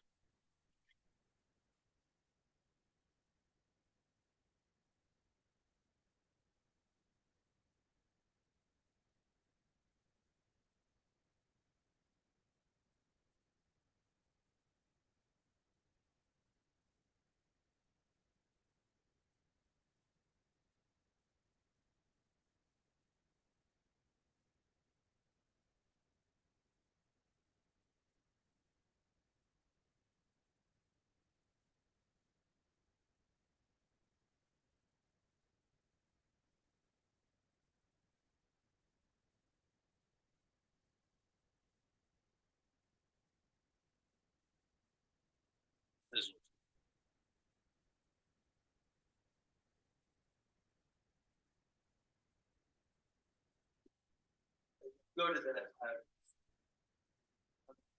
menu, if you go to the view on this. In the upper left.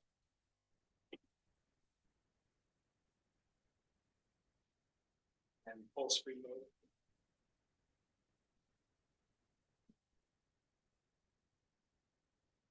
All right, there's been a kind of an uptick in lithium exploration in Grand County, Utah.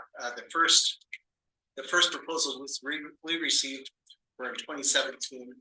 I was actually the field office geologist at the time, so we had to kind of walk our way through these. The explorations for lithium is primarily based off of re-entry of old oil and gas wells. The current wells proposals are wells that are plugged and abandoned. So what they do is they'll go in and rehabilitate the well, insert a new casing, sample the intervals that they want for the salt brines that are associated with the oil and gas fields. The next slide, please. This is a list of the exploration projects we had. The first one was in Gold Bars, that's off Gemini Ridges Road, Gold Bars 2. And they did the well re-entry. We had to kind of walk our way through the process. We had oil and gas engineers review the proposals to ensure there wouldn't be undue or unnecessary degradations of oil and gas fields. It's active, that area is an active oil and gas leasing area in the Big Flat area. The second wells were along Long Canyon number 2 and Skyline wells. Those are the ones that would go out there in the south edge of Big Canyon. You can see them from, most of them from Long Canyon Road. And those 2 wells were explored under a notice level proposals, and those are not a federal action, but we go out and review the proposal, have it reviewed by oil and gas specialists, and then inspections during those times. Notice level proposals can last up to 2 years, and then can be renewed by the proponent for 2 years as well. The next, you can go back to go north.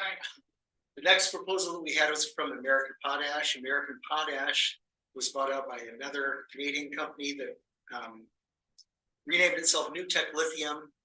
They were had a reverse takeover. American Potash is again the proponent. They proposed 8 new wells in the Big Flat area. These were 4 would be on federal land and 4 on Silva. And these would be new wells that we did. We are currently out with for public comment for environmental assessment.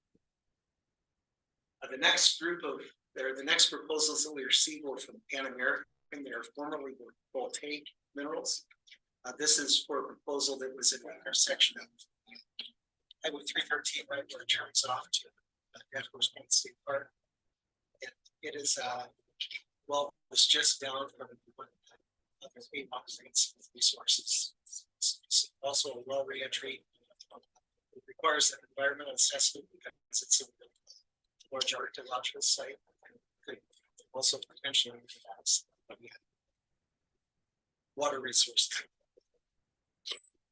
The next one that we have, so back in the Blackstone Minerals, and this is the one that's made the news recently. This is the proposal that's up towards Green River. It's just off of Crystal Geyser Road. And it's originally had 2 wells that they wanted to re-enter, as well as they proposed some injection wells. So they've applied with the state of Utah for water withdrawals and water injection wells. They've also tied this portion to their private buildings. This one is a little bit different. They've broken off to a different company. They tried to do it under non-federal action, under 5 acres, but it's within 25 miles of the previous holdings. It's also would have surgical occupancy within 90 days in a 21, which constitutes use of occupancy. So before you go to the next slide, I noticed that a lot of those said Anson Resources in addition to another company name, is that because they've got subsidiaries and they're trying to exploit some exceptions in the mining law or something?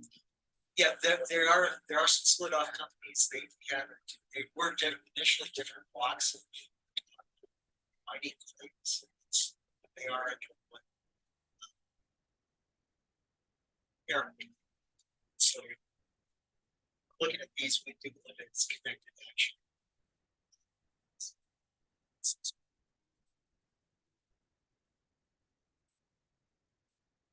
On their own claim is they're increasing their risk response 8% by incorporating this.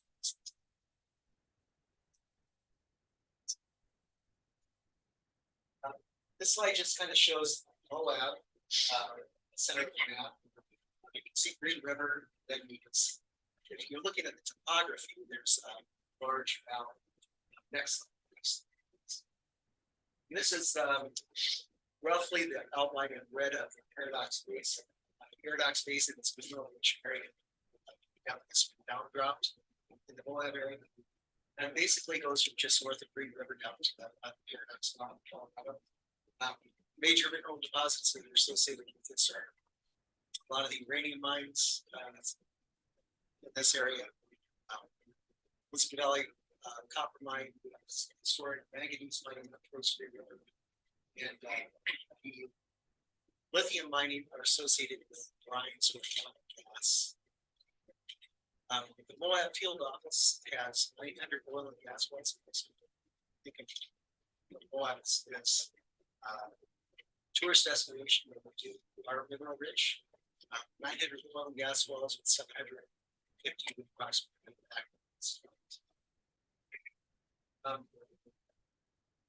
So we have copper, oil and gas, uranium, lithium, as well as other salts associated with Paradox Basin. Those economic assets and resources that we use also. Next slide. The lithium proposals that we have off the left is Long Canyon number 2 well. That's after some of their exploration work over with well range. We have a pit start with install T so you can see the map on the right is a really busy map.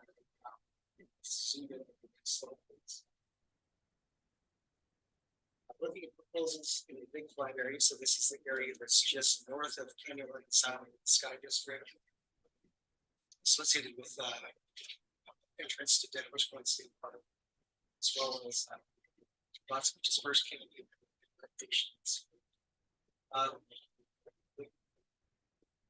The green squares in the upper left-hand corner are 4 wells that are proposed on federal for potash. And then the triangles that we see are most of the resources that purple dot is Pan American Energy, which is just recently excuse me, been acquired by resources. Is that right at the intersection of 313 and out to okay? And you can see the staking.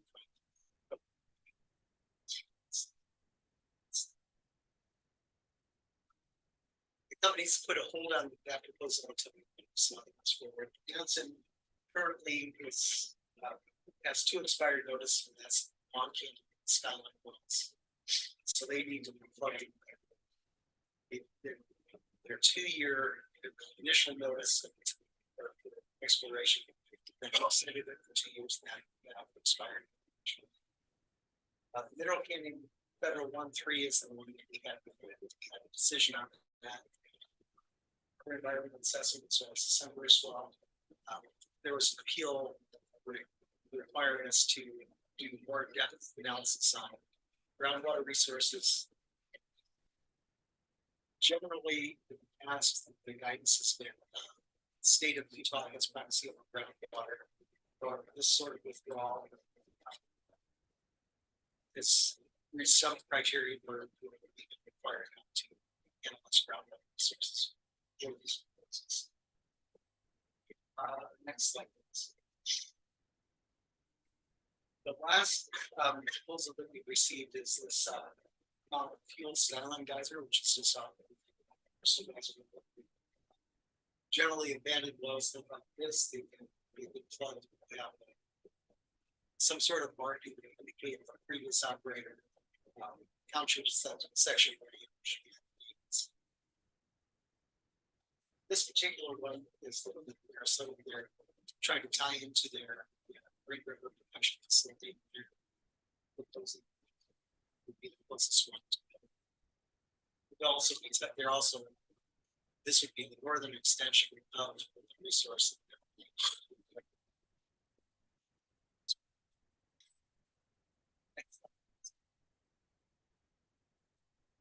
From the drill line management perspective, we have to be in concurrence with our resource management.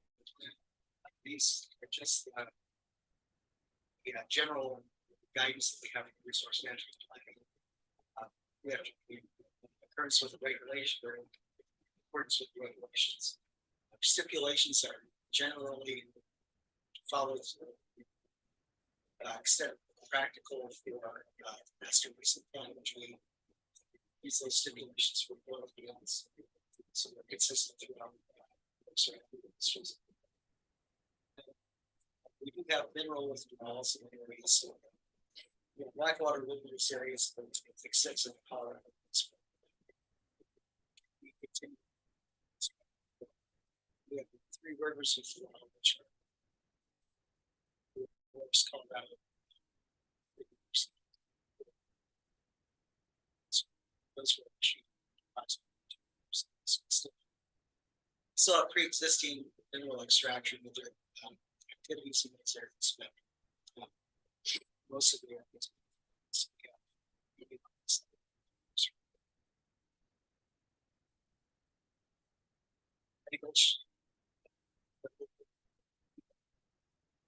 So it's just that's last reminder.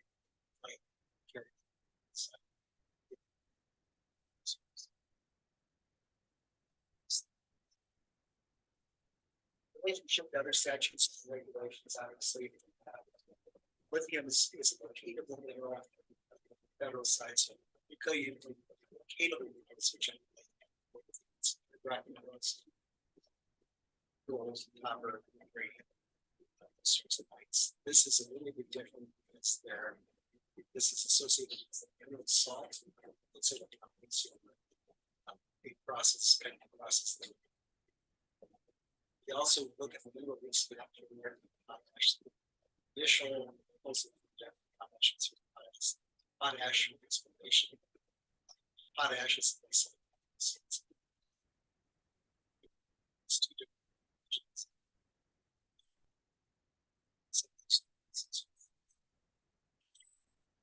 Also,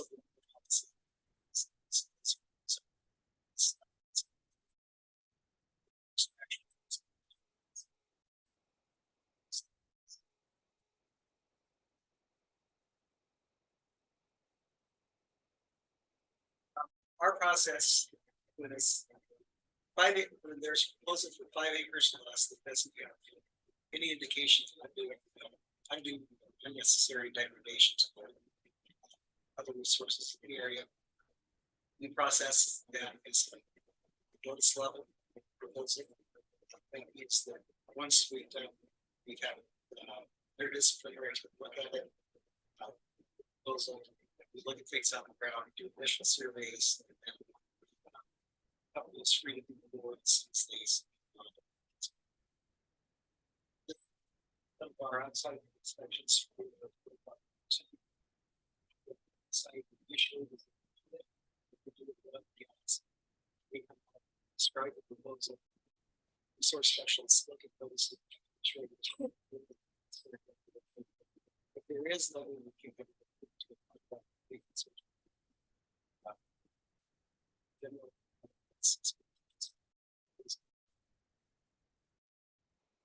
after the actions closed, have resource specialists go out and ensure recommendations take place.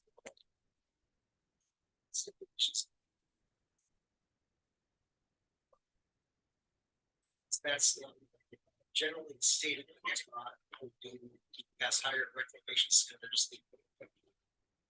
Requires approximately 70% vegetation. Vegetative cover. 40% vegetation.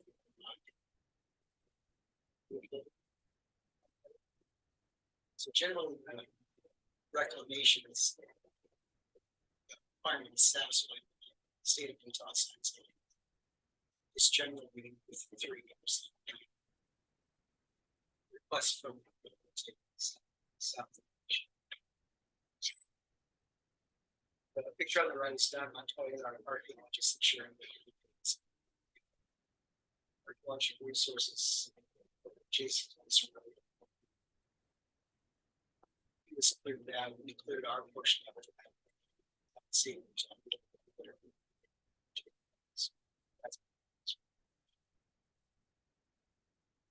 The plan of operations, which we have to do for any of the projects, project which is environmental analysis. We have given you it's really high for most projects. Entire undertaking of that project is just under 4 years. So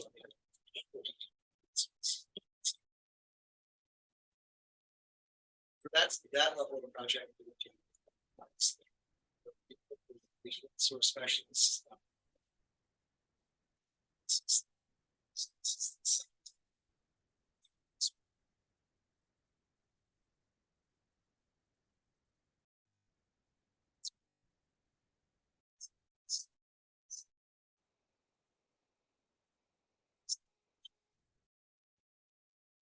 Thank you, Dave.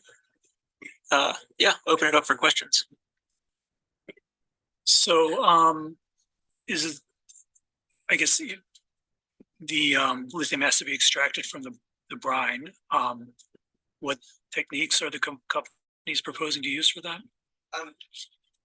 They've shipped their test samples off to different countries. My understanding is it's generally associated with renewables. It's different techniques, electrolysis or processes.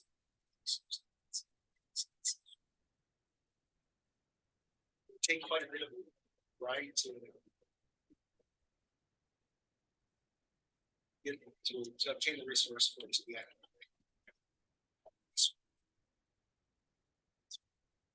But are they proposing like evaporation ponds, like a potash, or some kind of chemical process that has a smaller footprint? Or? We haven't seen it as far as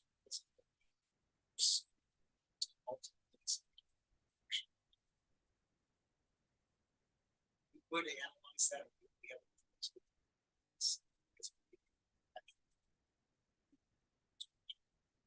Looks like, I mean, just a little bit of, yeah, like if they take the slurry and then evaporate it.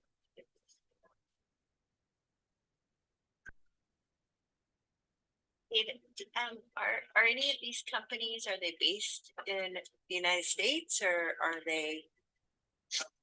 Generally, in general, junior mining companies do not do business as themselves in the United States because of the speculation that's stuff. Okay. So the stock markets are generally in Australia or Canadian. Hanson Resources is a junior mining company out of Perth, Australia. American Potash is junior. Okay. I was curious, David, I know oil and gas works to our benefit in the fact that we can then apply for CIB funding. Where is the benefit to the county financially for lithium mining? Because I know that there is a slight move trying to move lithium mining to where it also can be taxed similar and CIB will benefit from it, but where is it currently? Right now, it is locatable mineral, so it's, the federal government doesn't tax it that way. The state of Utah would, similar to what they do with potash, and other salts in the West Desert area. Right now, it's still considered to be a locatable mineral. Now, there is a move in other areas to have it as a leasable mineral. And that's probably going to take an act of Congress to do this, but we don't. Yes. Right now we are processing all the applications with under the 1872.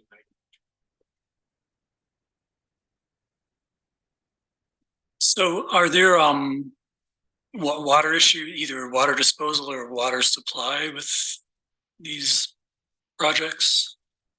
I guess, is it going to require a lot of water to get the lithium out? It does, but the major source of the water is the lithium brine, which they would extract the salts. You need to dispose of the wastewater.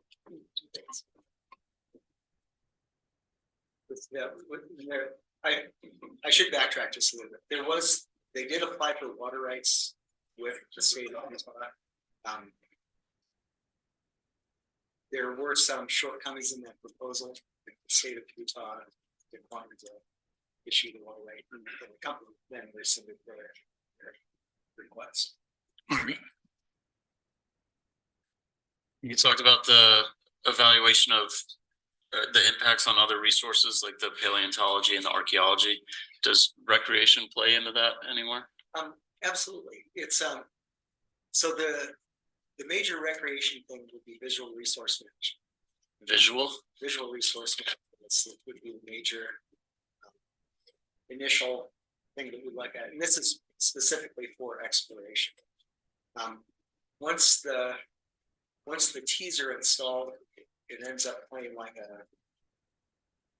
it ends up looking like a oil and gas drill pad without the pump jet. So it's a team. If it changes the economics if they have to actually pump. So these are high pressure zones that they're looking at. They're looking at natural flows up to 5,500 pounds per square inch, which are generally considered offshore pressures for oil and gas. So they're looking at controlling those pressures so that they can continuously recover the products from the subsurface. And so there's no injection. It's just at this point there has been no injection. There have been, according to our conversation, our conversations with them, it would not be economically viable if they had to inject or.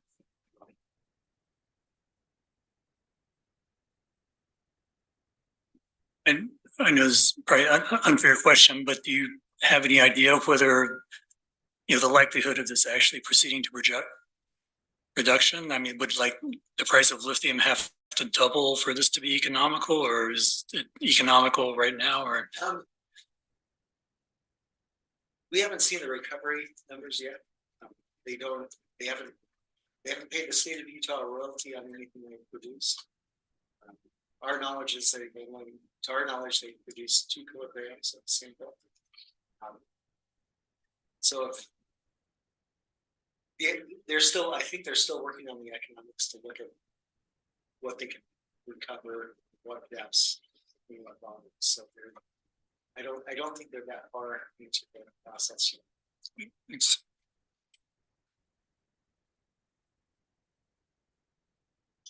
Any other comments or questions for David? All right. Thank you very much for that, David. Yeah, thanks for coming in. Yeah. Thanks, David. All right.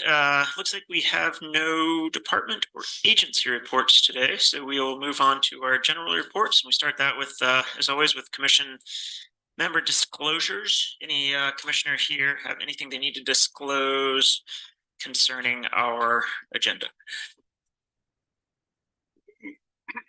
All right, we'll move on to general commission reports and future considerations. Are you ready, Kevin? No. Okay. Evan. Let's see, mine are pretty easy. It's budget season, so but most of the meetings that I attended revolved around proposed budgets and public hearings, etc. Those being for the healthcare district, the cemetery district, EMS. I think that everyone is kind of in a similar boat as ourselves, where there's kind of lots of hand wringing, but got something to put forward for hearings, and those will be happening over the next couple weeks. And everyone seems on par for adoption of their annual budgets. All right, thanks, Mr. Winfield. Yeah, I've got a few things. I honestly wish Ben had hung around one more. Oh. One of them just came in an email regarding his department a little bit, but I'll still go over it later on here. But, you know, first I've been part with all of you, the BOE meetings that have been going on here. And though we voted to send those to the state, I again want to reiterate that was with extreme duress, I think, for many of us. So that certainly took up some time of all of us, and I appreciate everybody going to the lengths that we could go to get educated on that. I was also part of the UAC board meeting, which took place on the 14th, I believe, just before the start of the convention.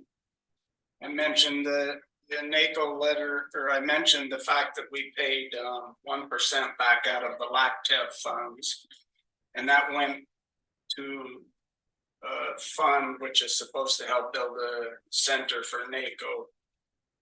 And there's discussions, both Montana and Utah would like to have that headquarters in their state. Currently, though, many of the other states are lacking in their 1% coming back. So UAC has held on to our 1%, not just Grand Counties, but every county actually in Utah has signed on and paid their 1%. So Montana and Utah are the only two states that have done that. Probably why the two of them want to see the headquarters, maybe. Right. But at any rate, they've held on to that money because if there isn't enough buy-in from other states, there's no point giving that. It amounts to about $850,000 for the state of Utah.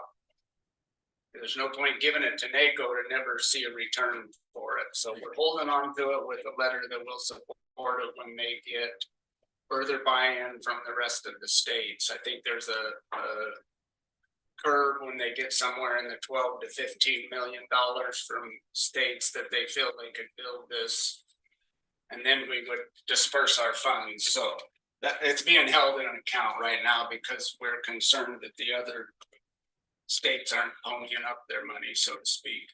Do you know where it is currently? It's where they don't have a headquarters, I don't believe. But if they do, I'm unaware of it. Yeah. So they're trying to build something. I think they're dispersed in a bunch of satellite spots. Gotcha. So that was discussed there.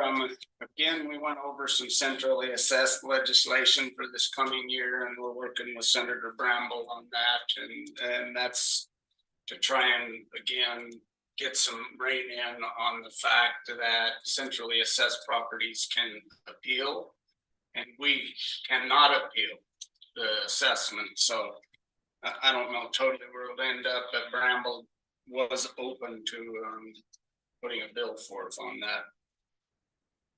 Again, and I've mentioned this with the county attorney, SB 174 compliance.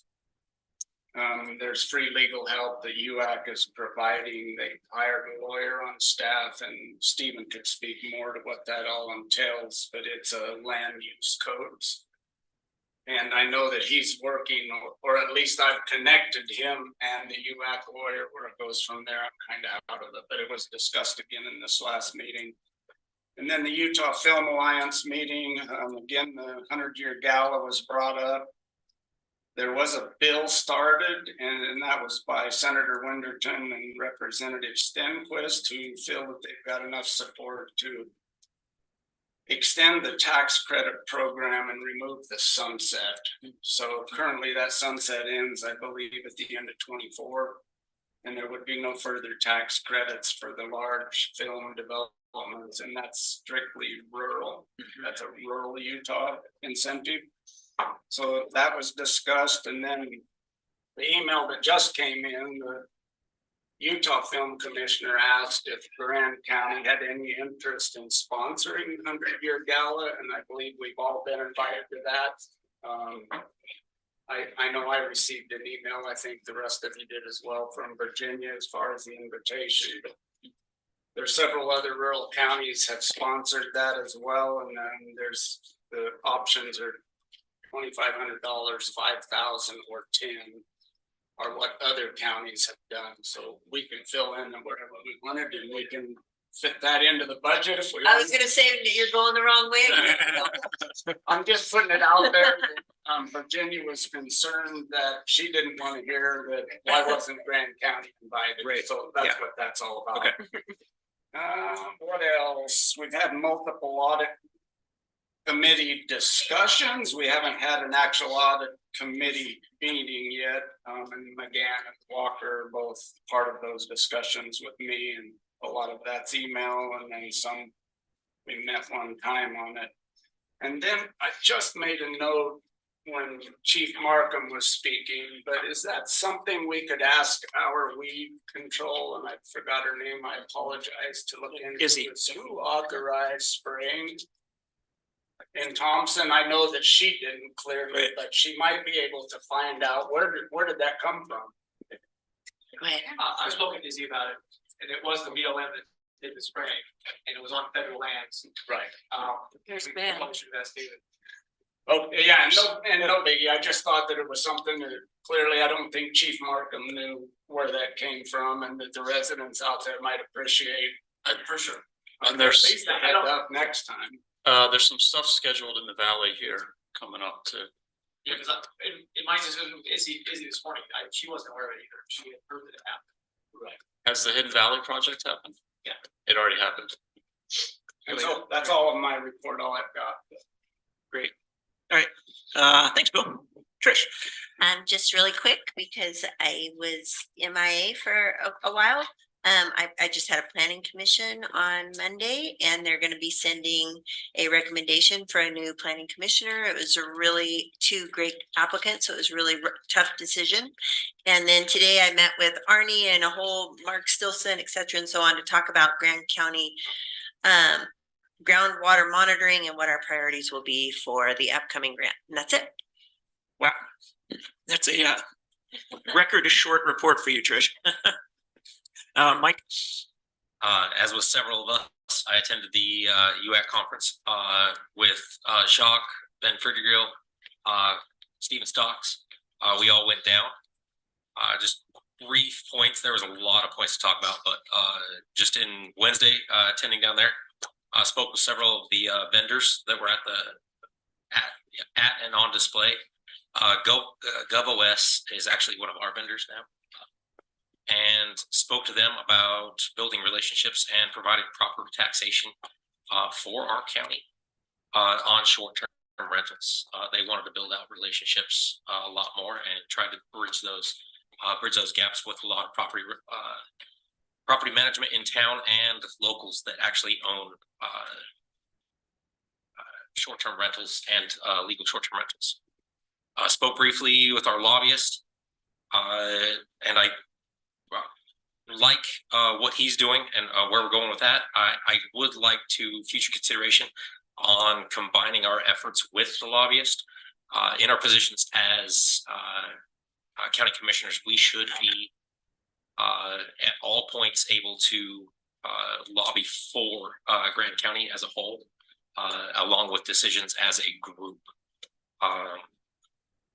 We should be lobbying at every point we get, and in that travel talking, we should always be lobbying towards our combined goals. There was a guided growth survey that was sponsored by the legislature. One of the points that I took was in the survey, Utah residents said that highway improvements could be seen as a huge gain to the ability of continued continued Utah growth in transportation in general. Could see a very large boost in the ability of guided growth. There was talk of a digital citizen portal. There was another meeting on a digital citizen portal. Many points of interest on this. I'd like to see continued growth through that. And the digital citizen portal there was so many points, but think of it as an app. When that app notifies you that you have, or that your information goes out that you have a hunter's safety card, on that same page, it'll say, hey, your razor's not legal this year. And yeah, just a lot of intercommunication between a lot of different state level departments. And I really like that because I forget all of those registrations all the time. In that meeting on Wednesday, or in walking in between meetings on Wednesday, made a relationship and was introduced to actually the Attorney General's office as they were going to announce a lawsuit that they were filing on Thursday. And that's my segue into Thursday. On Thursday, I went with the AG's office and actually our counterparts, San Juan commissioners, to announce a lawsuit against insulin manufacturers for price gouging. And as a diabetic, I was asked to speak at that and gave my story. So it was on the news quite a bit. But after saying my piece and speaking with the AG's office, I mean, we did the press conference and it was it went over, but it was also taken over by the public, by by media on other topics. But I was happy to get asked and present as a diabetic and as a county commissioner. So discussion again, Thursday there was a discussion on the importance of they still don't have a proper name for it, but school resource officers or guardians or anything that we've already went over. As a father, I took great importance to that speech as they told story after story. If someone had been there, someone armed had been there, it would have been stopped.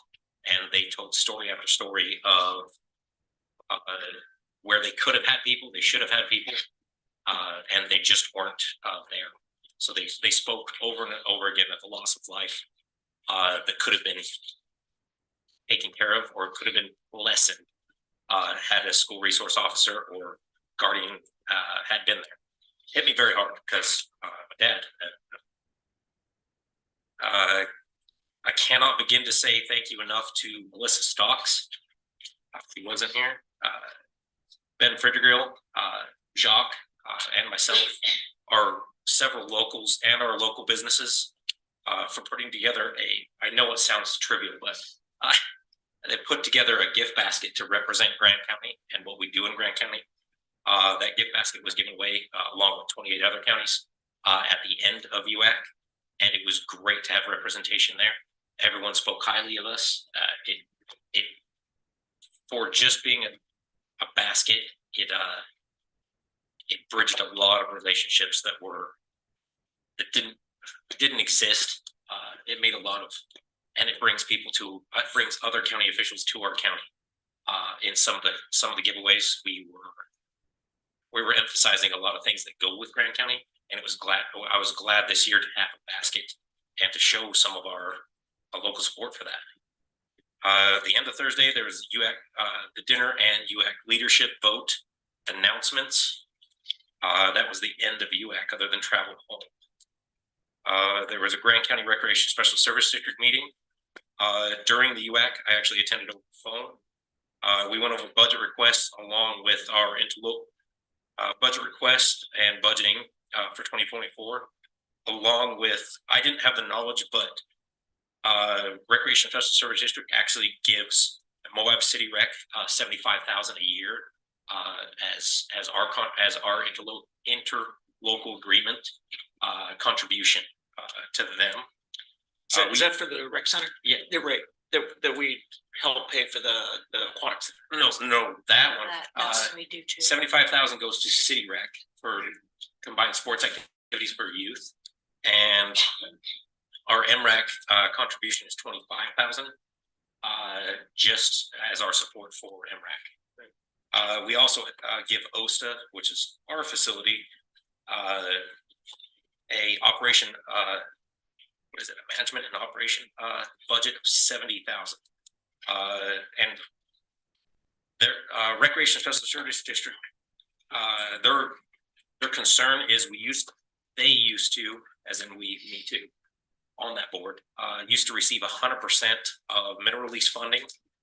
Now it's a much lower percentage, and that percentage and funding is still going out, or that funding is still going out, and it's funded through a lot of the TRT revenues, and they ask that we don't lower their portion anymore. They're stretching that budget thinner and thinner every year to keep up our continued contributions, which are set contributions on a lot of things.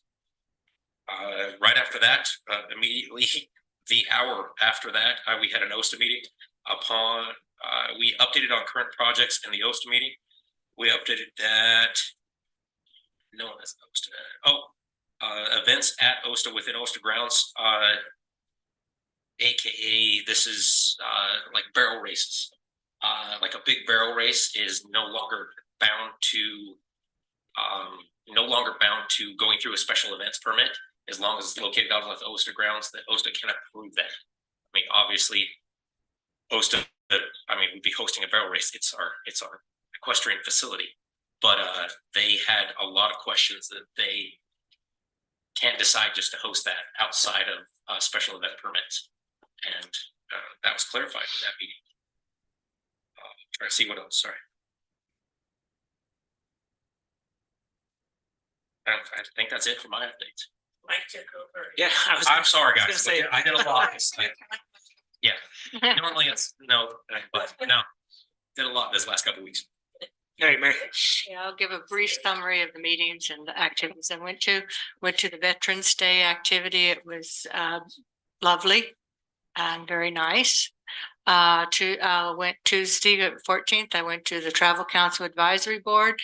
There was Love's Communication gave a report on the dashboard that will be presented and made live in January, which will allow the public to get a lot more information on the finances of transient room tax and TRCC. Natalie Randall from the Utah Tourism Industry Association, the executive director, gave a presentation on the overall health of tourism in Utah, and like Moab, it's flat. The whole state is. And then we reviewed the budget. On Wednesday, went to Solid Waste Special Service District. We reviewed the amended budget and worked on the 2024 budget and the fee schedule, and discussed needs and paths forwards for next year. Attended a HASU meeting on the 16th. They're redesigning their office to make it bigger and more effective than it is presently. Currently, there are 67 vouchers given out, with 6 on the street still looking. There are 30 families on the waiting list. There are 9 new applicants. Applications are in. Okay. In addition to the, they are also the veterans vouchers. There are 2 that have been given out, but they are currently looking for a unit. Cinema Court has 55 on the waiting list for 1 bedroom, 52 for 2 bedrooms, 44 for 3. Maps has a waiting list of 122 for a 3 bedroom, and whoops, that's not right. And no, there are no vacancies at Wingate Village. I went to the open house at Arroyo Crossing on Monday. It was very exciting to see the duplexes up and running, or townhouses as you want to call it, and they're beautiful. We had an audit gathering with Bill and Kevin and I, and at that gathering or meeting, we decided that all future meetings will be posted, open and public. Kevin is going to contact the state auditors to get a written opinion on if internal auditor can also be financial advisor. The findings will be brought to the whole commission for discussion and possible action item. In 2024, the audit committee will review and edit the resolution that created the audit committee, so it won't be so ambiguous.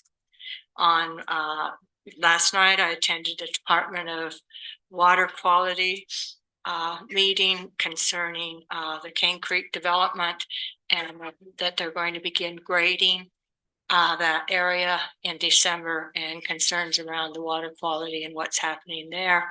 Very informative meeting. And this morning I took a field trip out towards the area to see where the floods have risen to. And it's pretty amazing how far, how intense the flooding can be in that area, and how close it will come to any kind of development on the Cane Creek area. You're talking about the Cane Springs. Cane Springs, yeah, excuse me, Cane Springs, excuse me. Trying to go fast, right. Just making a lot of mistakes. Went on a field trip this morning. And it was very interesting. And there's going to be some furthers for other people who want to go and learn more about how floods help, impact us. In 2011, the floods came up to the tailings pile and almost went into the tailings pile, which was very nervous and scary. So we are prone to floods in that area. So that was a very quick for how many meetings I went to. Thank you. All right, Kevin.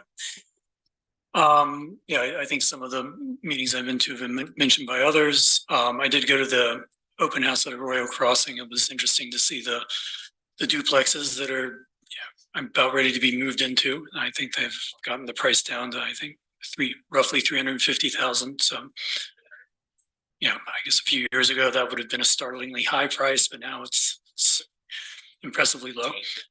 I think the only other thing I had to say, I think the last meeting I mentioned that I had gotten a preview of the draft Bears Ears plan, and we were asked not to talk about details, but I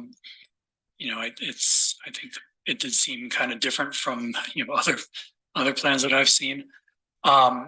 And I said it was going to be scheduled to be released on the 17th. Well, that strangely enough, that didn't happen, and apparently people in DC are reviewing it, and there's no predicted date for when it's going to be released. But I do think it's gonna,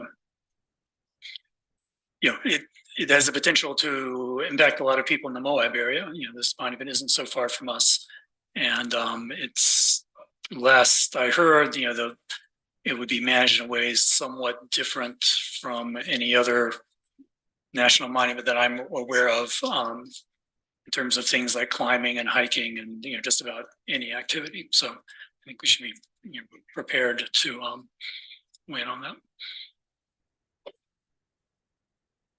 Thanks, Kevin. All right, and let's see, I attended a Chamber of Commerce meeting. Most of that discussion involved the black and white banquet planning, which happened the following weekend after that. Also talked about, like we've talked about in the county, recruiting for board members. The Chamber's also looking to recruit for their board. If anyone is a member of the Chamber and interested, they are looking for new board members for next year. Also talked about business summit planning. As you guys know, the Chamber will be hosting the Grand County Business Summit this year and planning it. So we talked about preliminary work on that. And then also a reminder that the Chamber puts on the Christmas tree lighting and the light parade, and that's going on this Friday and Saturday at Old City, or at Swanee Park in downtown. So that's always a fun time of year. Same day I attended the Thompson Springs Water District. Had a presentation from Tamara Dockstader at CLUG on the grant application process. Thompson Springs is applying for 2 of those, one for fund studies and otherwise help acquire more water. Another one is for improvements to the old schoolhouse in Thompson for community benefit. And the TSSD is also looking for board members. We're down to 3 board members. We had a resignation. Corey's moving to Old LaSalle. So he resigned, and Shelley had previously resigned to become the secretary. So it's down to myself, Ron, and JR. So anything that gets done there, all 3 of us have to be present. So that's anyway. Hopefully we'll get those board seats filled soon. The next day I attended the Motorized Trail Committee meeting, and that meeting involved comments on the forest plan. We've already heard a lot of the comments today. Also in our packet was the result of our MTC meeting, and that was a letter from the MTC with which the chair, Cliff Kuntz, sent along, and that's in our packet. You guys have all had a chance to read it. That was a lengthy meeting with a lot of discussion. And also with these guys, I attended UAC. Mike spoke to that quite a bit, so I won't speak too much more. I definitely enjoyed the featured speaker, Jason Redmond. He was great speaker, excellent. And it was also a fantastic opportunity to connect with other people across the state of Utah. I really enjoyed that aspect of it, just meeting folks, shaking hands, and yeah, putting one of the faces of Grand County out in front of people. Yes, and had a good time connecting with Stephen and Mike and Ben, who also attended. We had a good Grand County contingent. It was fun. And let's see, that's it. During UAC, I did miss a few meetings. Unfortunately, I had to miss a trail mix meeting, a HPC meeting, as well as a museum meeting. So it would have been a busy week for me otherwise. Feature consideration I have, this is interesting. So our first meeting in 2024 is on January 2nd. A few of you guys have kids in school, and the school is actually out until January 7th this year because of a quirk of the calendar. And I am interested in gauging opinion from you guys as to potentially changing the date of that meeting on the 2nd. If there's appetite for that, I will certainly be out of town. I could most likely Zoom in, but with the kids not coming back until that Sunday, which is the 7th, the next Monday is the 8th. Something like that might work, but we don't have to decide right now, but just to put that in everyone's head. I don't know if other folks have travel plans. Yeah. So we can further discuss that, maybe nail that down at the next meeting. And again, I'm not, if everyone prefers to keep that January 2nd date, then that's fine. And I'd have to zoom in if possible. I'll probably travel too, because I think I'm actually I usually don't stick to the school calendar, but I could zoom in also. Yeah. The 2nd is it's whatever you guys. Yeah, and it's super early this year. So, and with the school calendar getting pushed out, we usually travel with the kids. So, just putting out that out there as a future consideration. And that is all that I have. So we'll move on to elected official reports. I'll start with our attorney, Stephen.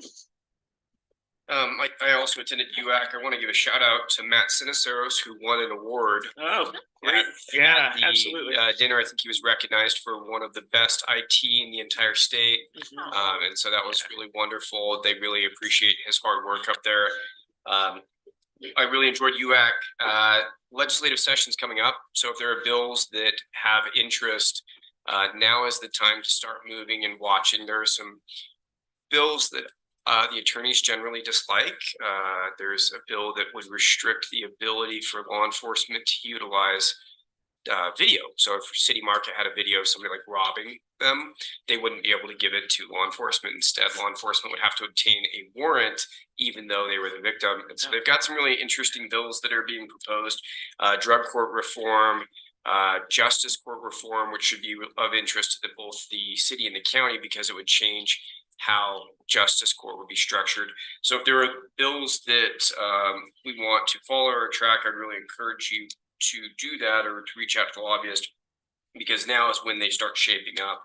I had the opportunity to also attend the same meeting with Mary as well regarding the audit committee, and they'll be doing those with OPMA compliance and doing open public meetings with agendas. I also had the opportunity to attend a violent crime and homicide training where they looked at cold cases and how we can get funding for cases when we do DNA profiling and other information. That was very interesting. Both myself and Deputy County Attorney Eddie Cervantes went to that meeting. And that's everything I'll share tonight. Thanks. Thank you, Stephen. Gabe. I'll just say that the municipal election went very smoothly, and yeah, kind of one of those no news is good news situations. We just finished up the post-election audit today, and forwarded all the necessary information to the Board of Canvassers, which in this case is the City Council, and they're meeting for a special meeting tomorrow to certify those results. Awesome. Thanks, Gabe, and congrats on getting that in the rearview mirror with everything else going on. Is Sheriff Wiggins joining us today, or did he have anything to report? He does not today. He will be back later though. All right, we'll move on to Commission Administrator report, Mallory. Right. I have been gone quite a bit, so it will be very fast. Public engagement. I meant to put something on the agenda or to propose something to discuss.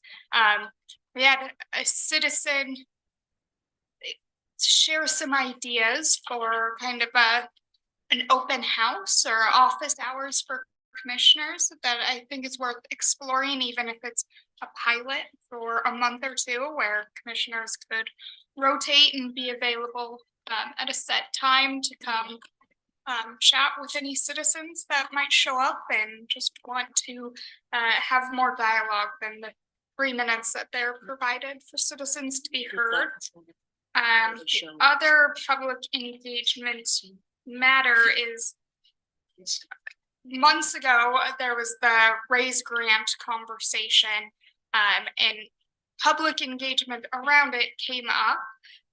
And so planning and zoning is going to work on that, but I think there's some rumblings about the intent of that. So I was hoping, Trish, wait, please, sorry, to get a straw poll, if I'm allowed to do that. Sure. About if you all are supportive of some public engagement before they go through the grant process. And that's specifically speaking to the raise grant? Yes. Okay, and just the raise grant, right? Yeah. Would it also be about the Cane Springs Road project? Yes. Yeah. Sorry. Is that also a raise grant, or is it? That is not. I think so. Okay. No, that's not the raise grant. Okay. Okay, and the raise grant is the grant that was applied for last year to pay for the paving of sand flats up to the Porcupine Trail. Yeah. And I'll speak to this as well. This came up in a leadership meeting, and there was a little bit of confusion with the department heads at that meeting, where I think when we talked about the raise grant, it was a slightly vigorous discussion, which ultimately resulted in a 5-2 decision with the chair and the vice chair voting in the minority.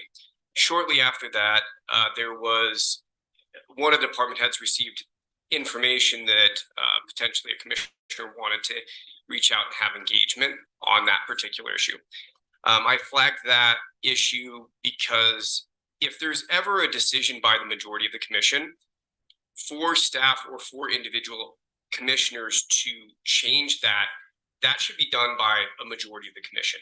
So at that meeting, I flagged that and said, look, I brought it to the attention of Quinn Hall, and I said, look, if there are things that are really close to those decisions, department heads might be confused about, wait a second, I went and that was approved by the majority, and they kind of may feel some confusion.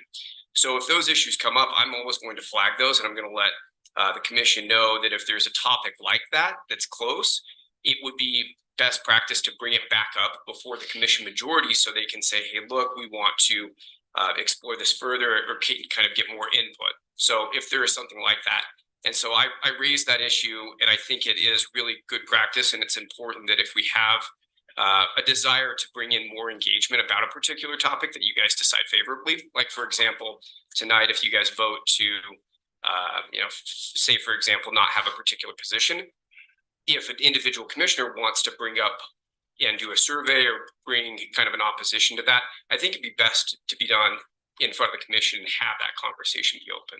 So I just want, full disclosure that was brought up. And so if there are decisions like that, I think that's important. The commission majority decides.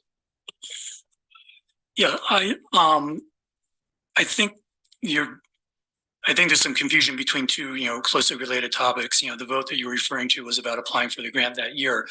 But I did think there seemed to be general agreement both at that meeting and in subsequent conversations that it'd be nice to have more public input since we got so many complaints.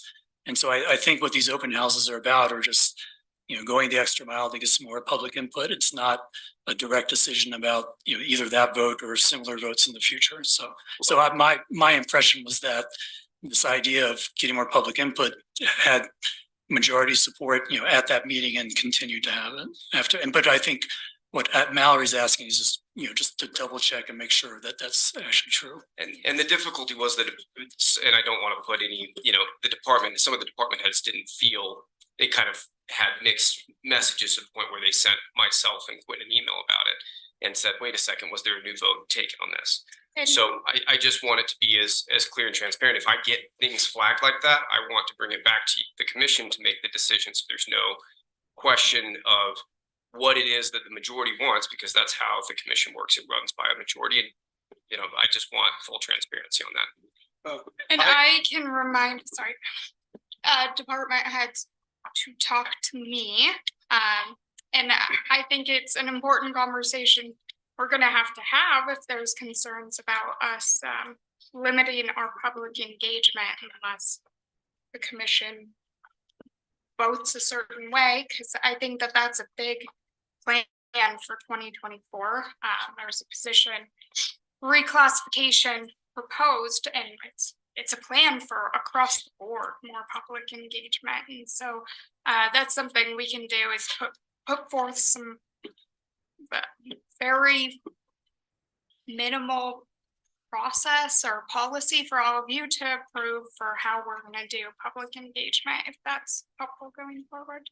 It catches me a little bit by surprise. I mean, this topic that we're discussing right here, it almost feels like a lack of professionalism on anybody going around the majority vote of the commission to then direct staff to do a study. So if it's brought back to the commission and we vote for that study, I'd be in favor of it. But I think that that's a huge problem when somebody's on the negative or the losing side of a vote. And I'm on the losing side in this chamber more than anybody is. And if I was doing that behind backs of other commissioners, I'd be a little bit embarrassed. It's a lack of professionalism, and we've got to raise that level for the public more than we've got to lower it. That's just my input on it. So I think you're completely misdescribing the issue. I think so. Let me explain why I think it is. Yeah, go ahead, Kevin. I think, the discussion at the meeting, 9 months ago or whatever it was, the issue on the table was, do we apply for this grant right now? And that happened. And so no one was trying to go around the majority and say, no, we're going to withdraw the grant application or anything like that. The adjacent issue is, have we done enough public input on this? If we don't get the grant this year and it comes up again next year, we'd like to be in exactly the same boat, or would we like to have had a workhouse and had some more meeting, another public engagement meeting? That's what's being proposed. So I guess I'm a little bit confused why Stephen and also you keep bringing up this, going against what the majority said. I don't think it's that way at all. I agree with you. We shouldn't do that, but I think you're getting confused about that's what's going on here. So right. I'm not confused. Evidently somebody did it. That's the problem. I think the point was People need to go through the chair yeah. to ask permission. Yeah, I don't think anyone went around anybody's back. I think it was just suggested that more public engagement come up. That particular issue, I remember, also kind of caught a lot of people by surprise, and we had a ton of comment that there wasn't any engagement on that. That was that raise grant. So I don't see it as anybody going behind anyone's back at all. I think that's just something that I don't know where that perception comes from. It doesn't strike me that way. Mike. We definitely don't do it in the future. I mean, okay, thanks for the discussion. There was questions had, we're past that point. It doesn't happen in the future unless it comes back to the commission. I mean, that's I think the point is end of discussion point. Go ahead. It's not about overturning a past vote. It's about heading it off in the future so that if a similar thing comes up, that we're ready for it. I mean, that plan has a whole lot of projects lined out in it, and obviously this body and the public is not familiar with all the plans that are outlined in it, and so it's very safe to assume that we have a big packet of plans that they're going to come before us again. And so how do we handle that in the future, I think, is the question. I don't hear anything about turning over any vote that happened, right? So I'm gonna end the discussion, I think. Yeah, well, but I think Mallory's originally question is there a majority of people here who think we should hold some open houses on those two high profile road projects? Yeah, I'll give the floor back to Mallory.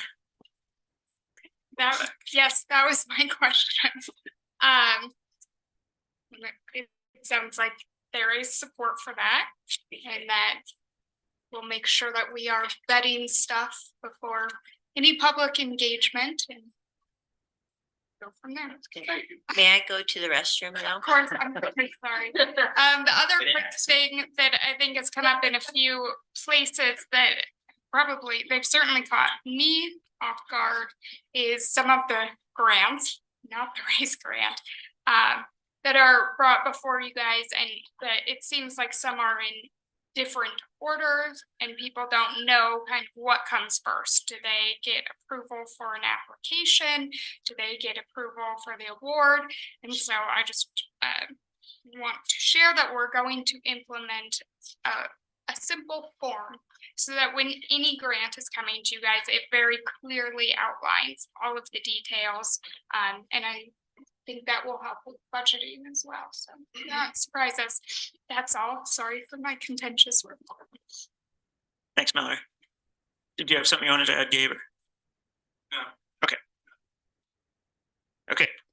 And it looks like Quinn's not here, so that finishes our general reports, and it is well past 6 o'clock. We had a citizens to be heard session at 6. So I will open that up. Citizens to be heard, rules apply. I'll give you a call out in the chamber, raise your hand, come forward and introduce yourself, and you'll have 3 minutes to make your statement. So is there anyone who would like to come forward as a citizen to be heard currently? Yes, sir. Hey, Jared West. I think it's preposterous. I don't get the benefits of it. I don't see the winnings of it. A local, several generations back, our family, our heritage come from this mountain using it. The rules that don't apply to us, I don't see the benefits. That's all I got. Thank you. Anyone else in the chamber like to come forward and be heard? Go ahead. Yes, sir. Hello, my name is William Feinberg, this is St. Jared. My family's been here for over 200 years on the mountain. And what's the benefit of closing the mountain down? Can you guys answer that? No comment? No, we generally don't engage during citizens to be heard sessions. It's not a back and forth. You just have a chance to be heard. So if you'd like to continue your statement. What's the benefit of closing the mountain down? There's mountain bikers, hippies, and all that stuff that goes on the mountain because somebody's packing a gun. The rules apply for everybody. If they go on the mountain, they should have to wear blaze orange too. Not their little spandex tee, or they should wear blaze orange, 400 square inches of blaze orange when it comes hunting season. That's all I gotta say. Thank you. There's another gentleman in the back who had his hand raised. Yes, sir. Kanan Mason. I just want to say that I've lived here my whole life, and going up to the mountain is like a religion to me to get away from all the people and get closer to nature and live my life. And I spend most of my winters up there snowmobiling, and I absolutely love the hell out of it. And I go up there and I collect firewood for myself and my mom and a couple other friends, and running the chainsaw at about 10,000 feet, up above 9,000 feet. And I go up there in the summertime to get out of the heat, and it's riding a dirt bike and just to get away from all the people and get my sanity back, because our little town that I grew up in, it was always a beautiful little place, has turned into industrialized tourism. And it's just sad. And the only place you can go to get away from that is our mountain. And they're trying to shut down our mountain. I think it's bullshit.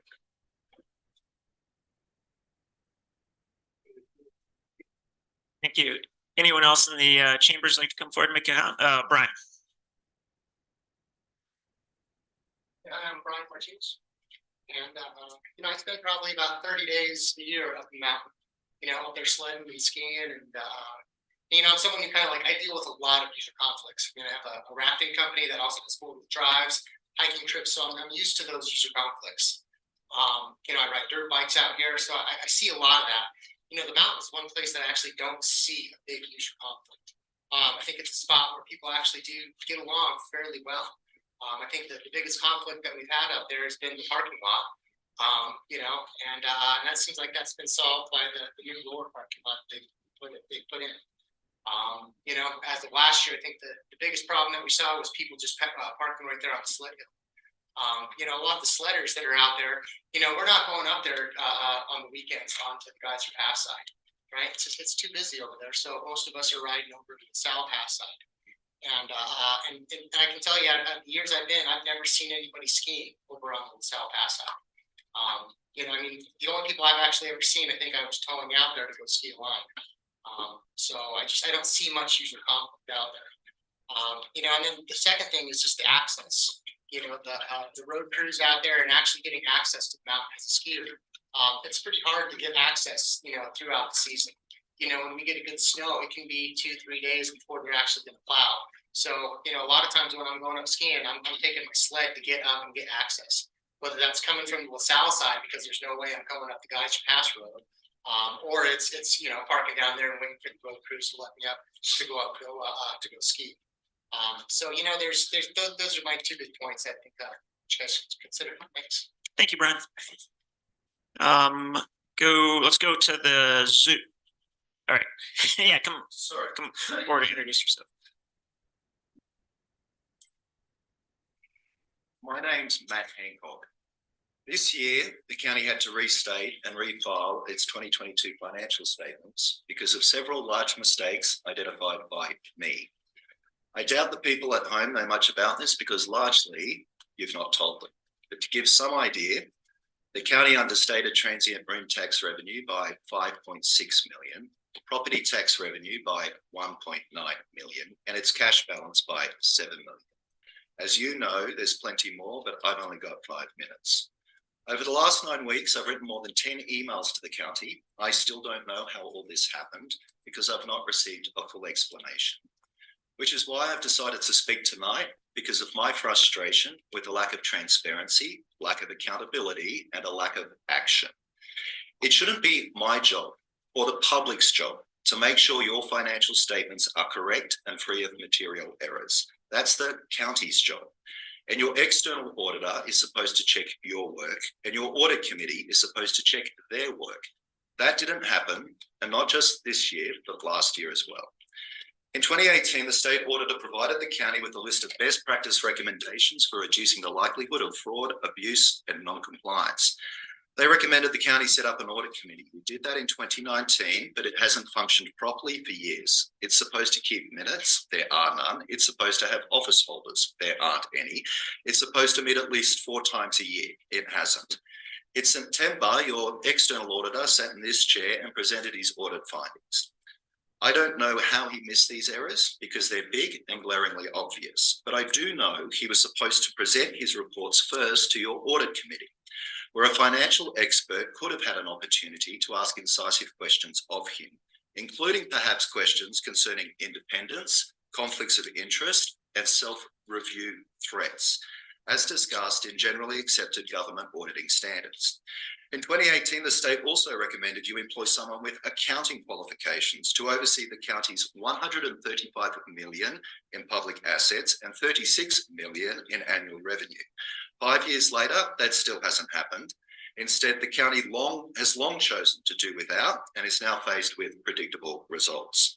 On the positive side, at the November 7 budget workshop, I was pleased to see Clerk Auditor Wotek finally request a much-needed qualified financial director for his office. But then I was dumbfounded when Commissioner Walker pushed back on this request by asking Mr. Wotek, quote, "So what does it leave for you to do if you get this position?" It is unbelievable to me that after everything I've written over the last 9 weeks, after finding and reporting millions and millions of dollars of errors in the county's financial statements, there would be any resistance to fixing this mess and setting things right, which is why finally tonight I've decided to blow the whistle and speak publicly. In an RFP for accounting services sent out at the end of 2021, the county wrote, quote, "Completion and passing of a single point audit without material defects is essential for continued operation and control of finances," end quote. To which I might add, passing a single point audit is also essential for receiving federal grant funding. It's no joke. I ask you to take it seriously. It needs to be fixed. Why? Proper process, public accountability, and compliance with the law. Thank you. Thank you. Let's go to Zoom. If you want to speak, raise your hand on Zoom. That's it. Reed. Go ahead, Reed, you have the floor.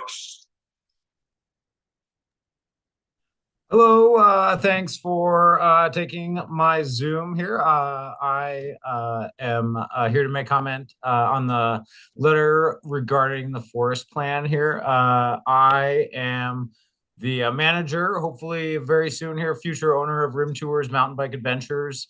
Also have been attending the Motorized Trails Committee basically since its inception, and am the e-bike rep for the committee, and saw that the letter recommends especially support for option D. What we see is that some of the wilderness boundaries in option D are really not considered like specifically regarding recent work in the system. So trails, South Mountain Trail, Burl Friends Trail. These trails are like brand new mountain bike trails built by the county and trail mix teams that are inside of recommended wilderness boundaries. Also popular and established trails that are important to the mountain bike system, Hell's Mountain or Hell's Canyon Trail. On the front side of South Mountain, these trails are within recommended wilderness boundaries. I think what we would like to shorten the message from the Motorized Trails Committee at times that says, we understand that there is a need for compromise, that already the plans have drastically reduced motorized use in the mountains, and that Plan B even itself would represent continued restriction on motorized use in the mountains. So there's no need to be calling out support for option D or even a conservation alternative, which is going to reflect less expertise on these specific areas and more just a blanket wilderness recommendations from special interest groups. And then the last thing that I want to say as the e-bike representative for the committee and maybe even the county here, I think that that's going to be something large and important to be considering. One thing that you guys might not know, we're already seeing like class 2 e-bikes with throttles on the bike path. That's still illegal, so all this just means that the new future coming soon is very different, and a conservation alternative or a vastly more restrictive alternative in this Forest Service plan, especially as Commissioner Walker just said, Bears Ears plan coming out. There's might not be any hiking allowed. we need this to be a give and take between motorized, non-motorized, and see that there's going to be some fluctuation in the near future with the electrification of some of these other sports. And there's going to be like a big spectrum of motorized and quasi-motorized, and there's going to be a lot of people wanting to share space on the mountains. So even option B is more restriction, and that's something we could be happy to support.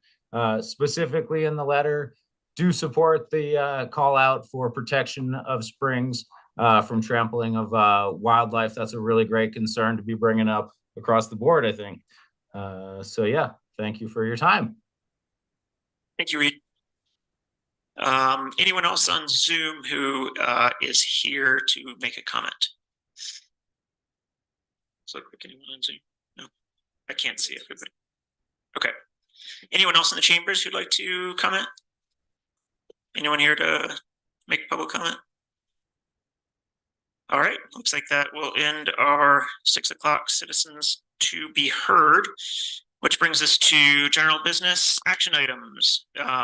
Our first item is for tax forgiveness for parcel 01-0MWA-0115. And there was a little bit of confusion about this. It looked like Chris Kaufman was going to present, but he's not going to. Is that correct? Yes, well, we don't know. We have Okay. not heard back from him, but it sounds like Debbie is online. I'm just trying to get on. Should we move to the next item? Or Looks like she okay. Okay. Can you hear us, Debbie?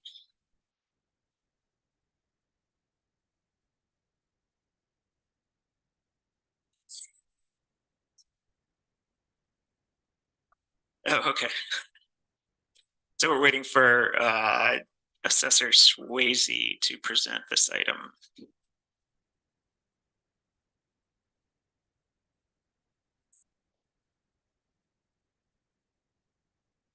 All right, let's I'm gonna move on to the second action item, and then we'll come back to the first one if we can get Debbie online. So the second one is the BRIC FMA grant fund commitment letter for Pat Creek flood control basin and channel improvements. And this is the action item that our 1 o'clock workshop we discussed in presenting. We have floodplain director Bill Hulse as well as county engineer Dan Stenta.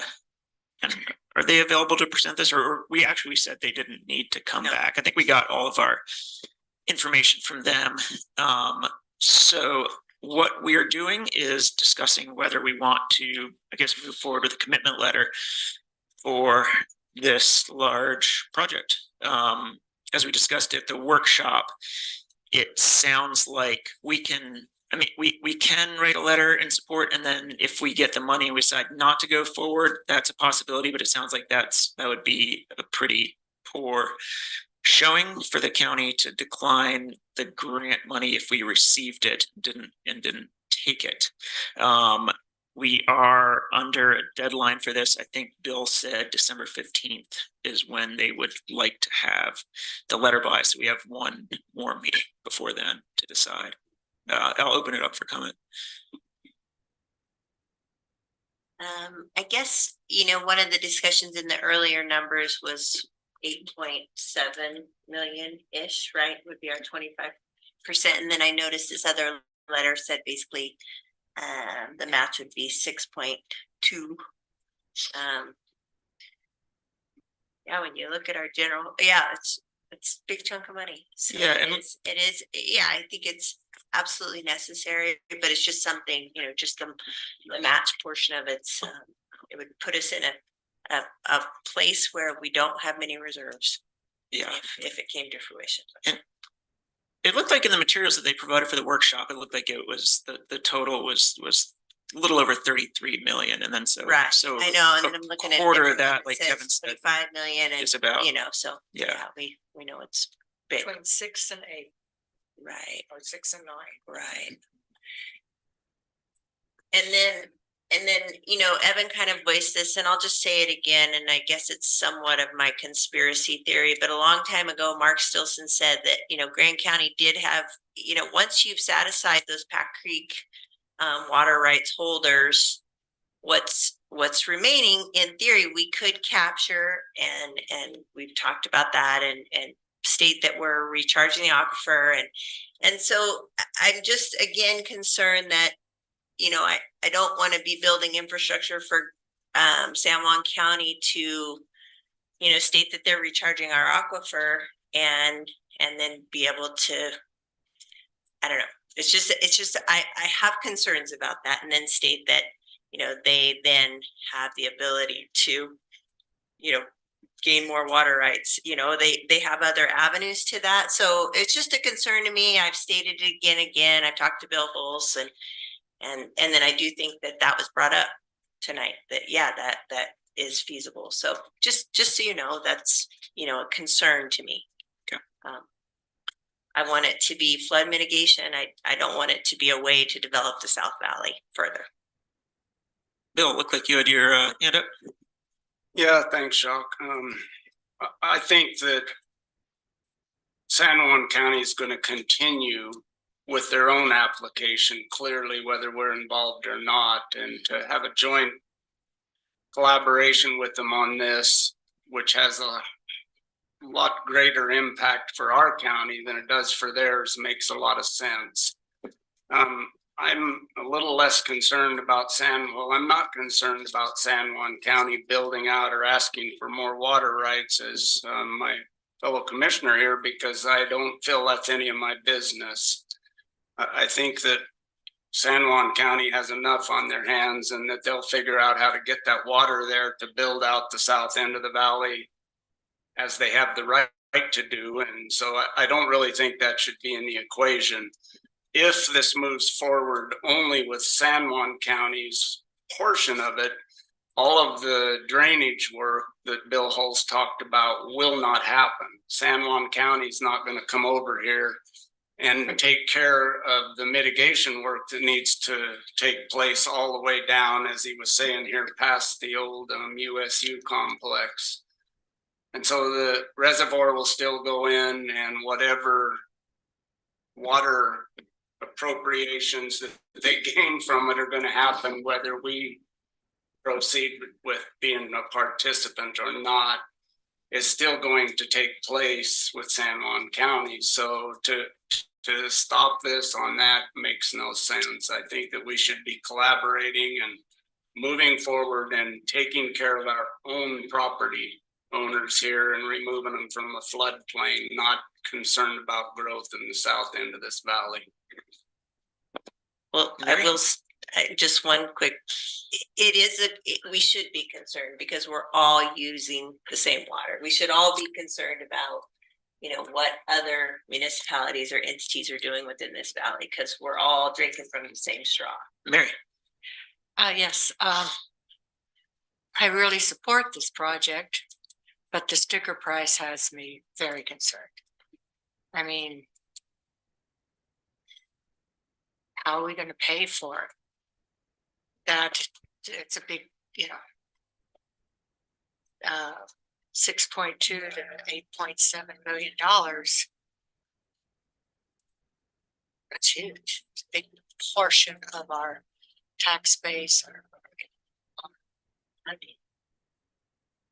So I guess if we decided to move forward with this, I think one of the things we should do in the time period, to find out whether or not we get the grant, because Dan said it's a slim chance, so we might not even get it.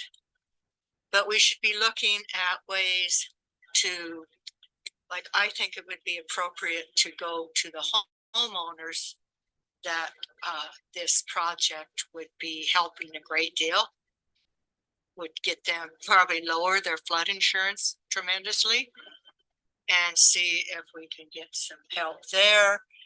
Start looking at other grant opportunities, other ways to find, talk to the city, talk to, if if we choose to move forward, I think we also have to commit to make this, to shorten this up. We have to commit to finding the funds in case we get the grant. We have to commit and start working on it right away. So something we didn't discuss is when we'd be on the hook for that money, like if the project, if we are granted it. I think Dan did mention Or that. did you say it would be fiscal year 2025. 25? You're right. Okay, so we'd have to come up with the 8 million or whatever in the next year, basically. Year and a half. I believe it'd be an opportunity if we were to move that direction to put something before the CIB as well, because there's funds available, and I know sometimes they're a loan, sometimes they're a grant, but again, we don't know with this particular grant whether grant money can be used as a match to grants, because there are a lot of grants that you can't do that. But yeah, that's an interesting question. Yeah, Kevin. Yeah, I think like Mary, I just think the price is, gives me a great deal of pause if this were 100% grant funded. I initially, I don't have objections. I'd want to look at it a little bit more closely, but it doesn't raise red flags, but the price definitely does. And I was struck by the fact that there isn't a project like this on this scale anywhere else in the state. I think that's probably because it's, these things are very expensive and they don't pass a cost benefit analysis. I think there's, if we look at, capital projects in this price range, we have things like, public safety buildings and county offices and flood control in Mill Creek. There's just lots of other things. And I don't think we should just jump on this one because this one, got presented to us. I think, turning the logic around, if we had asked ourselves, okay, what kinds of things should we, pretend we had $8 million, what would we spend it on? I don't think this would be the top of the list.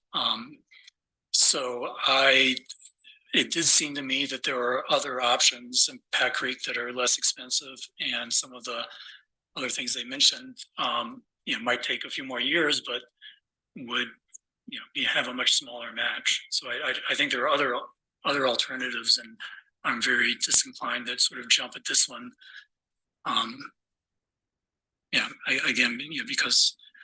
Because of the price. I think that's all I have to say.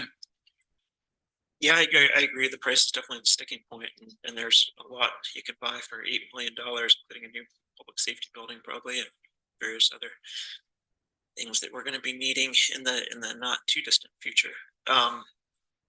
Did they talk about potential to reapply in a year? This is kind of a long-term project. He did speak to that, and that the awards were almost another year out, even if you did apply with. Yeah, right. So it's, you're looking at the long term. The timeline is. Just kicks it out. Yeah, just kicks it out. Right. I did want to say one other thing, which is, people mentioned using CIB money to try to make up some of the gap, but that's definitely not for free. We only get a certain amount of CIB loans or grants, and if we get something very large, it's going to displace, another large CIB project that we might have gotten instead. So, right. Yeah, I think if we were to put this on a prioritization list, it wouldn't be at the top of my priority list. So, I think that, especially with Dan mentioning that there was other opportunities for other grants that would cover a lot of it. I'd like to see some of those options explored. I kind of got the gist that the city wasn't real interested in contributing towards it. And we haven't heard anything from San Juan County, or not to my knowledge, besides the maintenance on it. And so, and from what you said, I took it as the San Juan side of it would be them pursuing the grant to work on their project further upstream to reduce the debris flows. The same pond, or that was 3 times the size of Ken's Lake or something, that they would they had the potential to apply for that piece as well. I think Bill's right that they, you know, I don't see them looking at doing the drainage stuff further down the channel. But if they had a project together, you know, and they really wanted to cooperate on something like that, you know, I think that there might be an opportunity there. But I think coming back to that idea of the best way to spend $8 million, it's not high for me at this point. It's tough because I do like the idea of it, but yeah, definitely it doesn't seem like the timing is just right when there's other options for other grants that they could put that other entities could put in for that pond. Yeah. Bill? Yeah, $8 million is not gonna build a public safety building. $25 million might build a public safety building. Now, as far as being very high on our priority list, I think that we should check in with every property owner that received flood damage that came down through the Pack Creek in the last couple of years, because there were a lot of them, and they were in here, and some of them voiced pretty heavy concerns and had huge loss to their property out there in some of those communities. So sure, my neighborhood wasn't damaged, yours wasn't, but I think the priority is and should be the constituents that would receive the benefit from it, not whether or not 8 million will build a public safety building, because it won't. I just meant it would go some way towards that. Good way towards it. Yeah, Mike. Speak on Bill's point, we sure wish we had it last flood. Would have solved some problems. Simple as that. But there's no saying that another flood of that magnitude is even going to happen. But odds are it's going to happen again. And I'd rather not push a project out 6, 8 years and miss the next flood. Yeah, Mary. I don't think anyone that is questioning the cost of this grant is saying that we shouldn't be looking seriously at ways to prevent some flooding on Pack Creek. What I'm hearing people say is we maybe can look at ways we can start working on mitigating the flooding issues on Pack Creek in a way that is not going to put the county in a fiscally very tight space where we would not have any room for a disaster or a big downturn, and it would wipe us out. And I do think we need to look at ways to mitigate the flooding on Pack Creek, but this has been the only proposal brought to us. And yet they mentioned other ideas. So I think that it's not like if we said we're not ready to commit to $6 to $9 million, we could say, but we are committed to looking at ways that maybe we have to do it in phases. Maybe we have to do it in a different way, but I don't think anyone here is saying that it's not a big priority. It's just a big sticker price. Yeah, I mean, one of the things that was brought up that San Juan County's detention pond was 100% funded by NRCS. So I think we do have other avenues, and I like your idea, Mary. Even if we have to do it in small little pieces, that there is ways to go about it another way. I think, yeah, that price really is scary. Really drain all of our resources.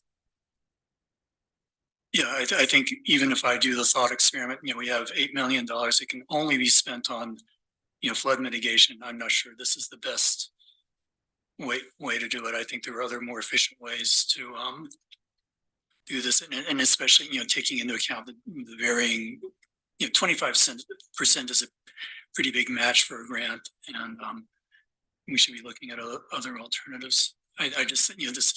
And it's not that like it's a bad proposal. I can see why someone might get excited. But it's like a Ferrari of a flood mitigation proposal. But maybe most people don't buy Ferraris for good reason, and there are other things we can do to work on the flooding.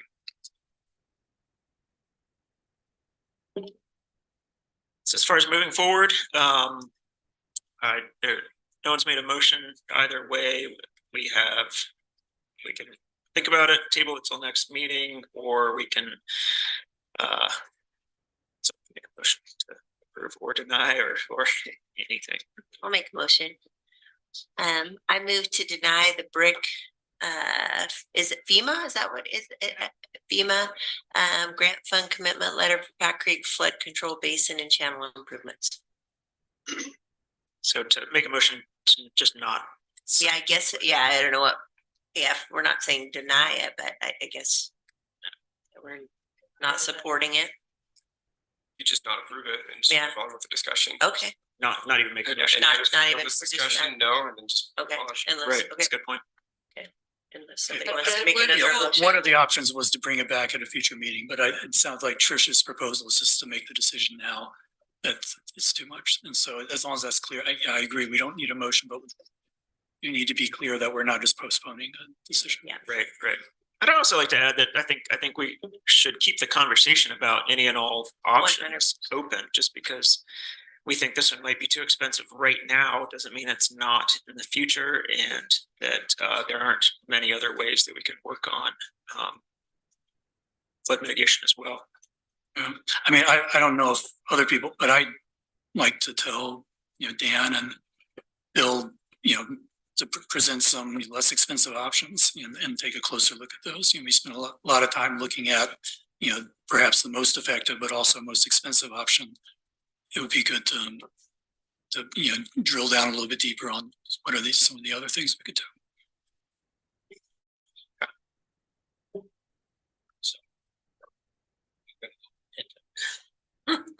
There's a lot in between those two. Is your motion still on the table, Trish? Would you like me to retract my motion? Yeah, it's dead. Okay. No one else is making a motion, so let's move on to the next item, and that is the interlocal. Or actually, let's move back. Is Debbie with us yet? She is. Okay, great. Let's bring back our first item, and that is tax forgiveness for parcel 01-0MWA-0115. And our presenter is our county assessor, Debbie Swayze. Can you hear me? Yeah, you're a little muted, Debbie. Can you speak closer to the mic or something of that sort? Yeah, I can. Can you hear me now? That's much better. Okay. So I'm not actually presenting this. I believe Chris Kaufman is the one that helped the lady with this.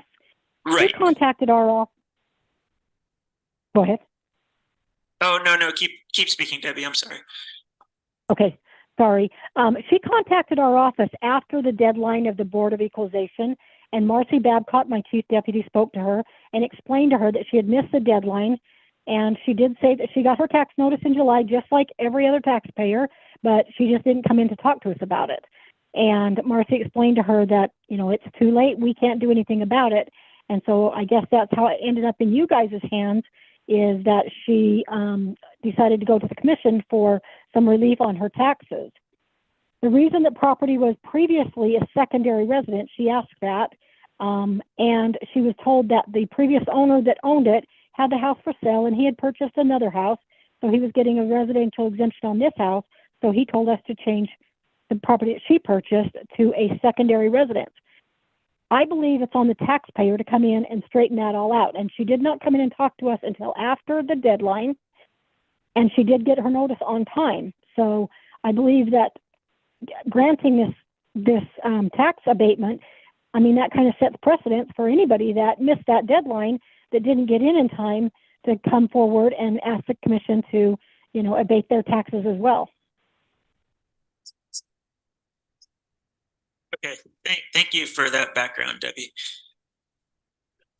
Yeah, and she did say that I understand that her husband was in a wreck in March, and that they just moved into the house shortly before the tax notices went out, and that she had spoke to the realtor and told them that would be their primary residence, but that's not relayed through the realtors to our office. And so I didn't know this was going before the commission tonight. I had no idea until I just got notification. So that's why I wasn't in there. Trish. I'm gonna make a motion. Okay.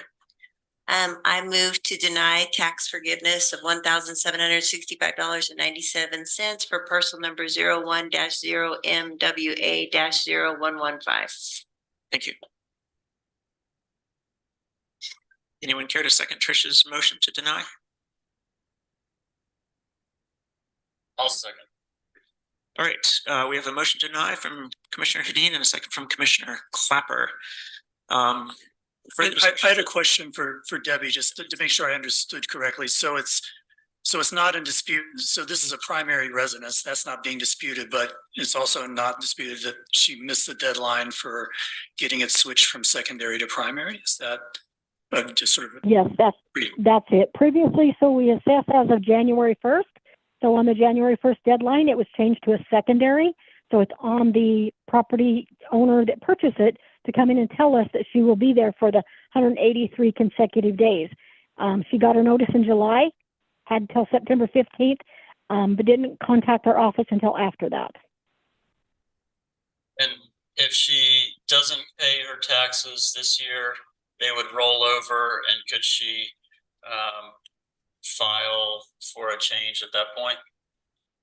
It's already been changed for next year. She came in and filled out the proper paperwork that she needed to submit to my office. So it's already been changed for next year, but it doesn't apply for 2023 because she didn't make the deadline.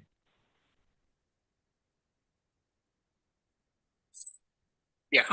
So I guess I'm not inclined to vote for the motion. I know people miss deadlines, and they say, well, if we accommodate one person who missed the deadline, there'll be a flood of others. But I'm just not convinced that's going to happen. I think this is a lot of money for.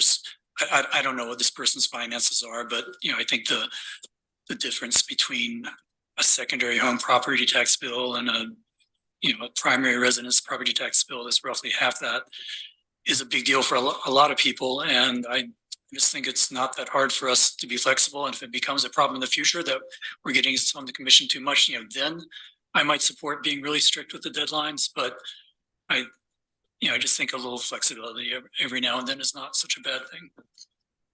Hey, and I can tell you that we have had other people come in and try to get theirs changed, and we told them they missed the deadline, and they didn't come before the commission. Okay, well, that's a good point. Thank you. Now I'm Mary. Well, one reason I would be willing to forgive this is, her explanation of what happened, and that they have had a pretty intense situation in their life. And I know in my life in past, when things have happened that have put me under a great deal of pressure, a few times in my life, things slip through the cracks. They're more likely to slip through the cracks. I mean, it wasn't like she didn't bother to, she was dealing with a trauma in her life, a serious accident. And, I think I'm willing to forgive $1,000. What was it? $1,000, not even $2,000, not even $2,000, which isn't a big deal to the county, but it's a huge deal to somebody who is probably already dealing with a huge amount of medical issues and medical bills. And Stephen? I'm just curious how this individual taxpayer got to this point. And I don't say that in a negative way, but I don't know if everyone else would have been presented the same. If they're going to be presented the same opportunities, we just want to be really careful, because if we do it for one, then that it does kind of set precedent, for lack of better terms, for other people to utilize this mechanism. So I just don't know. I lack knowledge on that. I think Debbie Can I speak again? Yes, please, Debbie. So I agree with Mary that people have unfortunate situations. However, this property owner stated that she did receive her notice in July and wondered why it said secondary, but didn't pick up the phone to call our office. We could have corrected that during the Board of Equalization.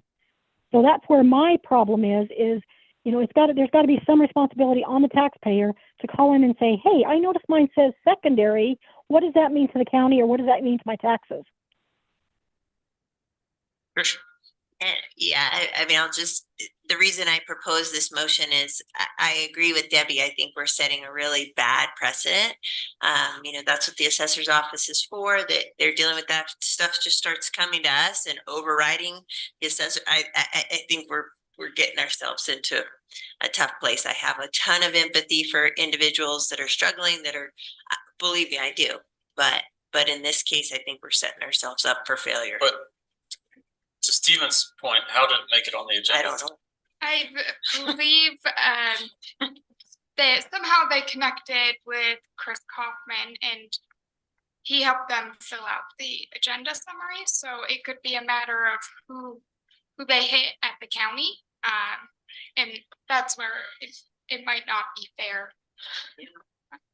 Yeah, Mary. And I believe that, Do we know how?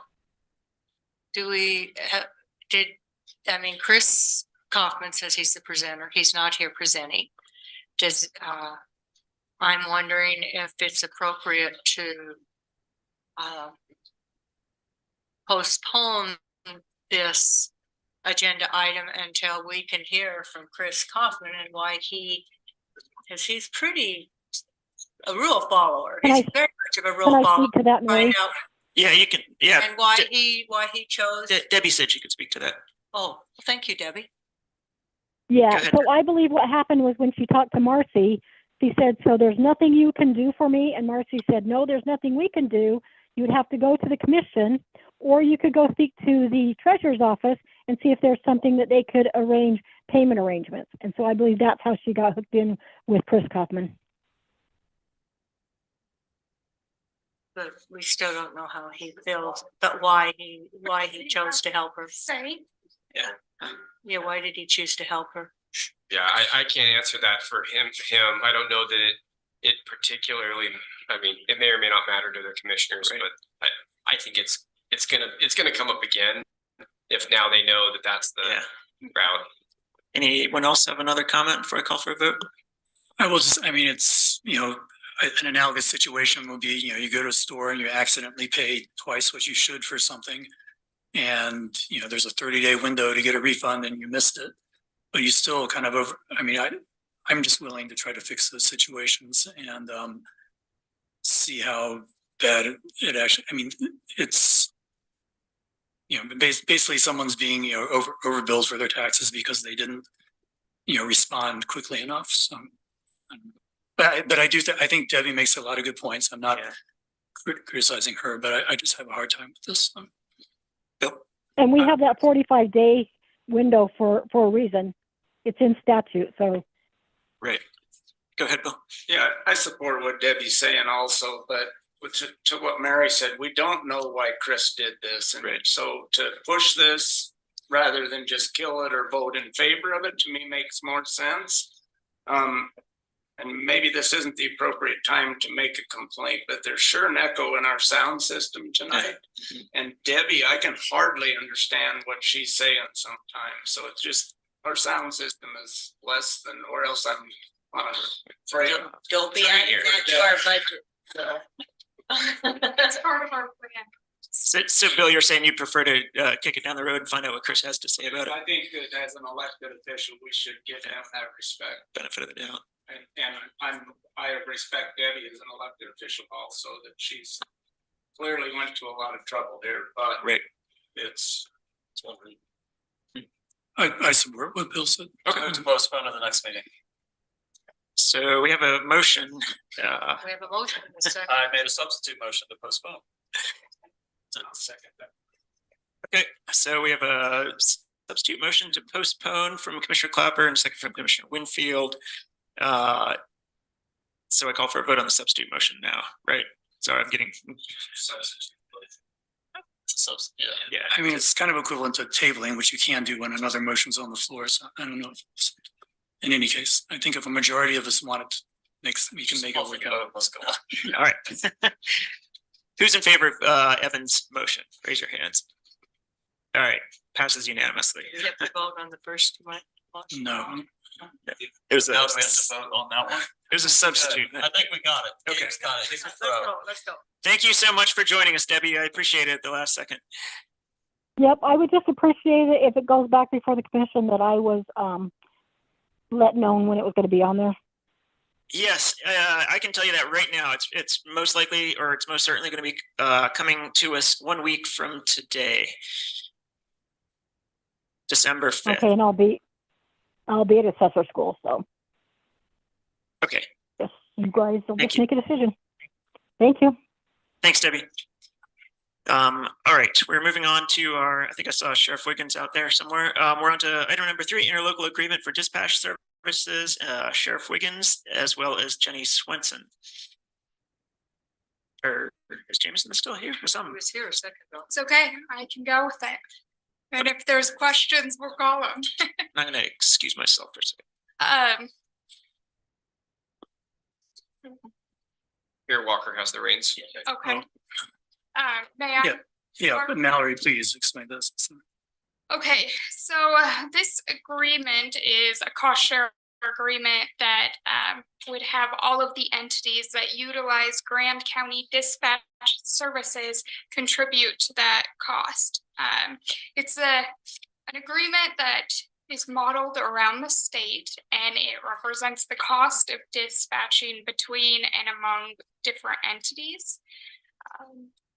In the past, the city has paid us I believe the highest wage and benefits for dispatch, one dispatcher, and they, within the past year, said that they no longer would like to pay us until there's an agreement in place. So researching it came up as this is the most fair and equitable way for every entity to provide funding for the services that the county foots. So I cannot speak to it as well as I would have thought. Hopefully Jameson is around the corner, but I think Bill has something to say. Please. I move to approve the interlocal agreement for dispatch services. There he is. Oh, you guys, I just Okay. So which of you guys? Oh, no, it's gone. Okay, so motion by Commissioner Winfield, second by Commissioner McCurdy. And let's have some further discussion and An explanation. I mean, I think we kind of got the gist of it, so if you just want to fill in or say. What do you need to know? So how are other entities going to react to this? Based off of previous year's call volume. Is the percentage points? Based on previous year's call volume? Is based off their call. Dispatch services pays an equitable fee based on their call volume. Yes. And that's based off of previous year call volume. It'll be based on the 2022 call volume.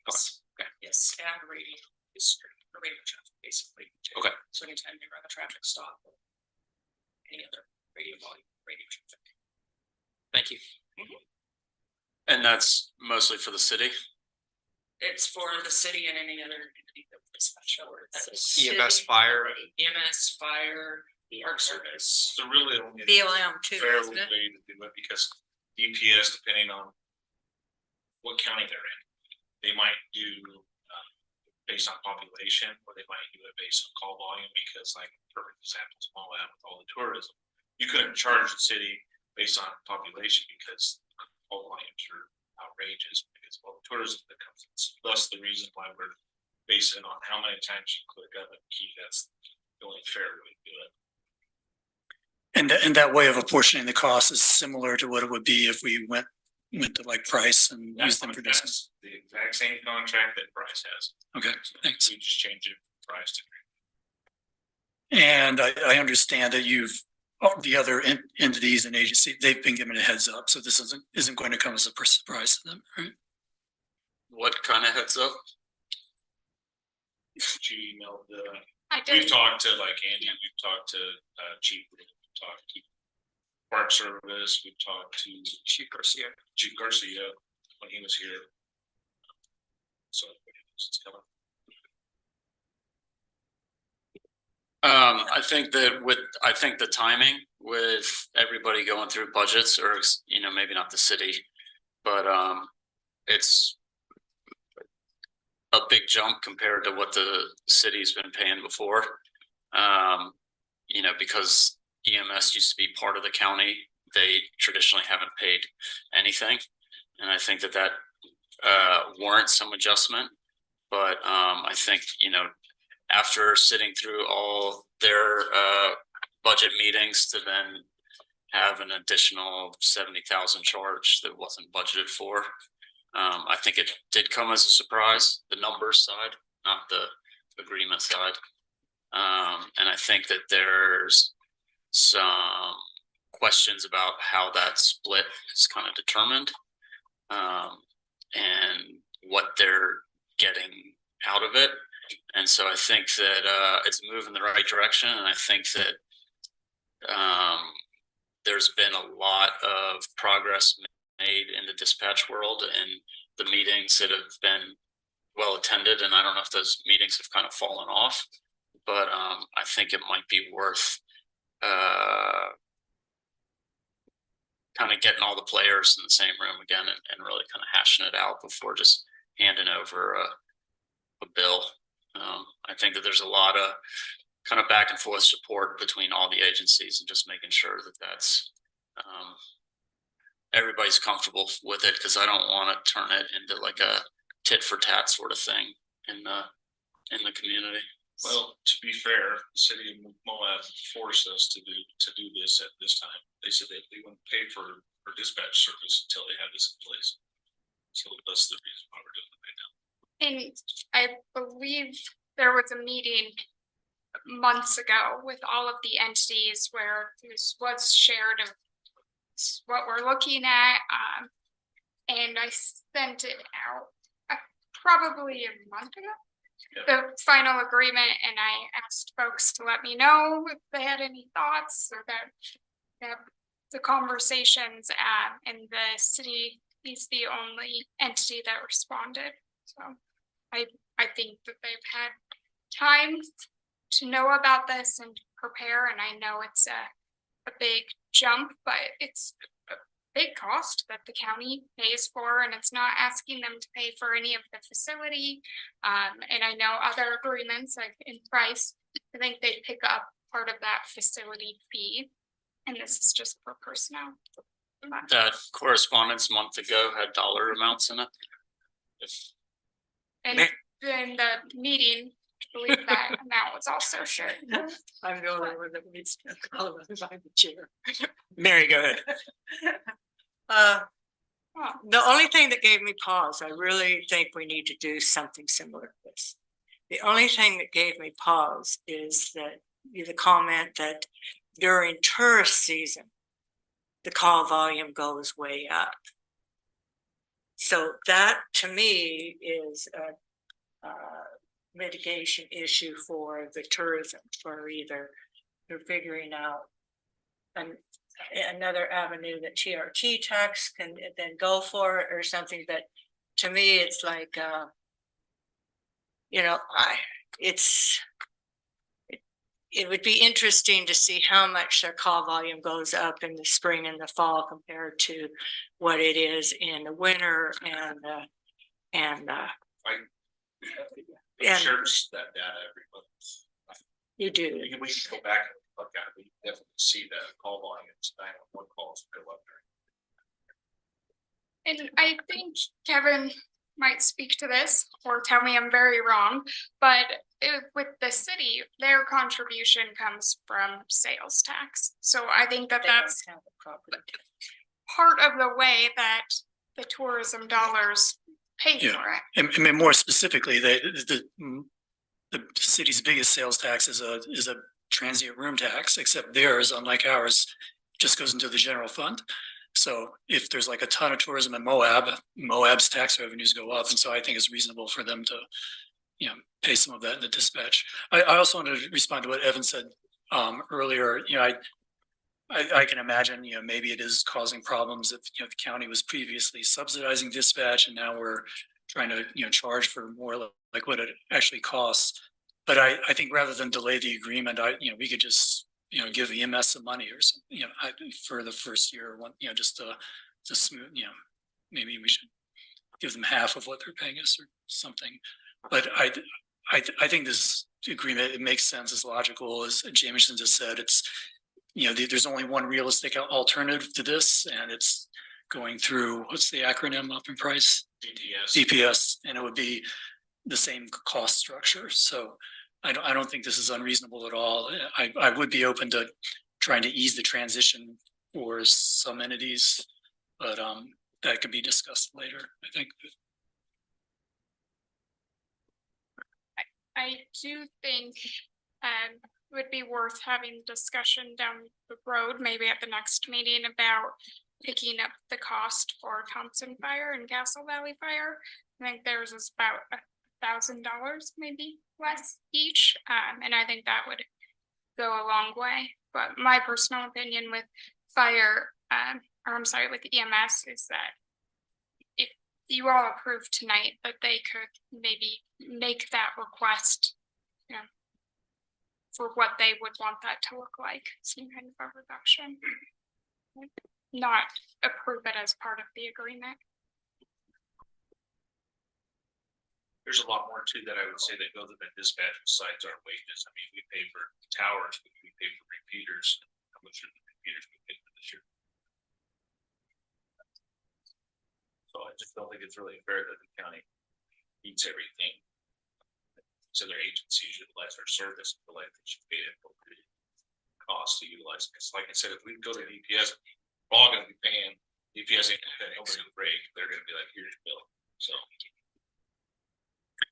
And I guess also part of this agreement, and maybe I should have read it just before the meeting, but there's going to be some kind of steering committee or something. Advisory board. Yeah. That way the agencies that maybe have complaints to the table, like, hey, is this the change? We can all talk about it. That's the best way of. Yeah, and I think that had been an issue with dispatch in the past, is like some of these other entities didn't feel like their concerns are being addressed. And so this is it's just another aspect of this agreement that we get some improvement that way. One last thing I would add is with the new dispatch positions that were proposed, EMS and fire, we both sent letters to all of you in favor of those positions being approved. And that was knowing that this would be coming, so. Okay. So I'm sorry, I wasn't here. There's I hear there's a motion to approve, right? Okay. And that was from Bill. Okay. And second from Mike. Yeah, sure. Okay. Any? It was a while ago. Yeah, go ahead. I'm sorry. I really liked Kevin's comment where he said, you know, if one of the agencies petitioned us and asked us if they could ease into the payment a little bit, so it's not such a, you know, sticker shock to EMS and such, especially EMS, the city. Those are big, pretty big. But we need to do it.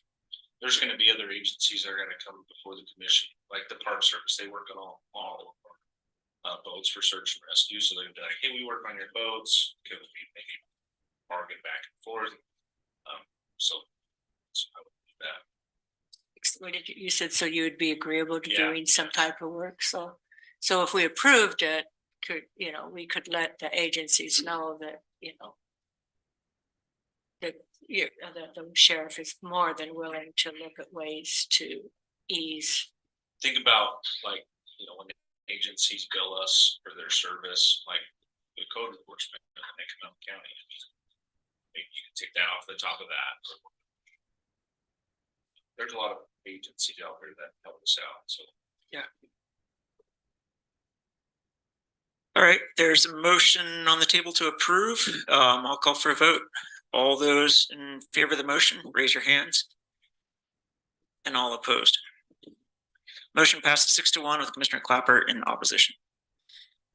Thanks, Jameson. And yeah, thank you, Jenny. Okay, we are on to item number 4, ordinance rezone 2560 Spanish Valley Drive, parcel number 02-0021-0001. And this is Jenna Gorney from Planning and Zoning, and this is the item that we had the public hearing on at our last meeting. Go ahead, Jen. Thanks, appreciate it. I'm going to present this item here, and then I will run over to chambers for public hearings at the end. Since I gave a full report at your last public hearing, I'm just going to brief through the background just to refresh everybody's memory. Let me share the screen for you.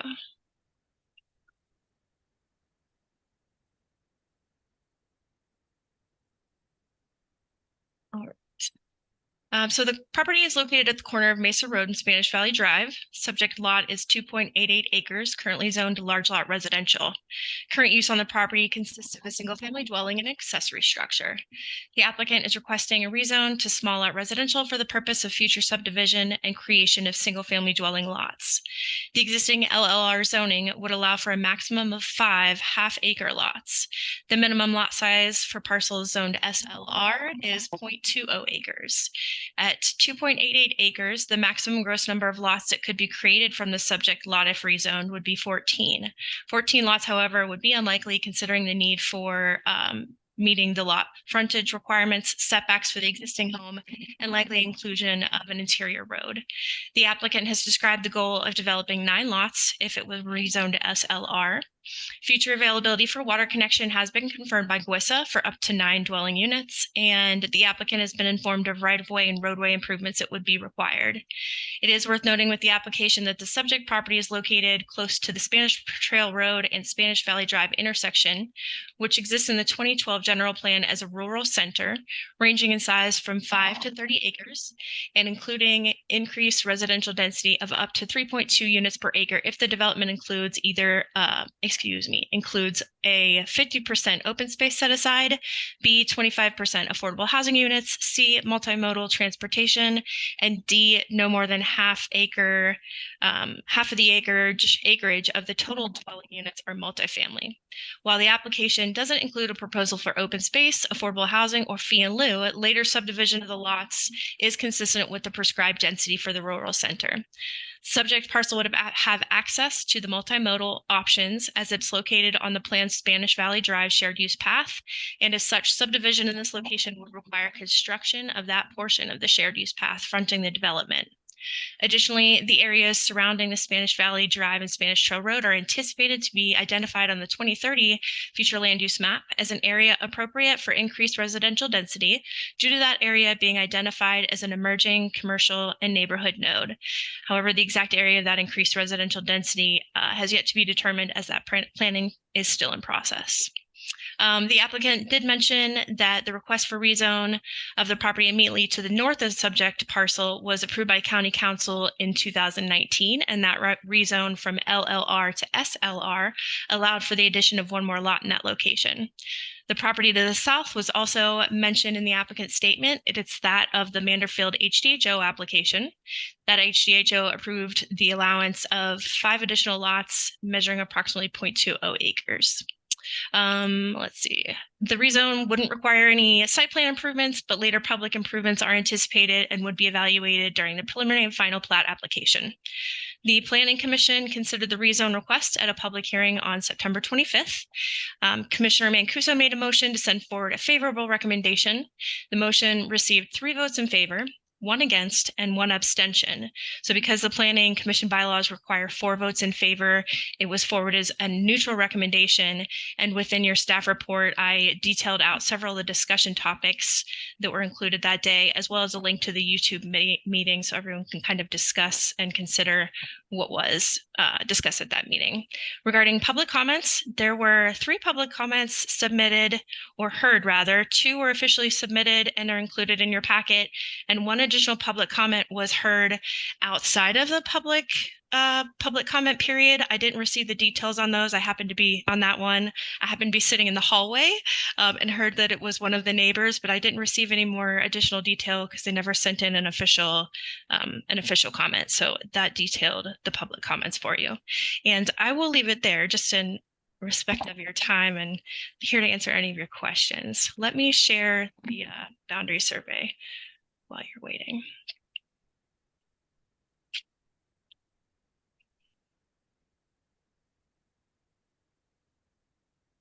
Okay. And I do believe Sarah Kimberly is also here this evening as well. Okay. Yes, I am here. Jenna, did this parcel also apply for ADO or some other thing in the last year or two? No, she's not that I'm aware of.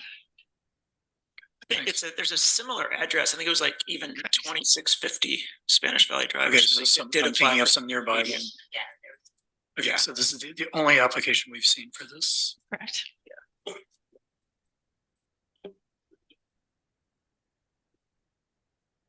Any questions for Jenna on this one, or any comments? Steven, could you remind me, I know that at one point there was an attempt for any kind of subdivisions to include some requirements of workforce. How did that fizzle out? That never went anywhere? I don't think so. And Yeah, okay. I don't think there's any requirement. It's not like for any in the kind of- wings about to Yeah, happen. they weren't at all Okay. interested in, yeah. Yeah, that's right. Can I make a comment about that? I'm not applying for a subdivision, like, I'm just applying just for the rezone. I mean, potentially in the future, I might apply to have it be workforce housing or something like that. So I feel like that, it seems like that would come up in a subdivision request. Is that right? I can actually speak to that. Yeah, go ahead, Jenna. That's Elisa. Go ahead, Elisa. I'm sorry, Elisa. It's okay. I'm just at home and I'm sorry I'm not there. I'm just not feeling well. So what you're talking about is probably related to the future zoning designations that we want to adopt. That would be a density bonus or an up zone, and that would be actually part of a rezone request where any kind of approval of higher density would require a workforce housing set aside. But we don't have that adopted in our land use code yet, and that would come out of we plan to do those land use code amendments after we get done with the future land use plan. It's really important that we get the future land use plan adopted and that we really carefully design those zoning districts or those density bonuses so that they don't have really detrimental impacts on the neighborhoods. So there's 4 upzoning density bonus opportunities coming soon, but they are not in place at this time. So right now, no, if you get this rezone approved, at the time that they come to do a final plat subdivision, there is no requirement in place to deed restrict any of those units. It would just be processed as normal final plat subdivision. All those lots would just be market rate units. Trish had her hand up. And I think that would be my, just my initial response is that I would just wait for the future land use plan to come out, right? For any kind of rezoning process. They are in the area that they probably would go to, smaller lots. So I would just wait, and then we may actually get something out of it as far as affordable housing.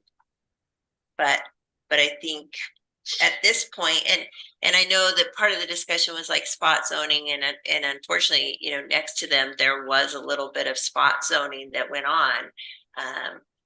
The lot next to them, to the north of them, the family broke off a little, from what I could tell, because when you look at the plat, it's it's family and family and family, and they broke it off and did get some spot zoning. But I mean, that's just my initial response, and we're not that far out from that process, Mike. 2-part here. I've been told to look towards the future land use plan for over 2 years. And we're still in talks of cutting the budget on the future land use plan or the design possibilities to then delay the plan coming out more. I don't see the viability of hoping that the future land use plan comes out in a timely manner, but I do see the need for more housing consistently. So in the second part, the motion hasn't been put forward yet. Right. I want to put forward a motion. Okay. I move to approve the ordinance to rezone property located at 2560 Spanish Valley Drive on Grant County parcel number 02-0021-0001 to small lot residential SLR zoning district based on one or more of the following items. And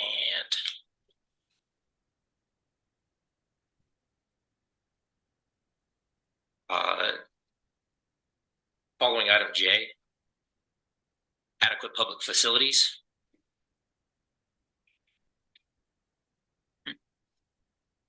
Item G is proposed density and intensity of the use permitted in the proposed zoning district. Is as neighbors show that it is already allowed. Can I say that? It might be more with the change of character. Change character. And new growth trends. Okay. As stated. Thanks. That's what I was gonna go. I'll go with 2. Okay. All right. Motion from Commissioner McCurdy and second from Commissioner Winfield. Kevin, yeah. I agree with what Trish said. I think, if we look at the big picture of all the zone changes that we do and related things, every now and then we take a big comprehensive look at the valley and decide that maybe, some areas should be upzoned, occasionally downzoned. And then I think in between, we should, stick with that unless there's a really good reason. Like I'm just sort of, for very general reasons, I don't believe in spot rezoning, but the county tends to do a lot of it because we get these requests and we sometimes have trouble saying no. So that's one reason. And now, especially since we've been going through planning processes for a while, and we're going to have a new future land use plan and a new zoning map pretty soon. I think now is not a good time to do the rezone. I think the second reason, and Elisa touched on this, is most of the upzoning we've done over the past few years has come with strings attached, strings in the form of workforce housing or affordable housing. We had the HDHO program, there's ADO, there's the things that Elisa mentioned that are hopefully coming in the near future. I think it makes sense that if we're going to give someone a big density bonus, we shouldn't just give it away for free, which is what's being proposed here. It's worth keeping in mind that if we just change the zoning to SLR, then the property might change hands before it's we're giving away all full rights. We're not just giving permission for what the current landowner is proposing to do. Mike mentioned that he's in favor. I'm sorry. You're okay. It's not an exact quote, but more housing is good. Therefore, we should go for this. But Moab has been building more housing. I think our building permits are probably as high as they've been since uranium days or something.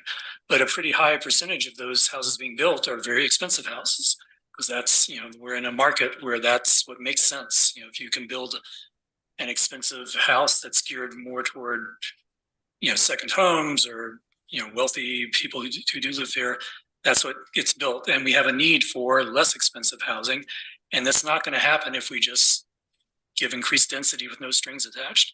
I think we should look for ways to attach strings. That's coming up in our future land use plan.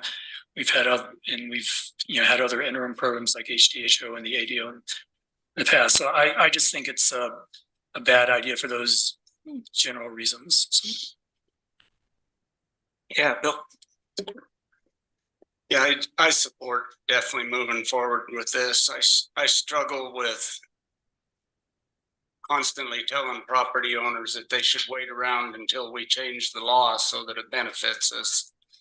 I think it's bad form. I think that we need to move forward as they come forward with us, and clearly if you disagree with it, vote against it. But the property owners are trying to help with this housing problem that we have here, and these property owners have an excellent track record. If you look at it here, what they have done out in San Juan Valley, they claim that only 4 out of 27 went out of town people. So I don't think that we need to sit up here and say wait to a property owner when their rights strictly say that they can come before us and that they can be approved or denied. So I struggle with some of that, and I know that you say that housing is being built here and that you want more affordable housing, but you cannot force a contractor or a developer to subsidize housing. And if you want low income housing, I think that there's all kinds of money that we're dealing with in our budget right now. Find a way to subsidize a developer to build your housing. The longer and the more that you restrict it, as you did with the HDHO, the longer it's going to take to get housing for locals. The HDHO is an extreme failure that sits on your shoulders, and you can't move forward and continue to use affordable housing, and that we need to wait till we change the land use code to match the way we want it to read to stop housing, because that's really what we're doing here is we're trying to stop housing. We're not trying to build more affordable housing. We're trying to stop housing. Let's just be clear, so that it would be better to move forward here and allow somebody to be building some houses and instead of postponing judgment. We're not trying to stop housing. They bought a lot that allowed them large lot residential. They're allowed to build 5 homes. They can build 5 homes. They're coming to the county to ask for the ability to build 9. So we're not trying to stop their ability to do anything. They're asking us for a rezone, for an upzone. And so at that point, you know, that's a big difference. 5 lots compared to 9. So Yeah, I was gonna make a similar point. I mean, they're basically asking for a rule change. You know, this property was zoned one way. And they want to change the rules so they can build 9 or 14 lots. I think 9 or 14 lots might make sense in that location if we knew that, you know, a good portion of them are going to be workforce housing. This, what's in front of us right now is not going to guarantee that at all. So I think we should keep the rules the same as they have been and leave the zoning as the same as it is. And then they can either, you know, wait around for a future land use plan, or they can build right now under the existing zoning. I don't see anything unreasonable about that. Was Elisa, were you trying to say something, or was that or make a comment. I'm okay. I just made a comment in the chat. It's okay. not a big deal. We can't see. I just wanted to remark that, just to clarify, the future land use plan process started almost about a year ago in the fall of 2022, which was right at the time, just before then, a month earlier, we had lost our planning director. So then that was when I moved into that role, and there was a kind of a big transition period where I was picking up that role and all that, you know, responsibility, kind of a learning curve for me. And the future land use plan has been kind of, chugging along, and it is frustrating that it has been going this slow. And believe me, I wish we could make it go faster. I want that very much. So that's all I want to say about that. Great. Thank you, Lisa. Mike? I want to make it clear, Lisa, that I wasn't calling you out on the speed of the future land use plan. It was calling you out on your work of this future land use plan.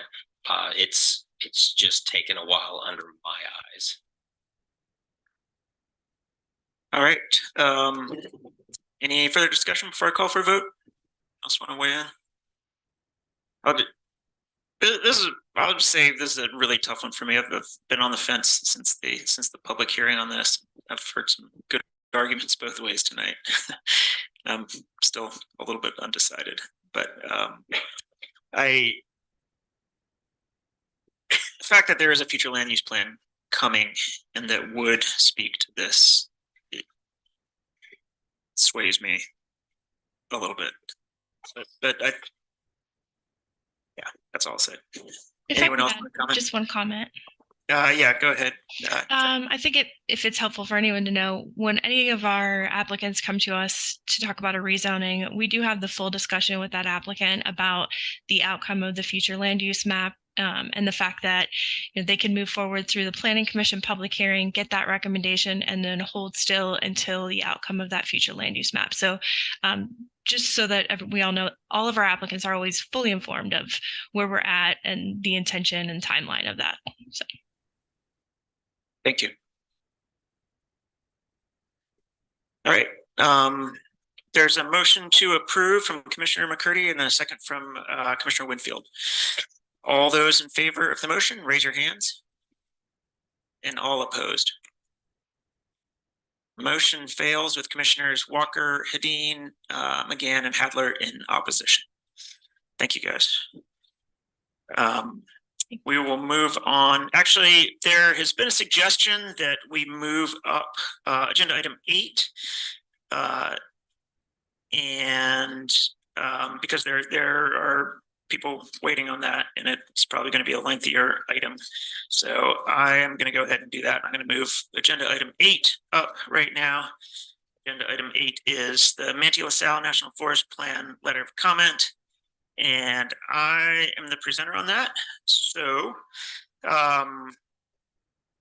the county sent a letter in 2021 and the scoping comments, and I was on the commission at that time. I remember it vaguely discussing that, but anyway, this Forest Service plan, I think the last time the plan was updated was in 1986.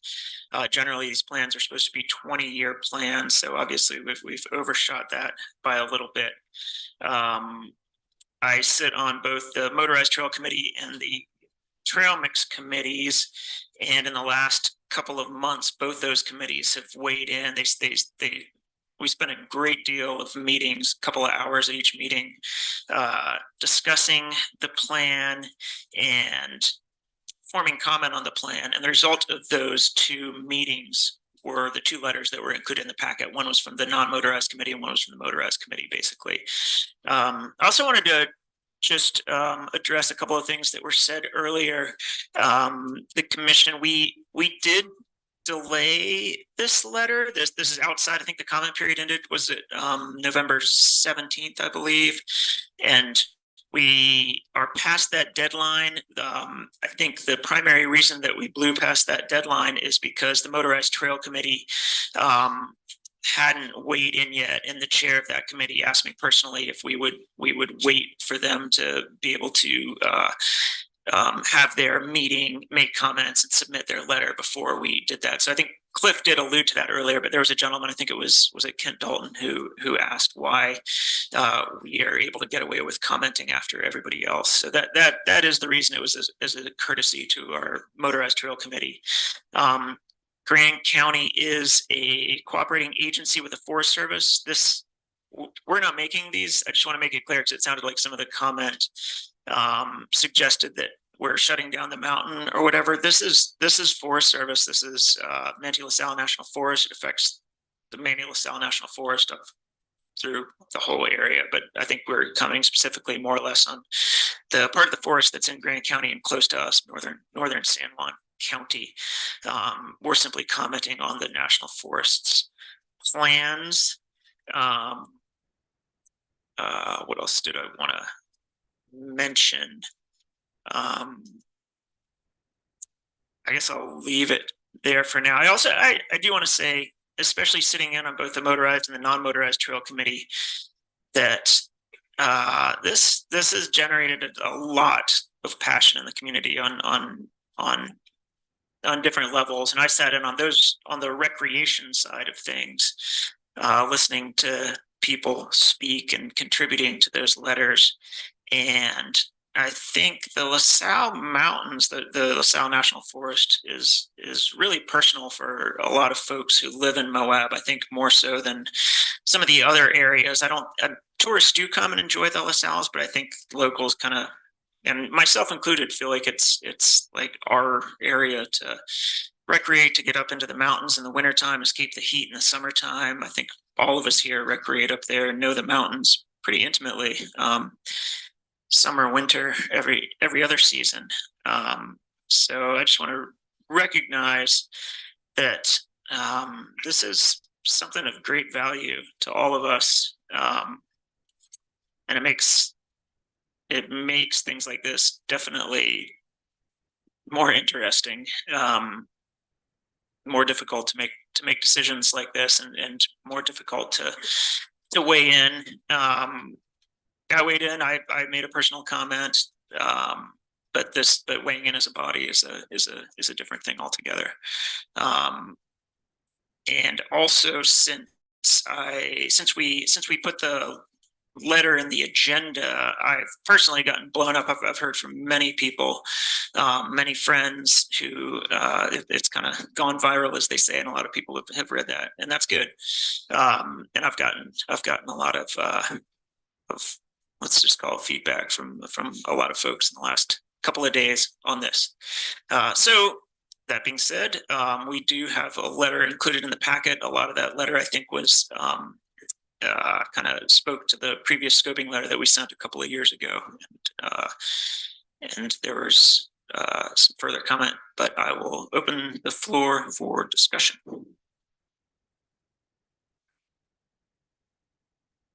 Kevin. Yeah, no, thanks for that long introduction.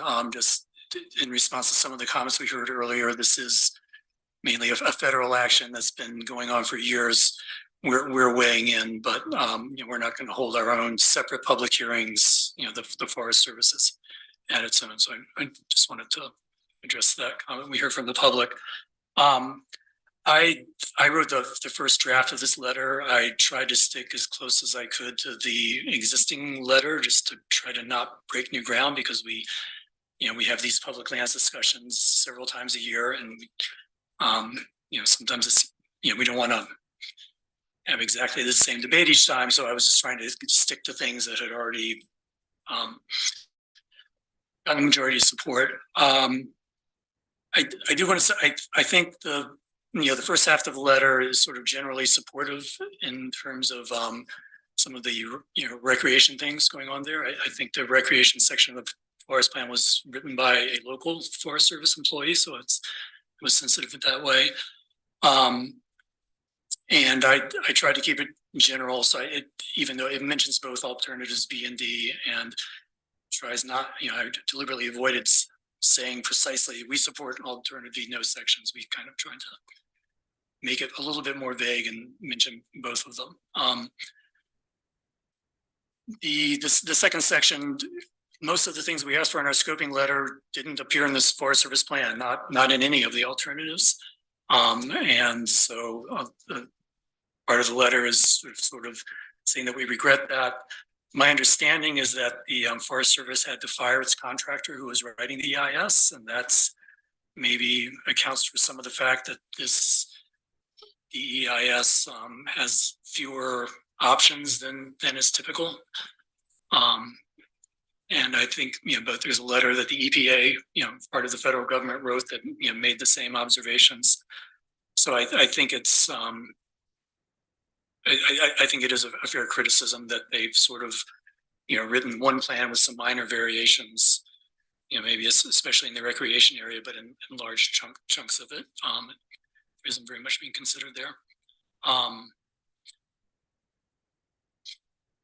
I guess last thing I want to say for the moment is I mentioned earlier that we seem to hear that the same kind of framework of debate that we often do, and it reminds me a little bit of our discussions about zoning, and not just the one we just had right now about prioritizing building versus trying to be more targeted. We also get I don't like the word NIMBY, because I think often these people have good points, but often we propose, some new building and people live nearby complain and they don't like it. And that happens over and over again. And I think people like us who have to sit through dozens of debates like that, eventually we realize that, no matter every proposal is gonna, almost every proposal is going to have someone complaining that, they live next door and they don't like it, or they like to walk their dog there and they don't like it. So if we were to never approve a building project, if people objected, we just wouldn't approve building projects. On the other hand, I think sometimes people go to extreme the other direction and say, well, I'm just going to ignore all the public input we hear because, every time we propose something, it generates opposition. But the reality is, some projects generate more opposition than others. And I think it's we need to try to take that into account, understand people's objections, but also realize that, we have to make decisions and we're rarely going to find a decision that pleases everyone. So I think some of the comments we heard, so we could have a very long debate about, more specifics of this letter. And I am happy to get into details as much as I'm able, but I do think that the overall outlines of this are that, the area is becoming more crowded, and when public lands become more crowded, we need to have more rules to, help different user groups get along. And this the difference between this forest plan compared to option A, which is a forest plan 30 or 35 years ago, reflects that. And I think the letter that we're proposing, kind of supports the Forest Service in moving forward with sort of more actively managed. So sorry that I talked so long. No, it's fair. Trish, did you ever hand up? Maybe not. Sorry, it's been a long night. Or Evan spoke, but go. Yeah, I was just gonna say, I think, specific to the letter, I think, the possibility, some possible edits that I might see is, instead of, is mostly to the recreation section. I think it's nice to call out the lack of alternatives. I think that, the protection of springs and all that, I think that that's all important to have in there. The oil and gas stuff, I think is nice. And I think that most of the comments we got today were really focused on the recreation piece. I think that there's some emphasis in the letter in supporting option D. I think, taking out the word especially might go a long ways in that. Maybe the sentence about alternative D comes closer to providing fair allocation, maybe strike that. I think that adding a bullet about the winter plan being off the mark would be important. I think that the way the winter recreation is happening now with Gold Basin being non-motorized, a lot of the other area being open for over snow travel, seems to be working pretty well. And I think that the designating things by elevation bands rather than drainages doesn't make the most sense for winter recreation. And I think that maybe adding a bullet that addresses some of those concerns that we heard tonight might do a lot.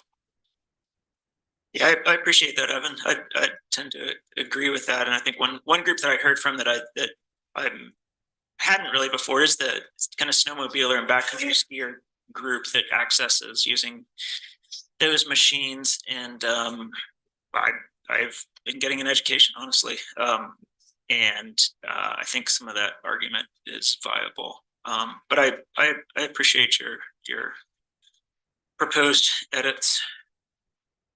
Go ahead, Mary. I move to approve the letter to the U.S. Forest Service with the addition of Evan's comment on the proposed Manti-LaSalle National Forest Plan. So you are. I think Evan's edits or additions are really address some of the concerns. So maybe I didn't state that as clearly as I should have. I would, I like the letter. I'm happy with it in many ways the way it is. But I do think Evan brought up some really big points, especially about people's concerned around the winter recreating. So, but I don't want to put it off for, maybe putting off another week isn't a big deal. But because we normally have 2 weeks, we only have a week for the next one. Right. But I think those those edits make sense. That was a motion. Bill had his hand up before he made the motion, so I'll let you speak, Bill. Oh, we need a second or anyone care to second? I would second it. I don't know if the motion necessarily captures a second bullet point or an additional bullet point towards winter, and but for the sake of discussion. Yeah. Okay. All right. So I have a motion on the table from Commissioner McGann and a second from Commissioner Clapper. Bill. Yeah, I think there's a misconception on what a cooperating agency is. I realize it gives us value and input into what the Forest Service is doing, but as a neighboring county, I'm curious how many people reached out to San Juan County on their thoughts on this. And I have to say, I wasn't one that reached out, but I had 2 commissioners that did call me, and neither one of them were in favor of us and our letter. There's other points that we can go on to too. I mean, I like what Brian said. I've never seen conflict on the LaSalle's. I've never seen it for reference. I've been living on the LaSalle since I was 2 years old. Now I have moved down into Moab. I'm a little further away, but I still spend time. I grew up all of my formative years on the LaSalle's. So it's a little odd that we think that we need to restrict something where it isn't a problem. We're trying to make it a problem is what we're doing here.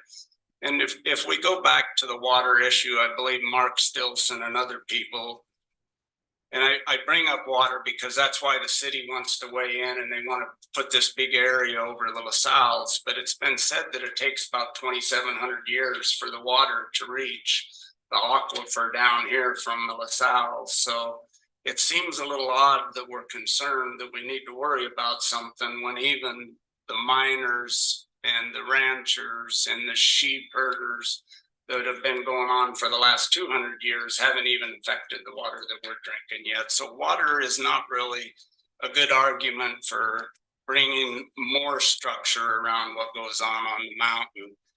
And then, it's way too vague. This letter's way too vague, and we've got to back away from some of that a little bit and say, really, what would you guys like to see in this San Juan County?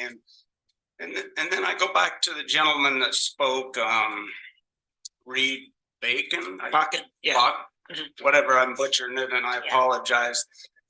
But he mentions trails on South Mountain and other places up there that Active Trails has been working on and building. And I know we received a letter from the commission in San Juan County asking Active Trails to stay out of their county without some kind of an MOU in place. And I know that multiple commissioners chimed in and said that, oh no, Active Trails is not working up there. Well, here's proof that we are working in San Juan County with Grand County taxpayer dollars being utilized, and we've been asked to somewhat stay out of their county without at least working through them first. So this whole thing is it's wrong. It's wrong for the recreation purposes. It's wrong because there is not a conflict going up there to begin with, and we are creating one. And it's another very clear that Grand Canyon Trust and others are dictating these kind of letters, and we've got to let those entities be removed from our government system and make decisions up here that represent our constituents. And just like Mr. Dalton, I spent a lifetime up on that mountain and I don't like what's going on there at all. It's not right. It's not right for so many reasons. I was going to point out too, I liked what, I actually really appreciated what Brian said, and that made me think, because I've been recreating on the mountain since I moved here too, and I've seen a lot of user conflicts in a lot of places, but the mountain's one that I really, you're right, Brian. I mean, I don't see too much conflict up there in all my years of riding and hiking. You guys aren't a hunter. No, that's true. There's a lot of conflict. I'll just leave it at that. Great. No, that's a But very good it's point. Not like, I thought, yeah, the type of conflict. I am a hunter. I thought of that too. Yeah, But they get along just as well as other people. There's a lot of conflict. but I don't think we're making problems. I think the Forest Service it's planning. So it's it's looking into the future. This plan's taken 40 years, and it's probably looking at another 40 years where things change. So I don't think I don't appreciate the way that was stated, but I think the plan, you need a plan. I mean, that's all. Yeah. We have a plan already, correct? Well, there is a plan. The plan actually has a lifespan, though. When the plan was adopted in 1986, it was meant to be a 20-year plan, and I think this is meant to be a 20-year plan also. Although it's probably going to be 30 or 40 before they do another one. And it's also, from what I've heard, it's probably going to be a couple of years before this is adopted anyway. So, but whatever, that's hearsay. Bill mentioned San Juan County. I believe San Juan County's written its own letter about this. They're cooperating agent. Yeah, I mean, the forest overlaps six different counties. And I was talking with the district ranger recently, and I think he mentioned that all the other counties plus Flipco had written in their comments. And San Juan County didn't consult with us, and we don't consult with them. We just supposed to say what we think, and I think that's a good system. So I'm not sure I understood what you were driving at there. I also think that, again, my understanding is the remaining counties plus Flipco are weighing in sort of in one direction, kind of a, less in favor of conservation, and I think that makes it important for us to, weigh in with a different perspective. So, there are sort of a multitude of voices out there. The forest is getting all kinds of comments. I don't think it helps the process for people to, for us to be afraid to say what we think. Second thing I wanted to say is, Evan had a proposal for a bullet that wasn't fully fleshed out. One kind of neutral thing we could say is, we think that, the winter ROS spectrum, could use some fine tuning when it comes to, access and snowmobiles or something like that. So it just sort of signals that we're not endorsing that part of it, but it doesn't make any specific recommendations. I think to get specific is a much bigger workload. So just wanted to throw that out there and see. Yeah, Bill. I guess the point I'm making regarding San Juan County is that the majority of what our letter is referencing is San Juan County. So of course they wouldn't call us up to ask us what our feelings are on what they're doing in their county. They call us up when they're doing something in our county. So I think my point is that we should be working with other counties and not ignoring them, especially when we're dictating something in their county. Well, I agree that we should be working with San Juan County more. Always try to find something to agree with. But I think, I noticed like, Monticello and Blanding, the cities of Monticello and Blanding are also commenting on this, 0% of, well, I'm actually not sure of Blanding's boundaries, but, for the most part, the forest is completely outside their boundaries, yet, people who live in Monticello and Blanding are very close to the Bajos and spend a lot of time up there. So I think it's completely legitimate for Monticello and Blanding to be weighing in on this plan, even though it's outside of their boundaries. And I think in a very similar way, there are parts of San Juan County, federal lands in San Juan County, like the southern part of Los Sal's or some BLM lands that people who live in Moab spend a lot of time in. And I think it's completely legitimate for us to comment on those things. So I don't think we need to ask San Juan County's permission every time we comment on things that are, much closer to people in Grand County than they are to the majority of them. But I do think, going back to what I agree with, I think we should look for ways to cooperate with them. So thanks for bringing that up. Mike? In my view, any restriction affects our locals on our portion disproportionately, and our locals have come out in force in calling me and calling, I figure, every one of you too. But I haven't had one, 20 calls this morning that spoke positively about this from the local perspective, from the local ownership, land ownership that's on the mountain. It only disproportionately has come across negatively. I mean, there's only people speaking about this negatively.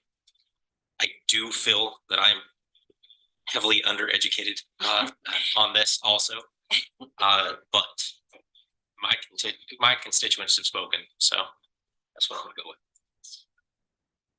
Yeah, and I've heard from quite a few people also, and I've heard from people mostly commenting on various aspects of it, not as a whole, but I've certainly gotten some positive comments as well as negative, but I would tend to more say that from people that I've heard, more people have definitely nitpicked certain aspects of the letter, have been upset with, not nitpick's a terrible word, but have been concerned with various aspects from some of the recreation communities that I'm consider myself a part of. And just to address the public comments and making the analogy with housing, we know that sometimes the neighbors get organized and we get a bunch of comments, maybe opposing a particular project. Other times the housing advocates, get organized and we get bunches of comments saying, we need more, more density, all these things. I think if we were just, to look at each agenda item where housing comes up individually, and, sometimes we say, oh my goodness, 90% of the comments are pro-density. And then, a week later, 90% of the comments are anti-density. And it's really just, on some issues, one side puts out the alert and, other times the other side does. And so what I think we can do is try to think of all the comments we've received over the past couple of years, both pro and con, and just take all of that input. And I think, over the years, we've heard lots about public lands. And there's, I think in this county, a lot of people would like to see, more separation of uses, more conservation. I think there's also a lot of people in this county who kind of like things the way it all, or just don't like any kind of restrictions, just kind of, and so I think, I just wanted to throw that out there because, for the next letter, all the comments could go the other way. And it doesn't mean that the county's going back and forth. It's just that different people are deciding to weigh in. I very much. Yeah, go ahead. Sorry. I very much agree with that point, but we as a commission tend to pick and choose which letters we pay attention to more often than not. Several times there's public comment and we'll speak to it as a commission body, and other times we don't. It's nitpicking. Yeah, Bill. Provided this letter does get approved to move forward, how are we gonna work through Evan's bullet points? I do believe that if the letter goes forward, his bullet points need to include the RWAs, the recommended wilderness areas, because that's a huge part of, I think, the recreation and what the point that he was trying to get forward. So although I do not support this letter, I think it's important that we iron out exactly his points moving forward and how that's going to work if it does get approved. Do we feel we have the timeline to bring another version in next week, or is it? I mean, I think, we're already past the deadline. If we wait too long, the letter's not going to have any influence. But, in the grand scheme of things, 1 week isn't so long. So one possibility would be to postpone this. And then at the next meeting, there can be a letter that has at least Evan's vote because he's going to participate in mean, writing it. right. And then we can try again then. That would- I mean, I'm happy to take the time to, I think that, you know, from a pretty high level thing, we could capture some of that tonight. So if that's the will, I think, you know, for a couple bullet points, we could capture some of that winter recreation stuff, and then, you know, concerns around that you were bringing up with the wilderness area, because I think there is a lot of overlap there. I think that to Reed's point, you know, about I think that there's it would be worthwhile to you know, support existing trails that are on the ground. Yeah. Great. I'm not sure. I assume Burl Friends is on the forest, but I know that that's kind of in and out of state land. It is, yeah, it is. But that's in even an alternative B. We discussed that particular trail mix, and that is in the that'll stay open. Yeah. Mary? I make a motion, we postpone the Manti LaSalle National Forest Plan letter of comment until the next commission meeting. We have to vote on the other. I know, no, if it never got a second, so it died. Oh no, Evan seconded. I second. Oh, Evan Yeah, did. Evan did second. Can you I think I would just to say table. I mean, I think it's. I mean, correct me if I'm wrong, Stephen, but I think there's a way when in the middle, the motion's on the floor, and you can, you know, there's like tabling the motion, and I think in Grand County we sometimes make a distinction between tabling and postponing. But okay, you're nodding your head. You think it's okay? Is that okay? I think if there's an action that doesn't want to be made this meeting, I think you can. Obviously, there's a motion, there's clear intent to do a substitute motion, vote on it. Technically, you're supposed to vote to substitute the motion, then you're supposed to vote on the underlying motion. Substitute motion. But if at the end of the day, if you guys are putting out that your goal is everyone's talking about bringing it back, I think you'll be fine. Okay. I mean, or if you guys trust me to do a bullet point, I could do the bullet point, and we could send it off. Or I would. I think you could. Yeah. I think your original statements were well spoken. You know, I just black out when I start talking.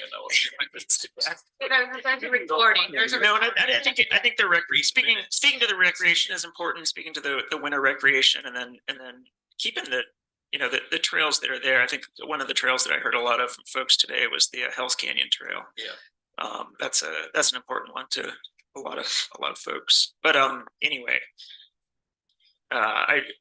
your first stab at amending the letter, I think, was pretty right on as far as I was reading it. That's why I made my first motion. Because it was right on. Okay, but there was, I mean, so what Mary's second motion was that we'll bring a new letter back next week. Right. But then there's this alternate suggestion that we'll just have Evan make some changes and put it in the mail or something. No, I think making the change to bring it back in front of this body would be the way to go for sure. That'd be my inclination. Okay, well, has anyone seconded Mary's? I second. Thanks, Kevin. Okay, so Mary has a motion on the table to postpone and bring it back next week with amendments as we've discussed here for the last half hour. Anyone have another comment before I call for a vote? All right, all those in favor of the motion, raise your hands. Motion passes unanimously. Thanks. And that's yeah. And thanks. We have to have this full discussion. Yeah. I appreciate the discussion. This is definitely like I said. I think this is yeah. Okay. All right. I'll move it on. We're down to agenda item number 5, adopting a Grand County easement acquisition policy. And I believe this is you, Mallory, is that right? The county has drafted an easement acquisition policy that allows us to obtain these. It sets out a policy. My office has gone through it with the help of Mallory's office, and Chrissy Hoffline has also been really wonderful on this. It just lays out the mechanism by which we go through everything. Also, there's a page, or I think it's like 3 or 4 pages, that explains the rights of the individual if they find themselves negotiating with the county, informs them that they have the right to seek independent counsel. But with this, we're able to actually go through and start obtaining right-of-ways, easements, and it has a mechanism to do it. Also, it's a policy. So theoretically, the county could choose to, in particular circumstances, if we're negotiating, choose to veer off the policy. It's a policy, it's a suggestion, but everything's put in there. It's really, really straightforward. If you guys have any questions, happy to answer them. So is this like based on policies that other counties have used? Okay. Yep, we stole it from somebody else and then adjusted it to ours. Okay. We made some adjustments. I think there were some terms that we didn't identify, like condemn. You know, in that circumstance, when we're seeking an easement, we're, you know, theoretically condemn that portion of the property to be utilized as an easement. But a lot of people think condemning as in boxing up the windows and negative things. So we've put in definitive terms in there and hopefully made it so that when we seek to obtain an easement, somebody can get that document, review it, and kind of understand where the county's coming from. It lays out the mechanism by which we do it, how we approach them, how we offer them a price, and it has a step-by-step process within that guide. Okay. So one thing I will admit I haven't read this as carefully as I would like, but I did read a lot of it. And one thing that jumped out is it's on the second page of the policy. There's 3 bullet points. You know, it should be noted that the threat of eminent domain is never used unless. And the first bullet point, and I assume all 3 of these have to be satisfied. And the first one is the landowner becomes belligerent over time, which, you know, seems a little weird. But also, are we saying that if the landowner stays calm and just rejects all the offers, and you know, then we're never going to use them? And so I think we should just strike that first bullet. It makes no sense. Sure, that's a very fair point. But yeah, the idea is we're not going. The county isn't going out to these individual landowners and just starting a conversation as you better give us the land. So it's trying to put some restrictions on that. But I think that's captured by the second 2 bullets. Yeah, second and third are probably more reasonable. But yeah, that one survived our rounds of edits from whoever it came from. They had a lot of belligerent landowners. All right.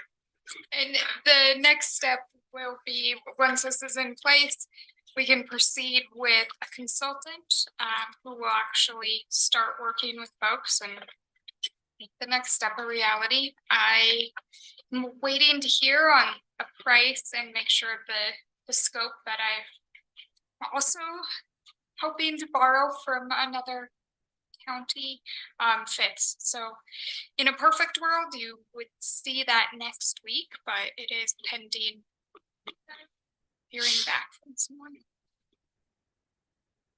Yeah, Bill. So I'm just trying to make sure I understand what we're doing here, but this would be used, for instance, if the people's subdivision, or I guess what they weren't was subdivision, but if their upzone had been approved, we would be looking for a right of way for the bike path through it possibly. Is this where this would come into play, or where is this? Normally it's when we're looking, say we draw the bike path and we go, oh, we have to go through that house and that house and that house. And then we go to them and say, would you be willing to do an easement? And they say no.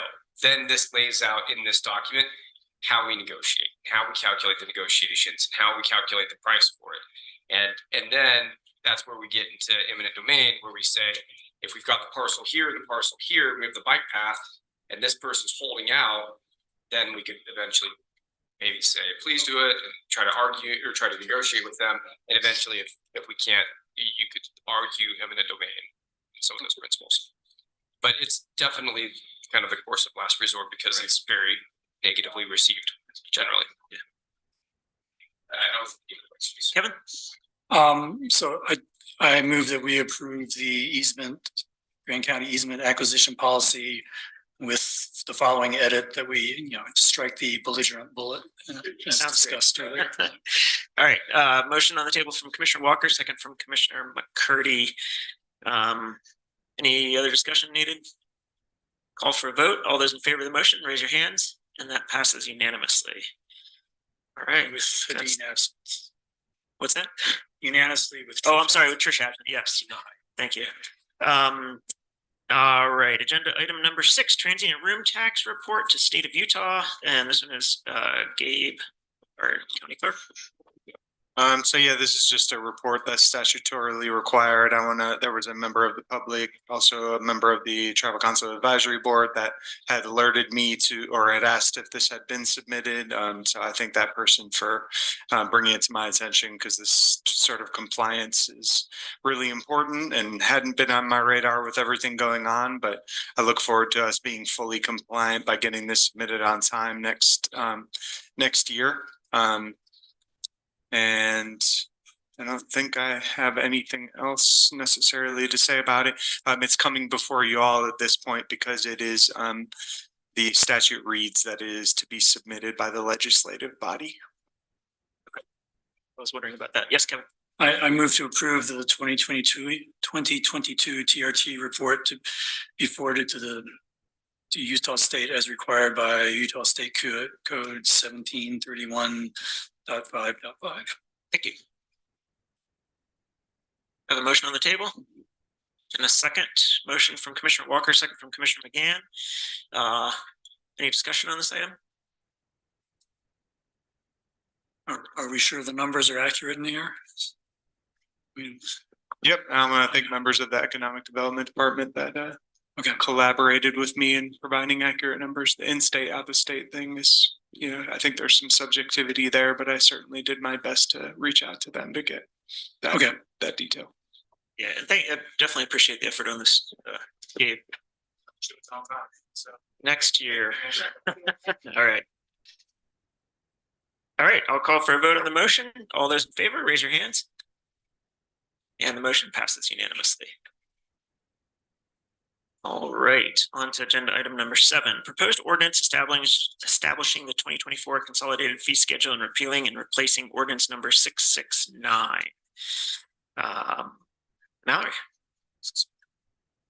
Oh, yes. Alicia, actually. Alicia, all right. Thanks, Alicia.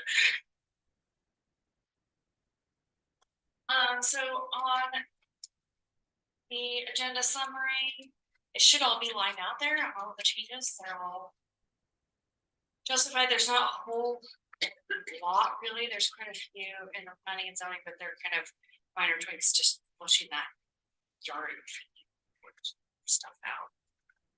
But, and then the building department had a couple of minor changes.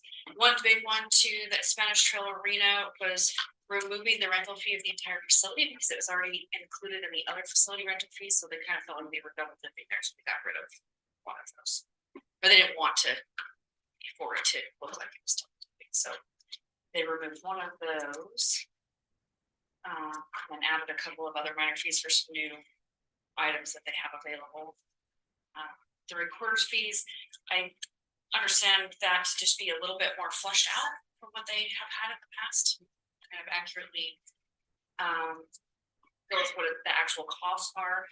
And then the online services aren't available yet, but they wanted to get those fees in place so that if they can get those available before the end of the year, then they have the fees in place to be able to. Then the airport, the majority of that is based off of their rent study, and then a couple of the new agreements that have happened, like the lift agreement. So I tried to line it out in there as best I could. It's a lot of back and forth numbers to try and consolidate into a cohesive thing, but and I'll say we do this every year with the fees. Yeah, we go through it. Yeah, Bill. Yeah, I move to approve the ordinance to establish the 2024 consolidated fee schedule and repeal and replace ordinance 669 with Sand Flats recreational area fees, conditional on the Bureau of Land Management's approval. Thanks. I will second that. All right. I have Beat you, Mike. Motion on the table to approve from Commissioner Winfield, second from Commissioner Hedin. And before I go further, our county attorney wanted to weigh in. I just wanted to point out one thing on the top of page 8. We added that when there seems to be some contractors and owners that seek forgiveness instead of permission for some entities. So we've added, if they do it the first time, they get a 200% permit fee. And then if they do it a second time, then they get referred to the county attorney's office and DOPL. There's restrictions under state code. That's a criminal violation for a contractor to do work without seeking a permit. But it's happening to the point where some owners and contractors think it's just easier just to skip the permitting process. So we're just putting that in there. Hopefully they'll just seek the permits ahead of time instead of getting called to the metaphorical principal's office. So just wanted to point that out. Thanks for pointing that out. I just kind of a general question. When we decide, I guess there's a lot of different fees here, but like you can, put in like an inflation adjustment versus what we decided 5 years ago, or do we compare with other counties, or how do we figure out what the right amount is? Well, I don't know if I have a good answer for you.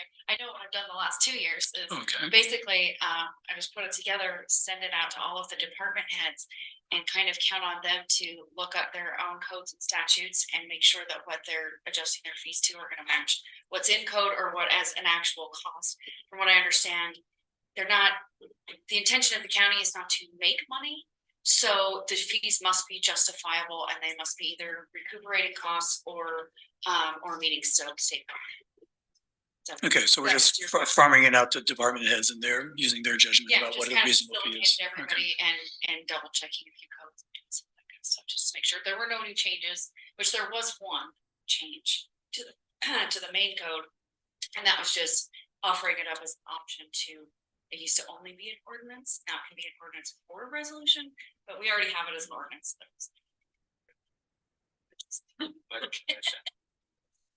Unless you really want to.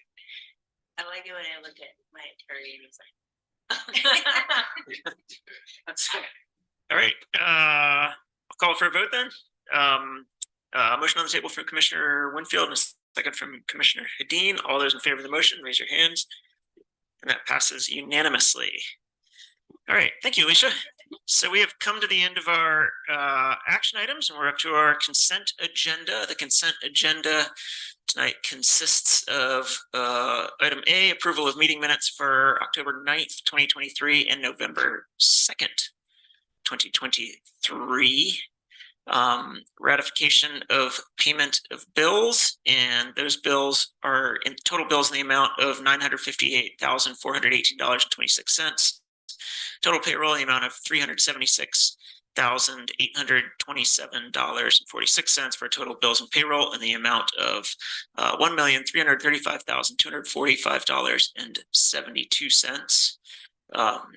Item C, ratification of second amendment to the Better Destinations Independent Contractor Agreement. Item D, ratification of chair signature on UDOT agreement. And item E, ratification of letter of comment regarding the Mud Springs Trail System to the BLM. Yes, I move to approve the consent agenda as presented. Thank you. Motion to approve from Commissioner Walker, second from Commissioner Winfield. All those in favor of approving the consent agenda, raise your hands. And the motion passes unanimously. I didn't end up getting minutes in. So I think that may be the, and I do apologize for that. I think that maybe we should have a new motion or some sort of acknowledgement that the letter A in that consent agenda is, should be withheld from approval. Thank you. Sorry. Okay. I guess someone would have to make a motion to take that item off. So moved. All right. Motion to remove item A from the approved consent agenda. And a second from motion from Commissioner Clapper, second from Commissioner McCurdy. All those in favor of removing agenda item A, approval of meeting minutes for October 19th, 2023 and November 2nd, 2023. Okay, so that's off. All right, now we are on to a few public hearings. Our first public hearing is agenda item number 10, public hearing amended development agreement, ADO extension requests on parcel number 02-0020-0020 at 2850 South Highway 191 Moab. And Jenna is presenting this. So the next two items are the same. They are requests for approval of an ordinance to amend the development agreement for two previously approved ADOs to allow for an extension for their site plan and build out. First one is Tyson Carroll's ADO, and on May 3rd, the Grant County Planning Commission had approved this ADO located at 2850 Highway 191. Once an applicant receives approval of the ADO overlay, the next step in the application process requires the submission and approval of a site plan review application. Land use code lays out a timeline for development of ADO projects that includes deadlines to receive site plan approval and then certificate of occupancy for the ADO units. The commission included these deadlines in the ADO ordinance for the purpose of ensuring the ADO ADO dwelling units were developed in a timely manner. That section of code 4.9.6G, lapse of approval, states that the ADO district approval shall automatically expire and be void unless the site plan is approved for development within 6 months of the district approval, and if certificate of occupancy is not issued within 2 years of that district approval. An extension of up to 6 months may be granted upon written request from the applicant and approval of that by the county commission. At this time, the applicant, Tyson Carroll, hasn't yet received a site plan approval, but his application is in place and it's currently being reviewed. The applicant is requesting the extension of 6 months to obtain site plan and certificate of occupancy. And the new dates to obtain such approvals would be May 3rd to 2024 for the site plan approval, and then November 3rd, 2025 to get the certificates of occupancy. The applicant's request describes challenges in meeting and obtaining site plan approval based on its location and unique circumstance for the parcel. So the property is located on Highway 191, and as such, per land use code 6.2.4 highway occupancy permit, an HOP must be approved by UDOT for each new use or structure with direct access to the state highway. This UDOT permit is required to be obtained prior to the issuance of the site plan approval. However, that permitting process can't begin until the ADO rezone is officially granted. So essentially any due diligence can't be conducted. In order to obtain HOP, Utah Department of Transportation has required this applicant conduct a traffic impact study, as well as submit a drainage report prior to the issuance of such permit. The drainage report is required due to the site's location downstream of a larger offsite drainage basin, which conveys runoff through the site along the north property line. The design of the offsite drainage is currently being coordinated with the neighbor property to the north and the county engineer. While the applicant's engineer believes the drainage challenge is solvable, additional time is needed, and as such, the applicant is requesting the extension. Planning Commission did consider this application on November 13 and voted 4-0 with 3 absent to forward a favorable recommendation. This is just an overview of where the property is located. Right. So this item will be on your agenda next week for the action item. So if there's any clarifying questions, I think we were just discussing that, and it sounds like because that would only give us 1 day to receive public comment, that we were talking about having the action item on the meeting at the 19th to allow for the full length of public comment. But the holdup is mainly from UDOT. It is for UDOT. Yeah, I don't know how much public comment would kind of weigh in on. And if it's helpful, like the public comment period technically begins 10 days in advance of this public hearing. So the public comment period has been open.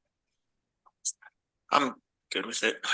as long as Stephen doesn't That would be okay with that as well. keeping so we basically have we closed our agenda reviews on Thursday, so we'd close the public comment tomorrow at 5. Yeah. Okay. And there's no proposed changes to the project. No. Okay. Bill, did you have a? Yeah, I'd like to make a motion.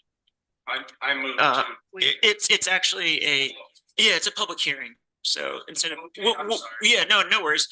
It's a little confusing. So I'll now open this public hearing to for an extension request for parcel number 02-0020-0020 at 2850 South Highway 191, Moab, Utah. And I'll keep the public hearing open until 5 o'clock tomorrow, November 29th, and it will come back to the commission on December 5th. All right, we will move on to item 11, public hearing, amended development agreement, EDO extension request for parcel number 03-0002-0087 at West 400 North 1089 Moab, Utah. Same situation here. This is the Navtech property. The application for the ADO was approved on May 3rd, 2023. Our applicant is here, Brian Martinez. He's been really patient. Again, once the applicant receives ADO approval, the next step in the process to receive site plan approval. The land use code lays out the development process and timelines for each, giving 6 months for site plan approval and then 2 years from the ADO district approval to get certificate of occupancy for those. With the land use code excerpt for extension, Brian Martinez wrote in his request for that, citing the property owner himself has fallen under illness as soon as the ADO was approved, so he was unable to travel to the county to record that. So that was a pretty significant delay. Additionally, much of the property was under flooded conditions for several months, and it's difficult to get a contractor out to the site to evaluate and make proper site plans for that. So at this time, we don't yet have a site plan in place or approval of that. So as such, the applicant is here requesting an extension. New dates for such approvals would be May 3rd, 2024 for site plan approval, and then again, November 3rd, 2025 for certificate of occupancy. On November 13th, the Planning Commission voted unanimously to send a favorable recommendation to County Commission for the approved amended development agreement. Great. Any questions on this one or any comments? Thanks, Mary. You can make the motion.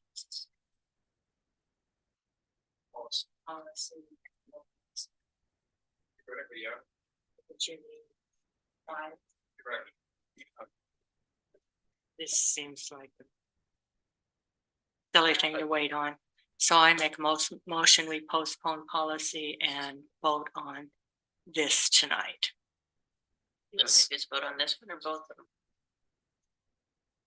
Both. So you need to You make need a to- motion to suspend policy. I made a motion to suspend policy. Five votes, and then you vote. And then you this put, okay. Secondarily, but you're suspending a policy that would normally allow public hearing. Can I recuse myself from the vote? This is just an extension of the original ADO. It doesn't impact the number of ADO units originally. The original concern was that you theoretically could have chose to vote against other ADOs so that you would have had a better opportunity. But no, it doesn't rise to the level of conduct. Restricted. Anyone want to second Mary's motion to suspend the rules? Bill? All right, any discussion on that? Could I ask the applicant? Is there work that's gonna happen this week that is hinging on whether, okay.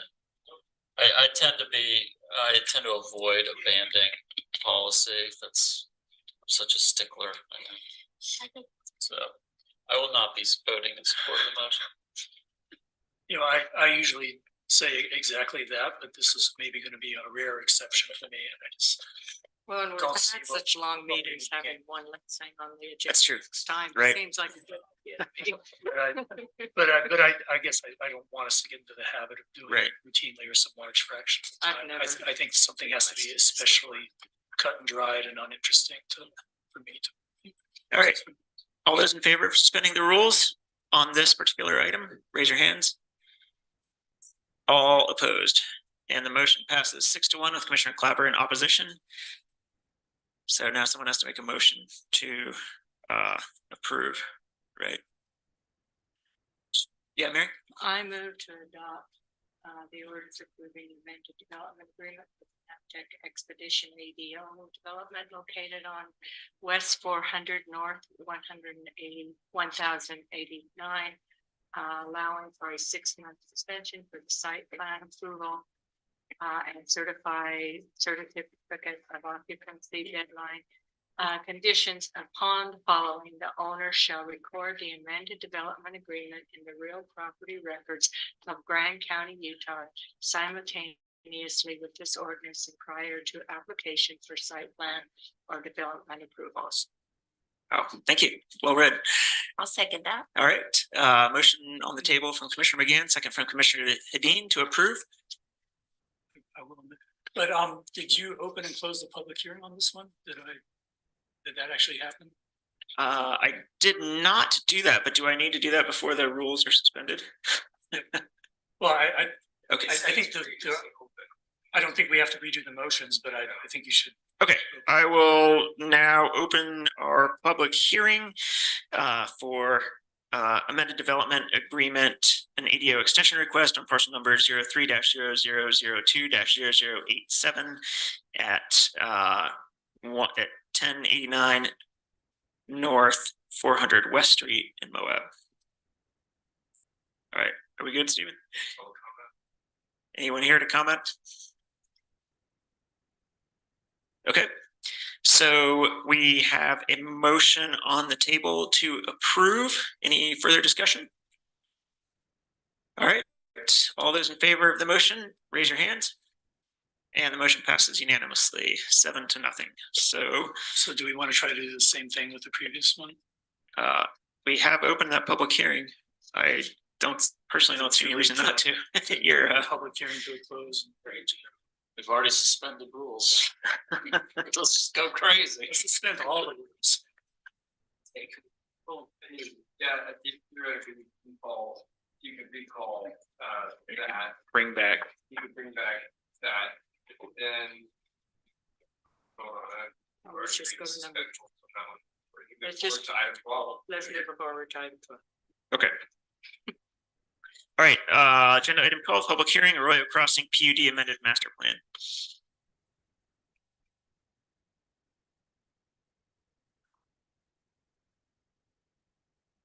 a bit of a bulky staff report, but I kind of want to go through with you so that we have all the background. This is an amendment to the Arroyo Cottage master plan. Background summary being on May 17th, 2016, ordinance 550 granted a rezone from large lot residential to multifamily residential over most of the parcel. On October 15th, 2019, the Grand County Council approved the Arroyo Cottage Planned Unit Development Overlay. And again, on October 15th, 2019, phase 1 final plat was approved. Subsequently, last year, on July 19th, 2022, Grand County Commission approved ordinance 664. Was also a master plan amendment for the Arroyo Crossing development that added clarity to the housing types, townhouses versus duplex, as well as an associated setback for each. Currently, the recorded master plan, this is the amended requested one, this is not the current one. The currently recorded master plan requires a 20-foot internal side yard setback for structures under 2 stories within the cottages and apartment development area. So the cottages and apartment development area are area A, and right beside it, that's the cottages. And then B is tract K, is also for multifamily as well. The development stipulations on the plan also require that if the cottages or apartments are greater than 2 stories, the internal side yard setback must be 30 feet. The note on the master plan also describes the requirement for the development to adhere to project boundary buffers set that existed prior to August 15th of this year, when the recent amendments to that section of code was adopted. That note requires a 20-foot project boundary buffer to be maintained for multifamily development on the project's boundary. So what that would look like is on the northern and the western property boundary of tract B, essentially, to the parcel area B. During the cottage's site plan for tract F, where the orange little dwelling units are, application review, the initial design discussions regarding the layout,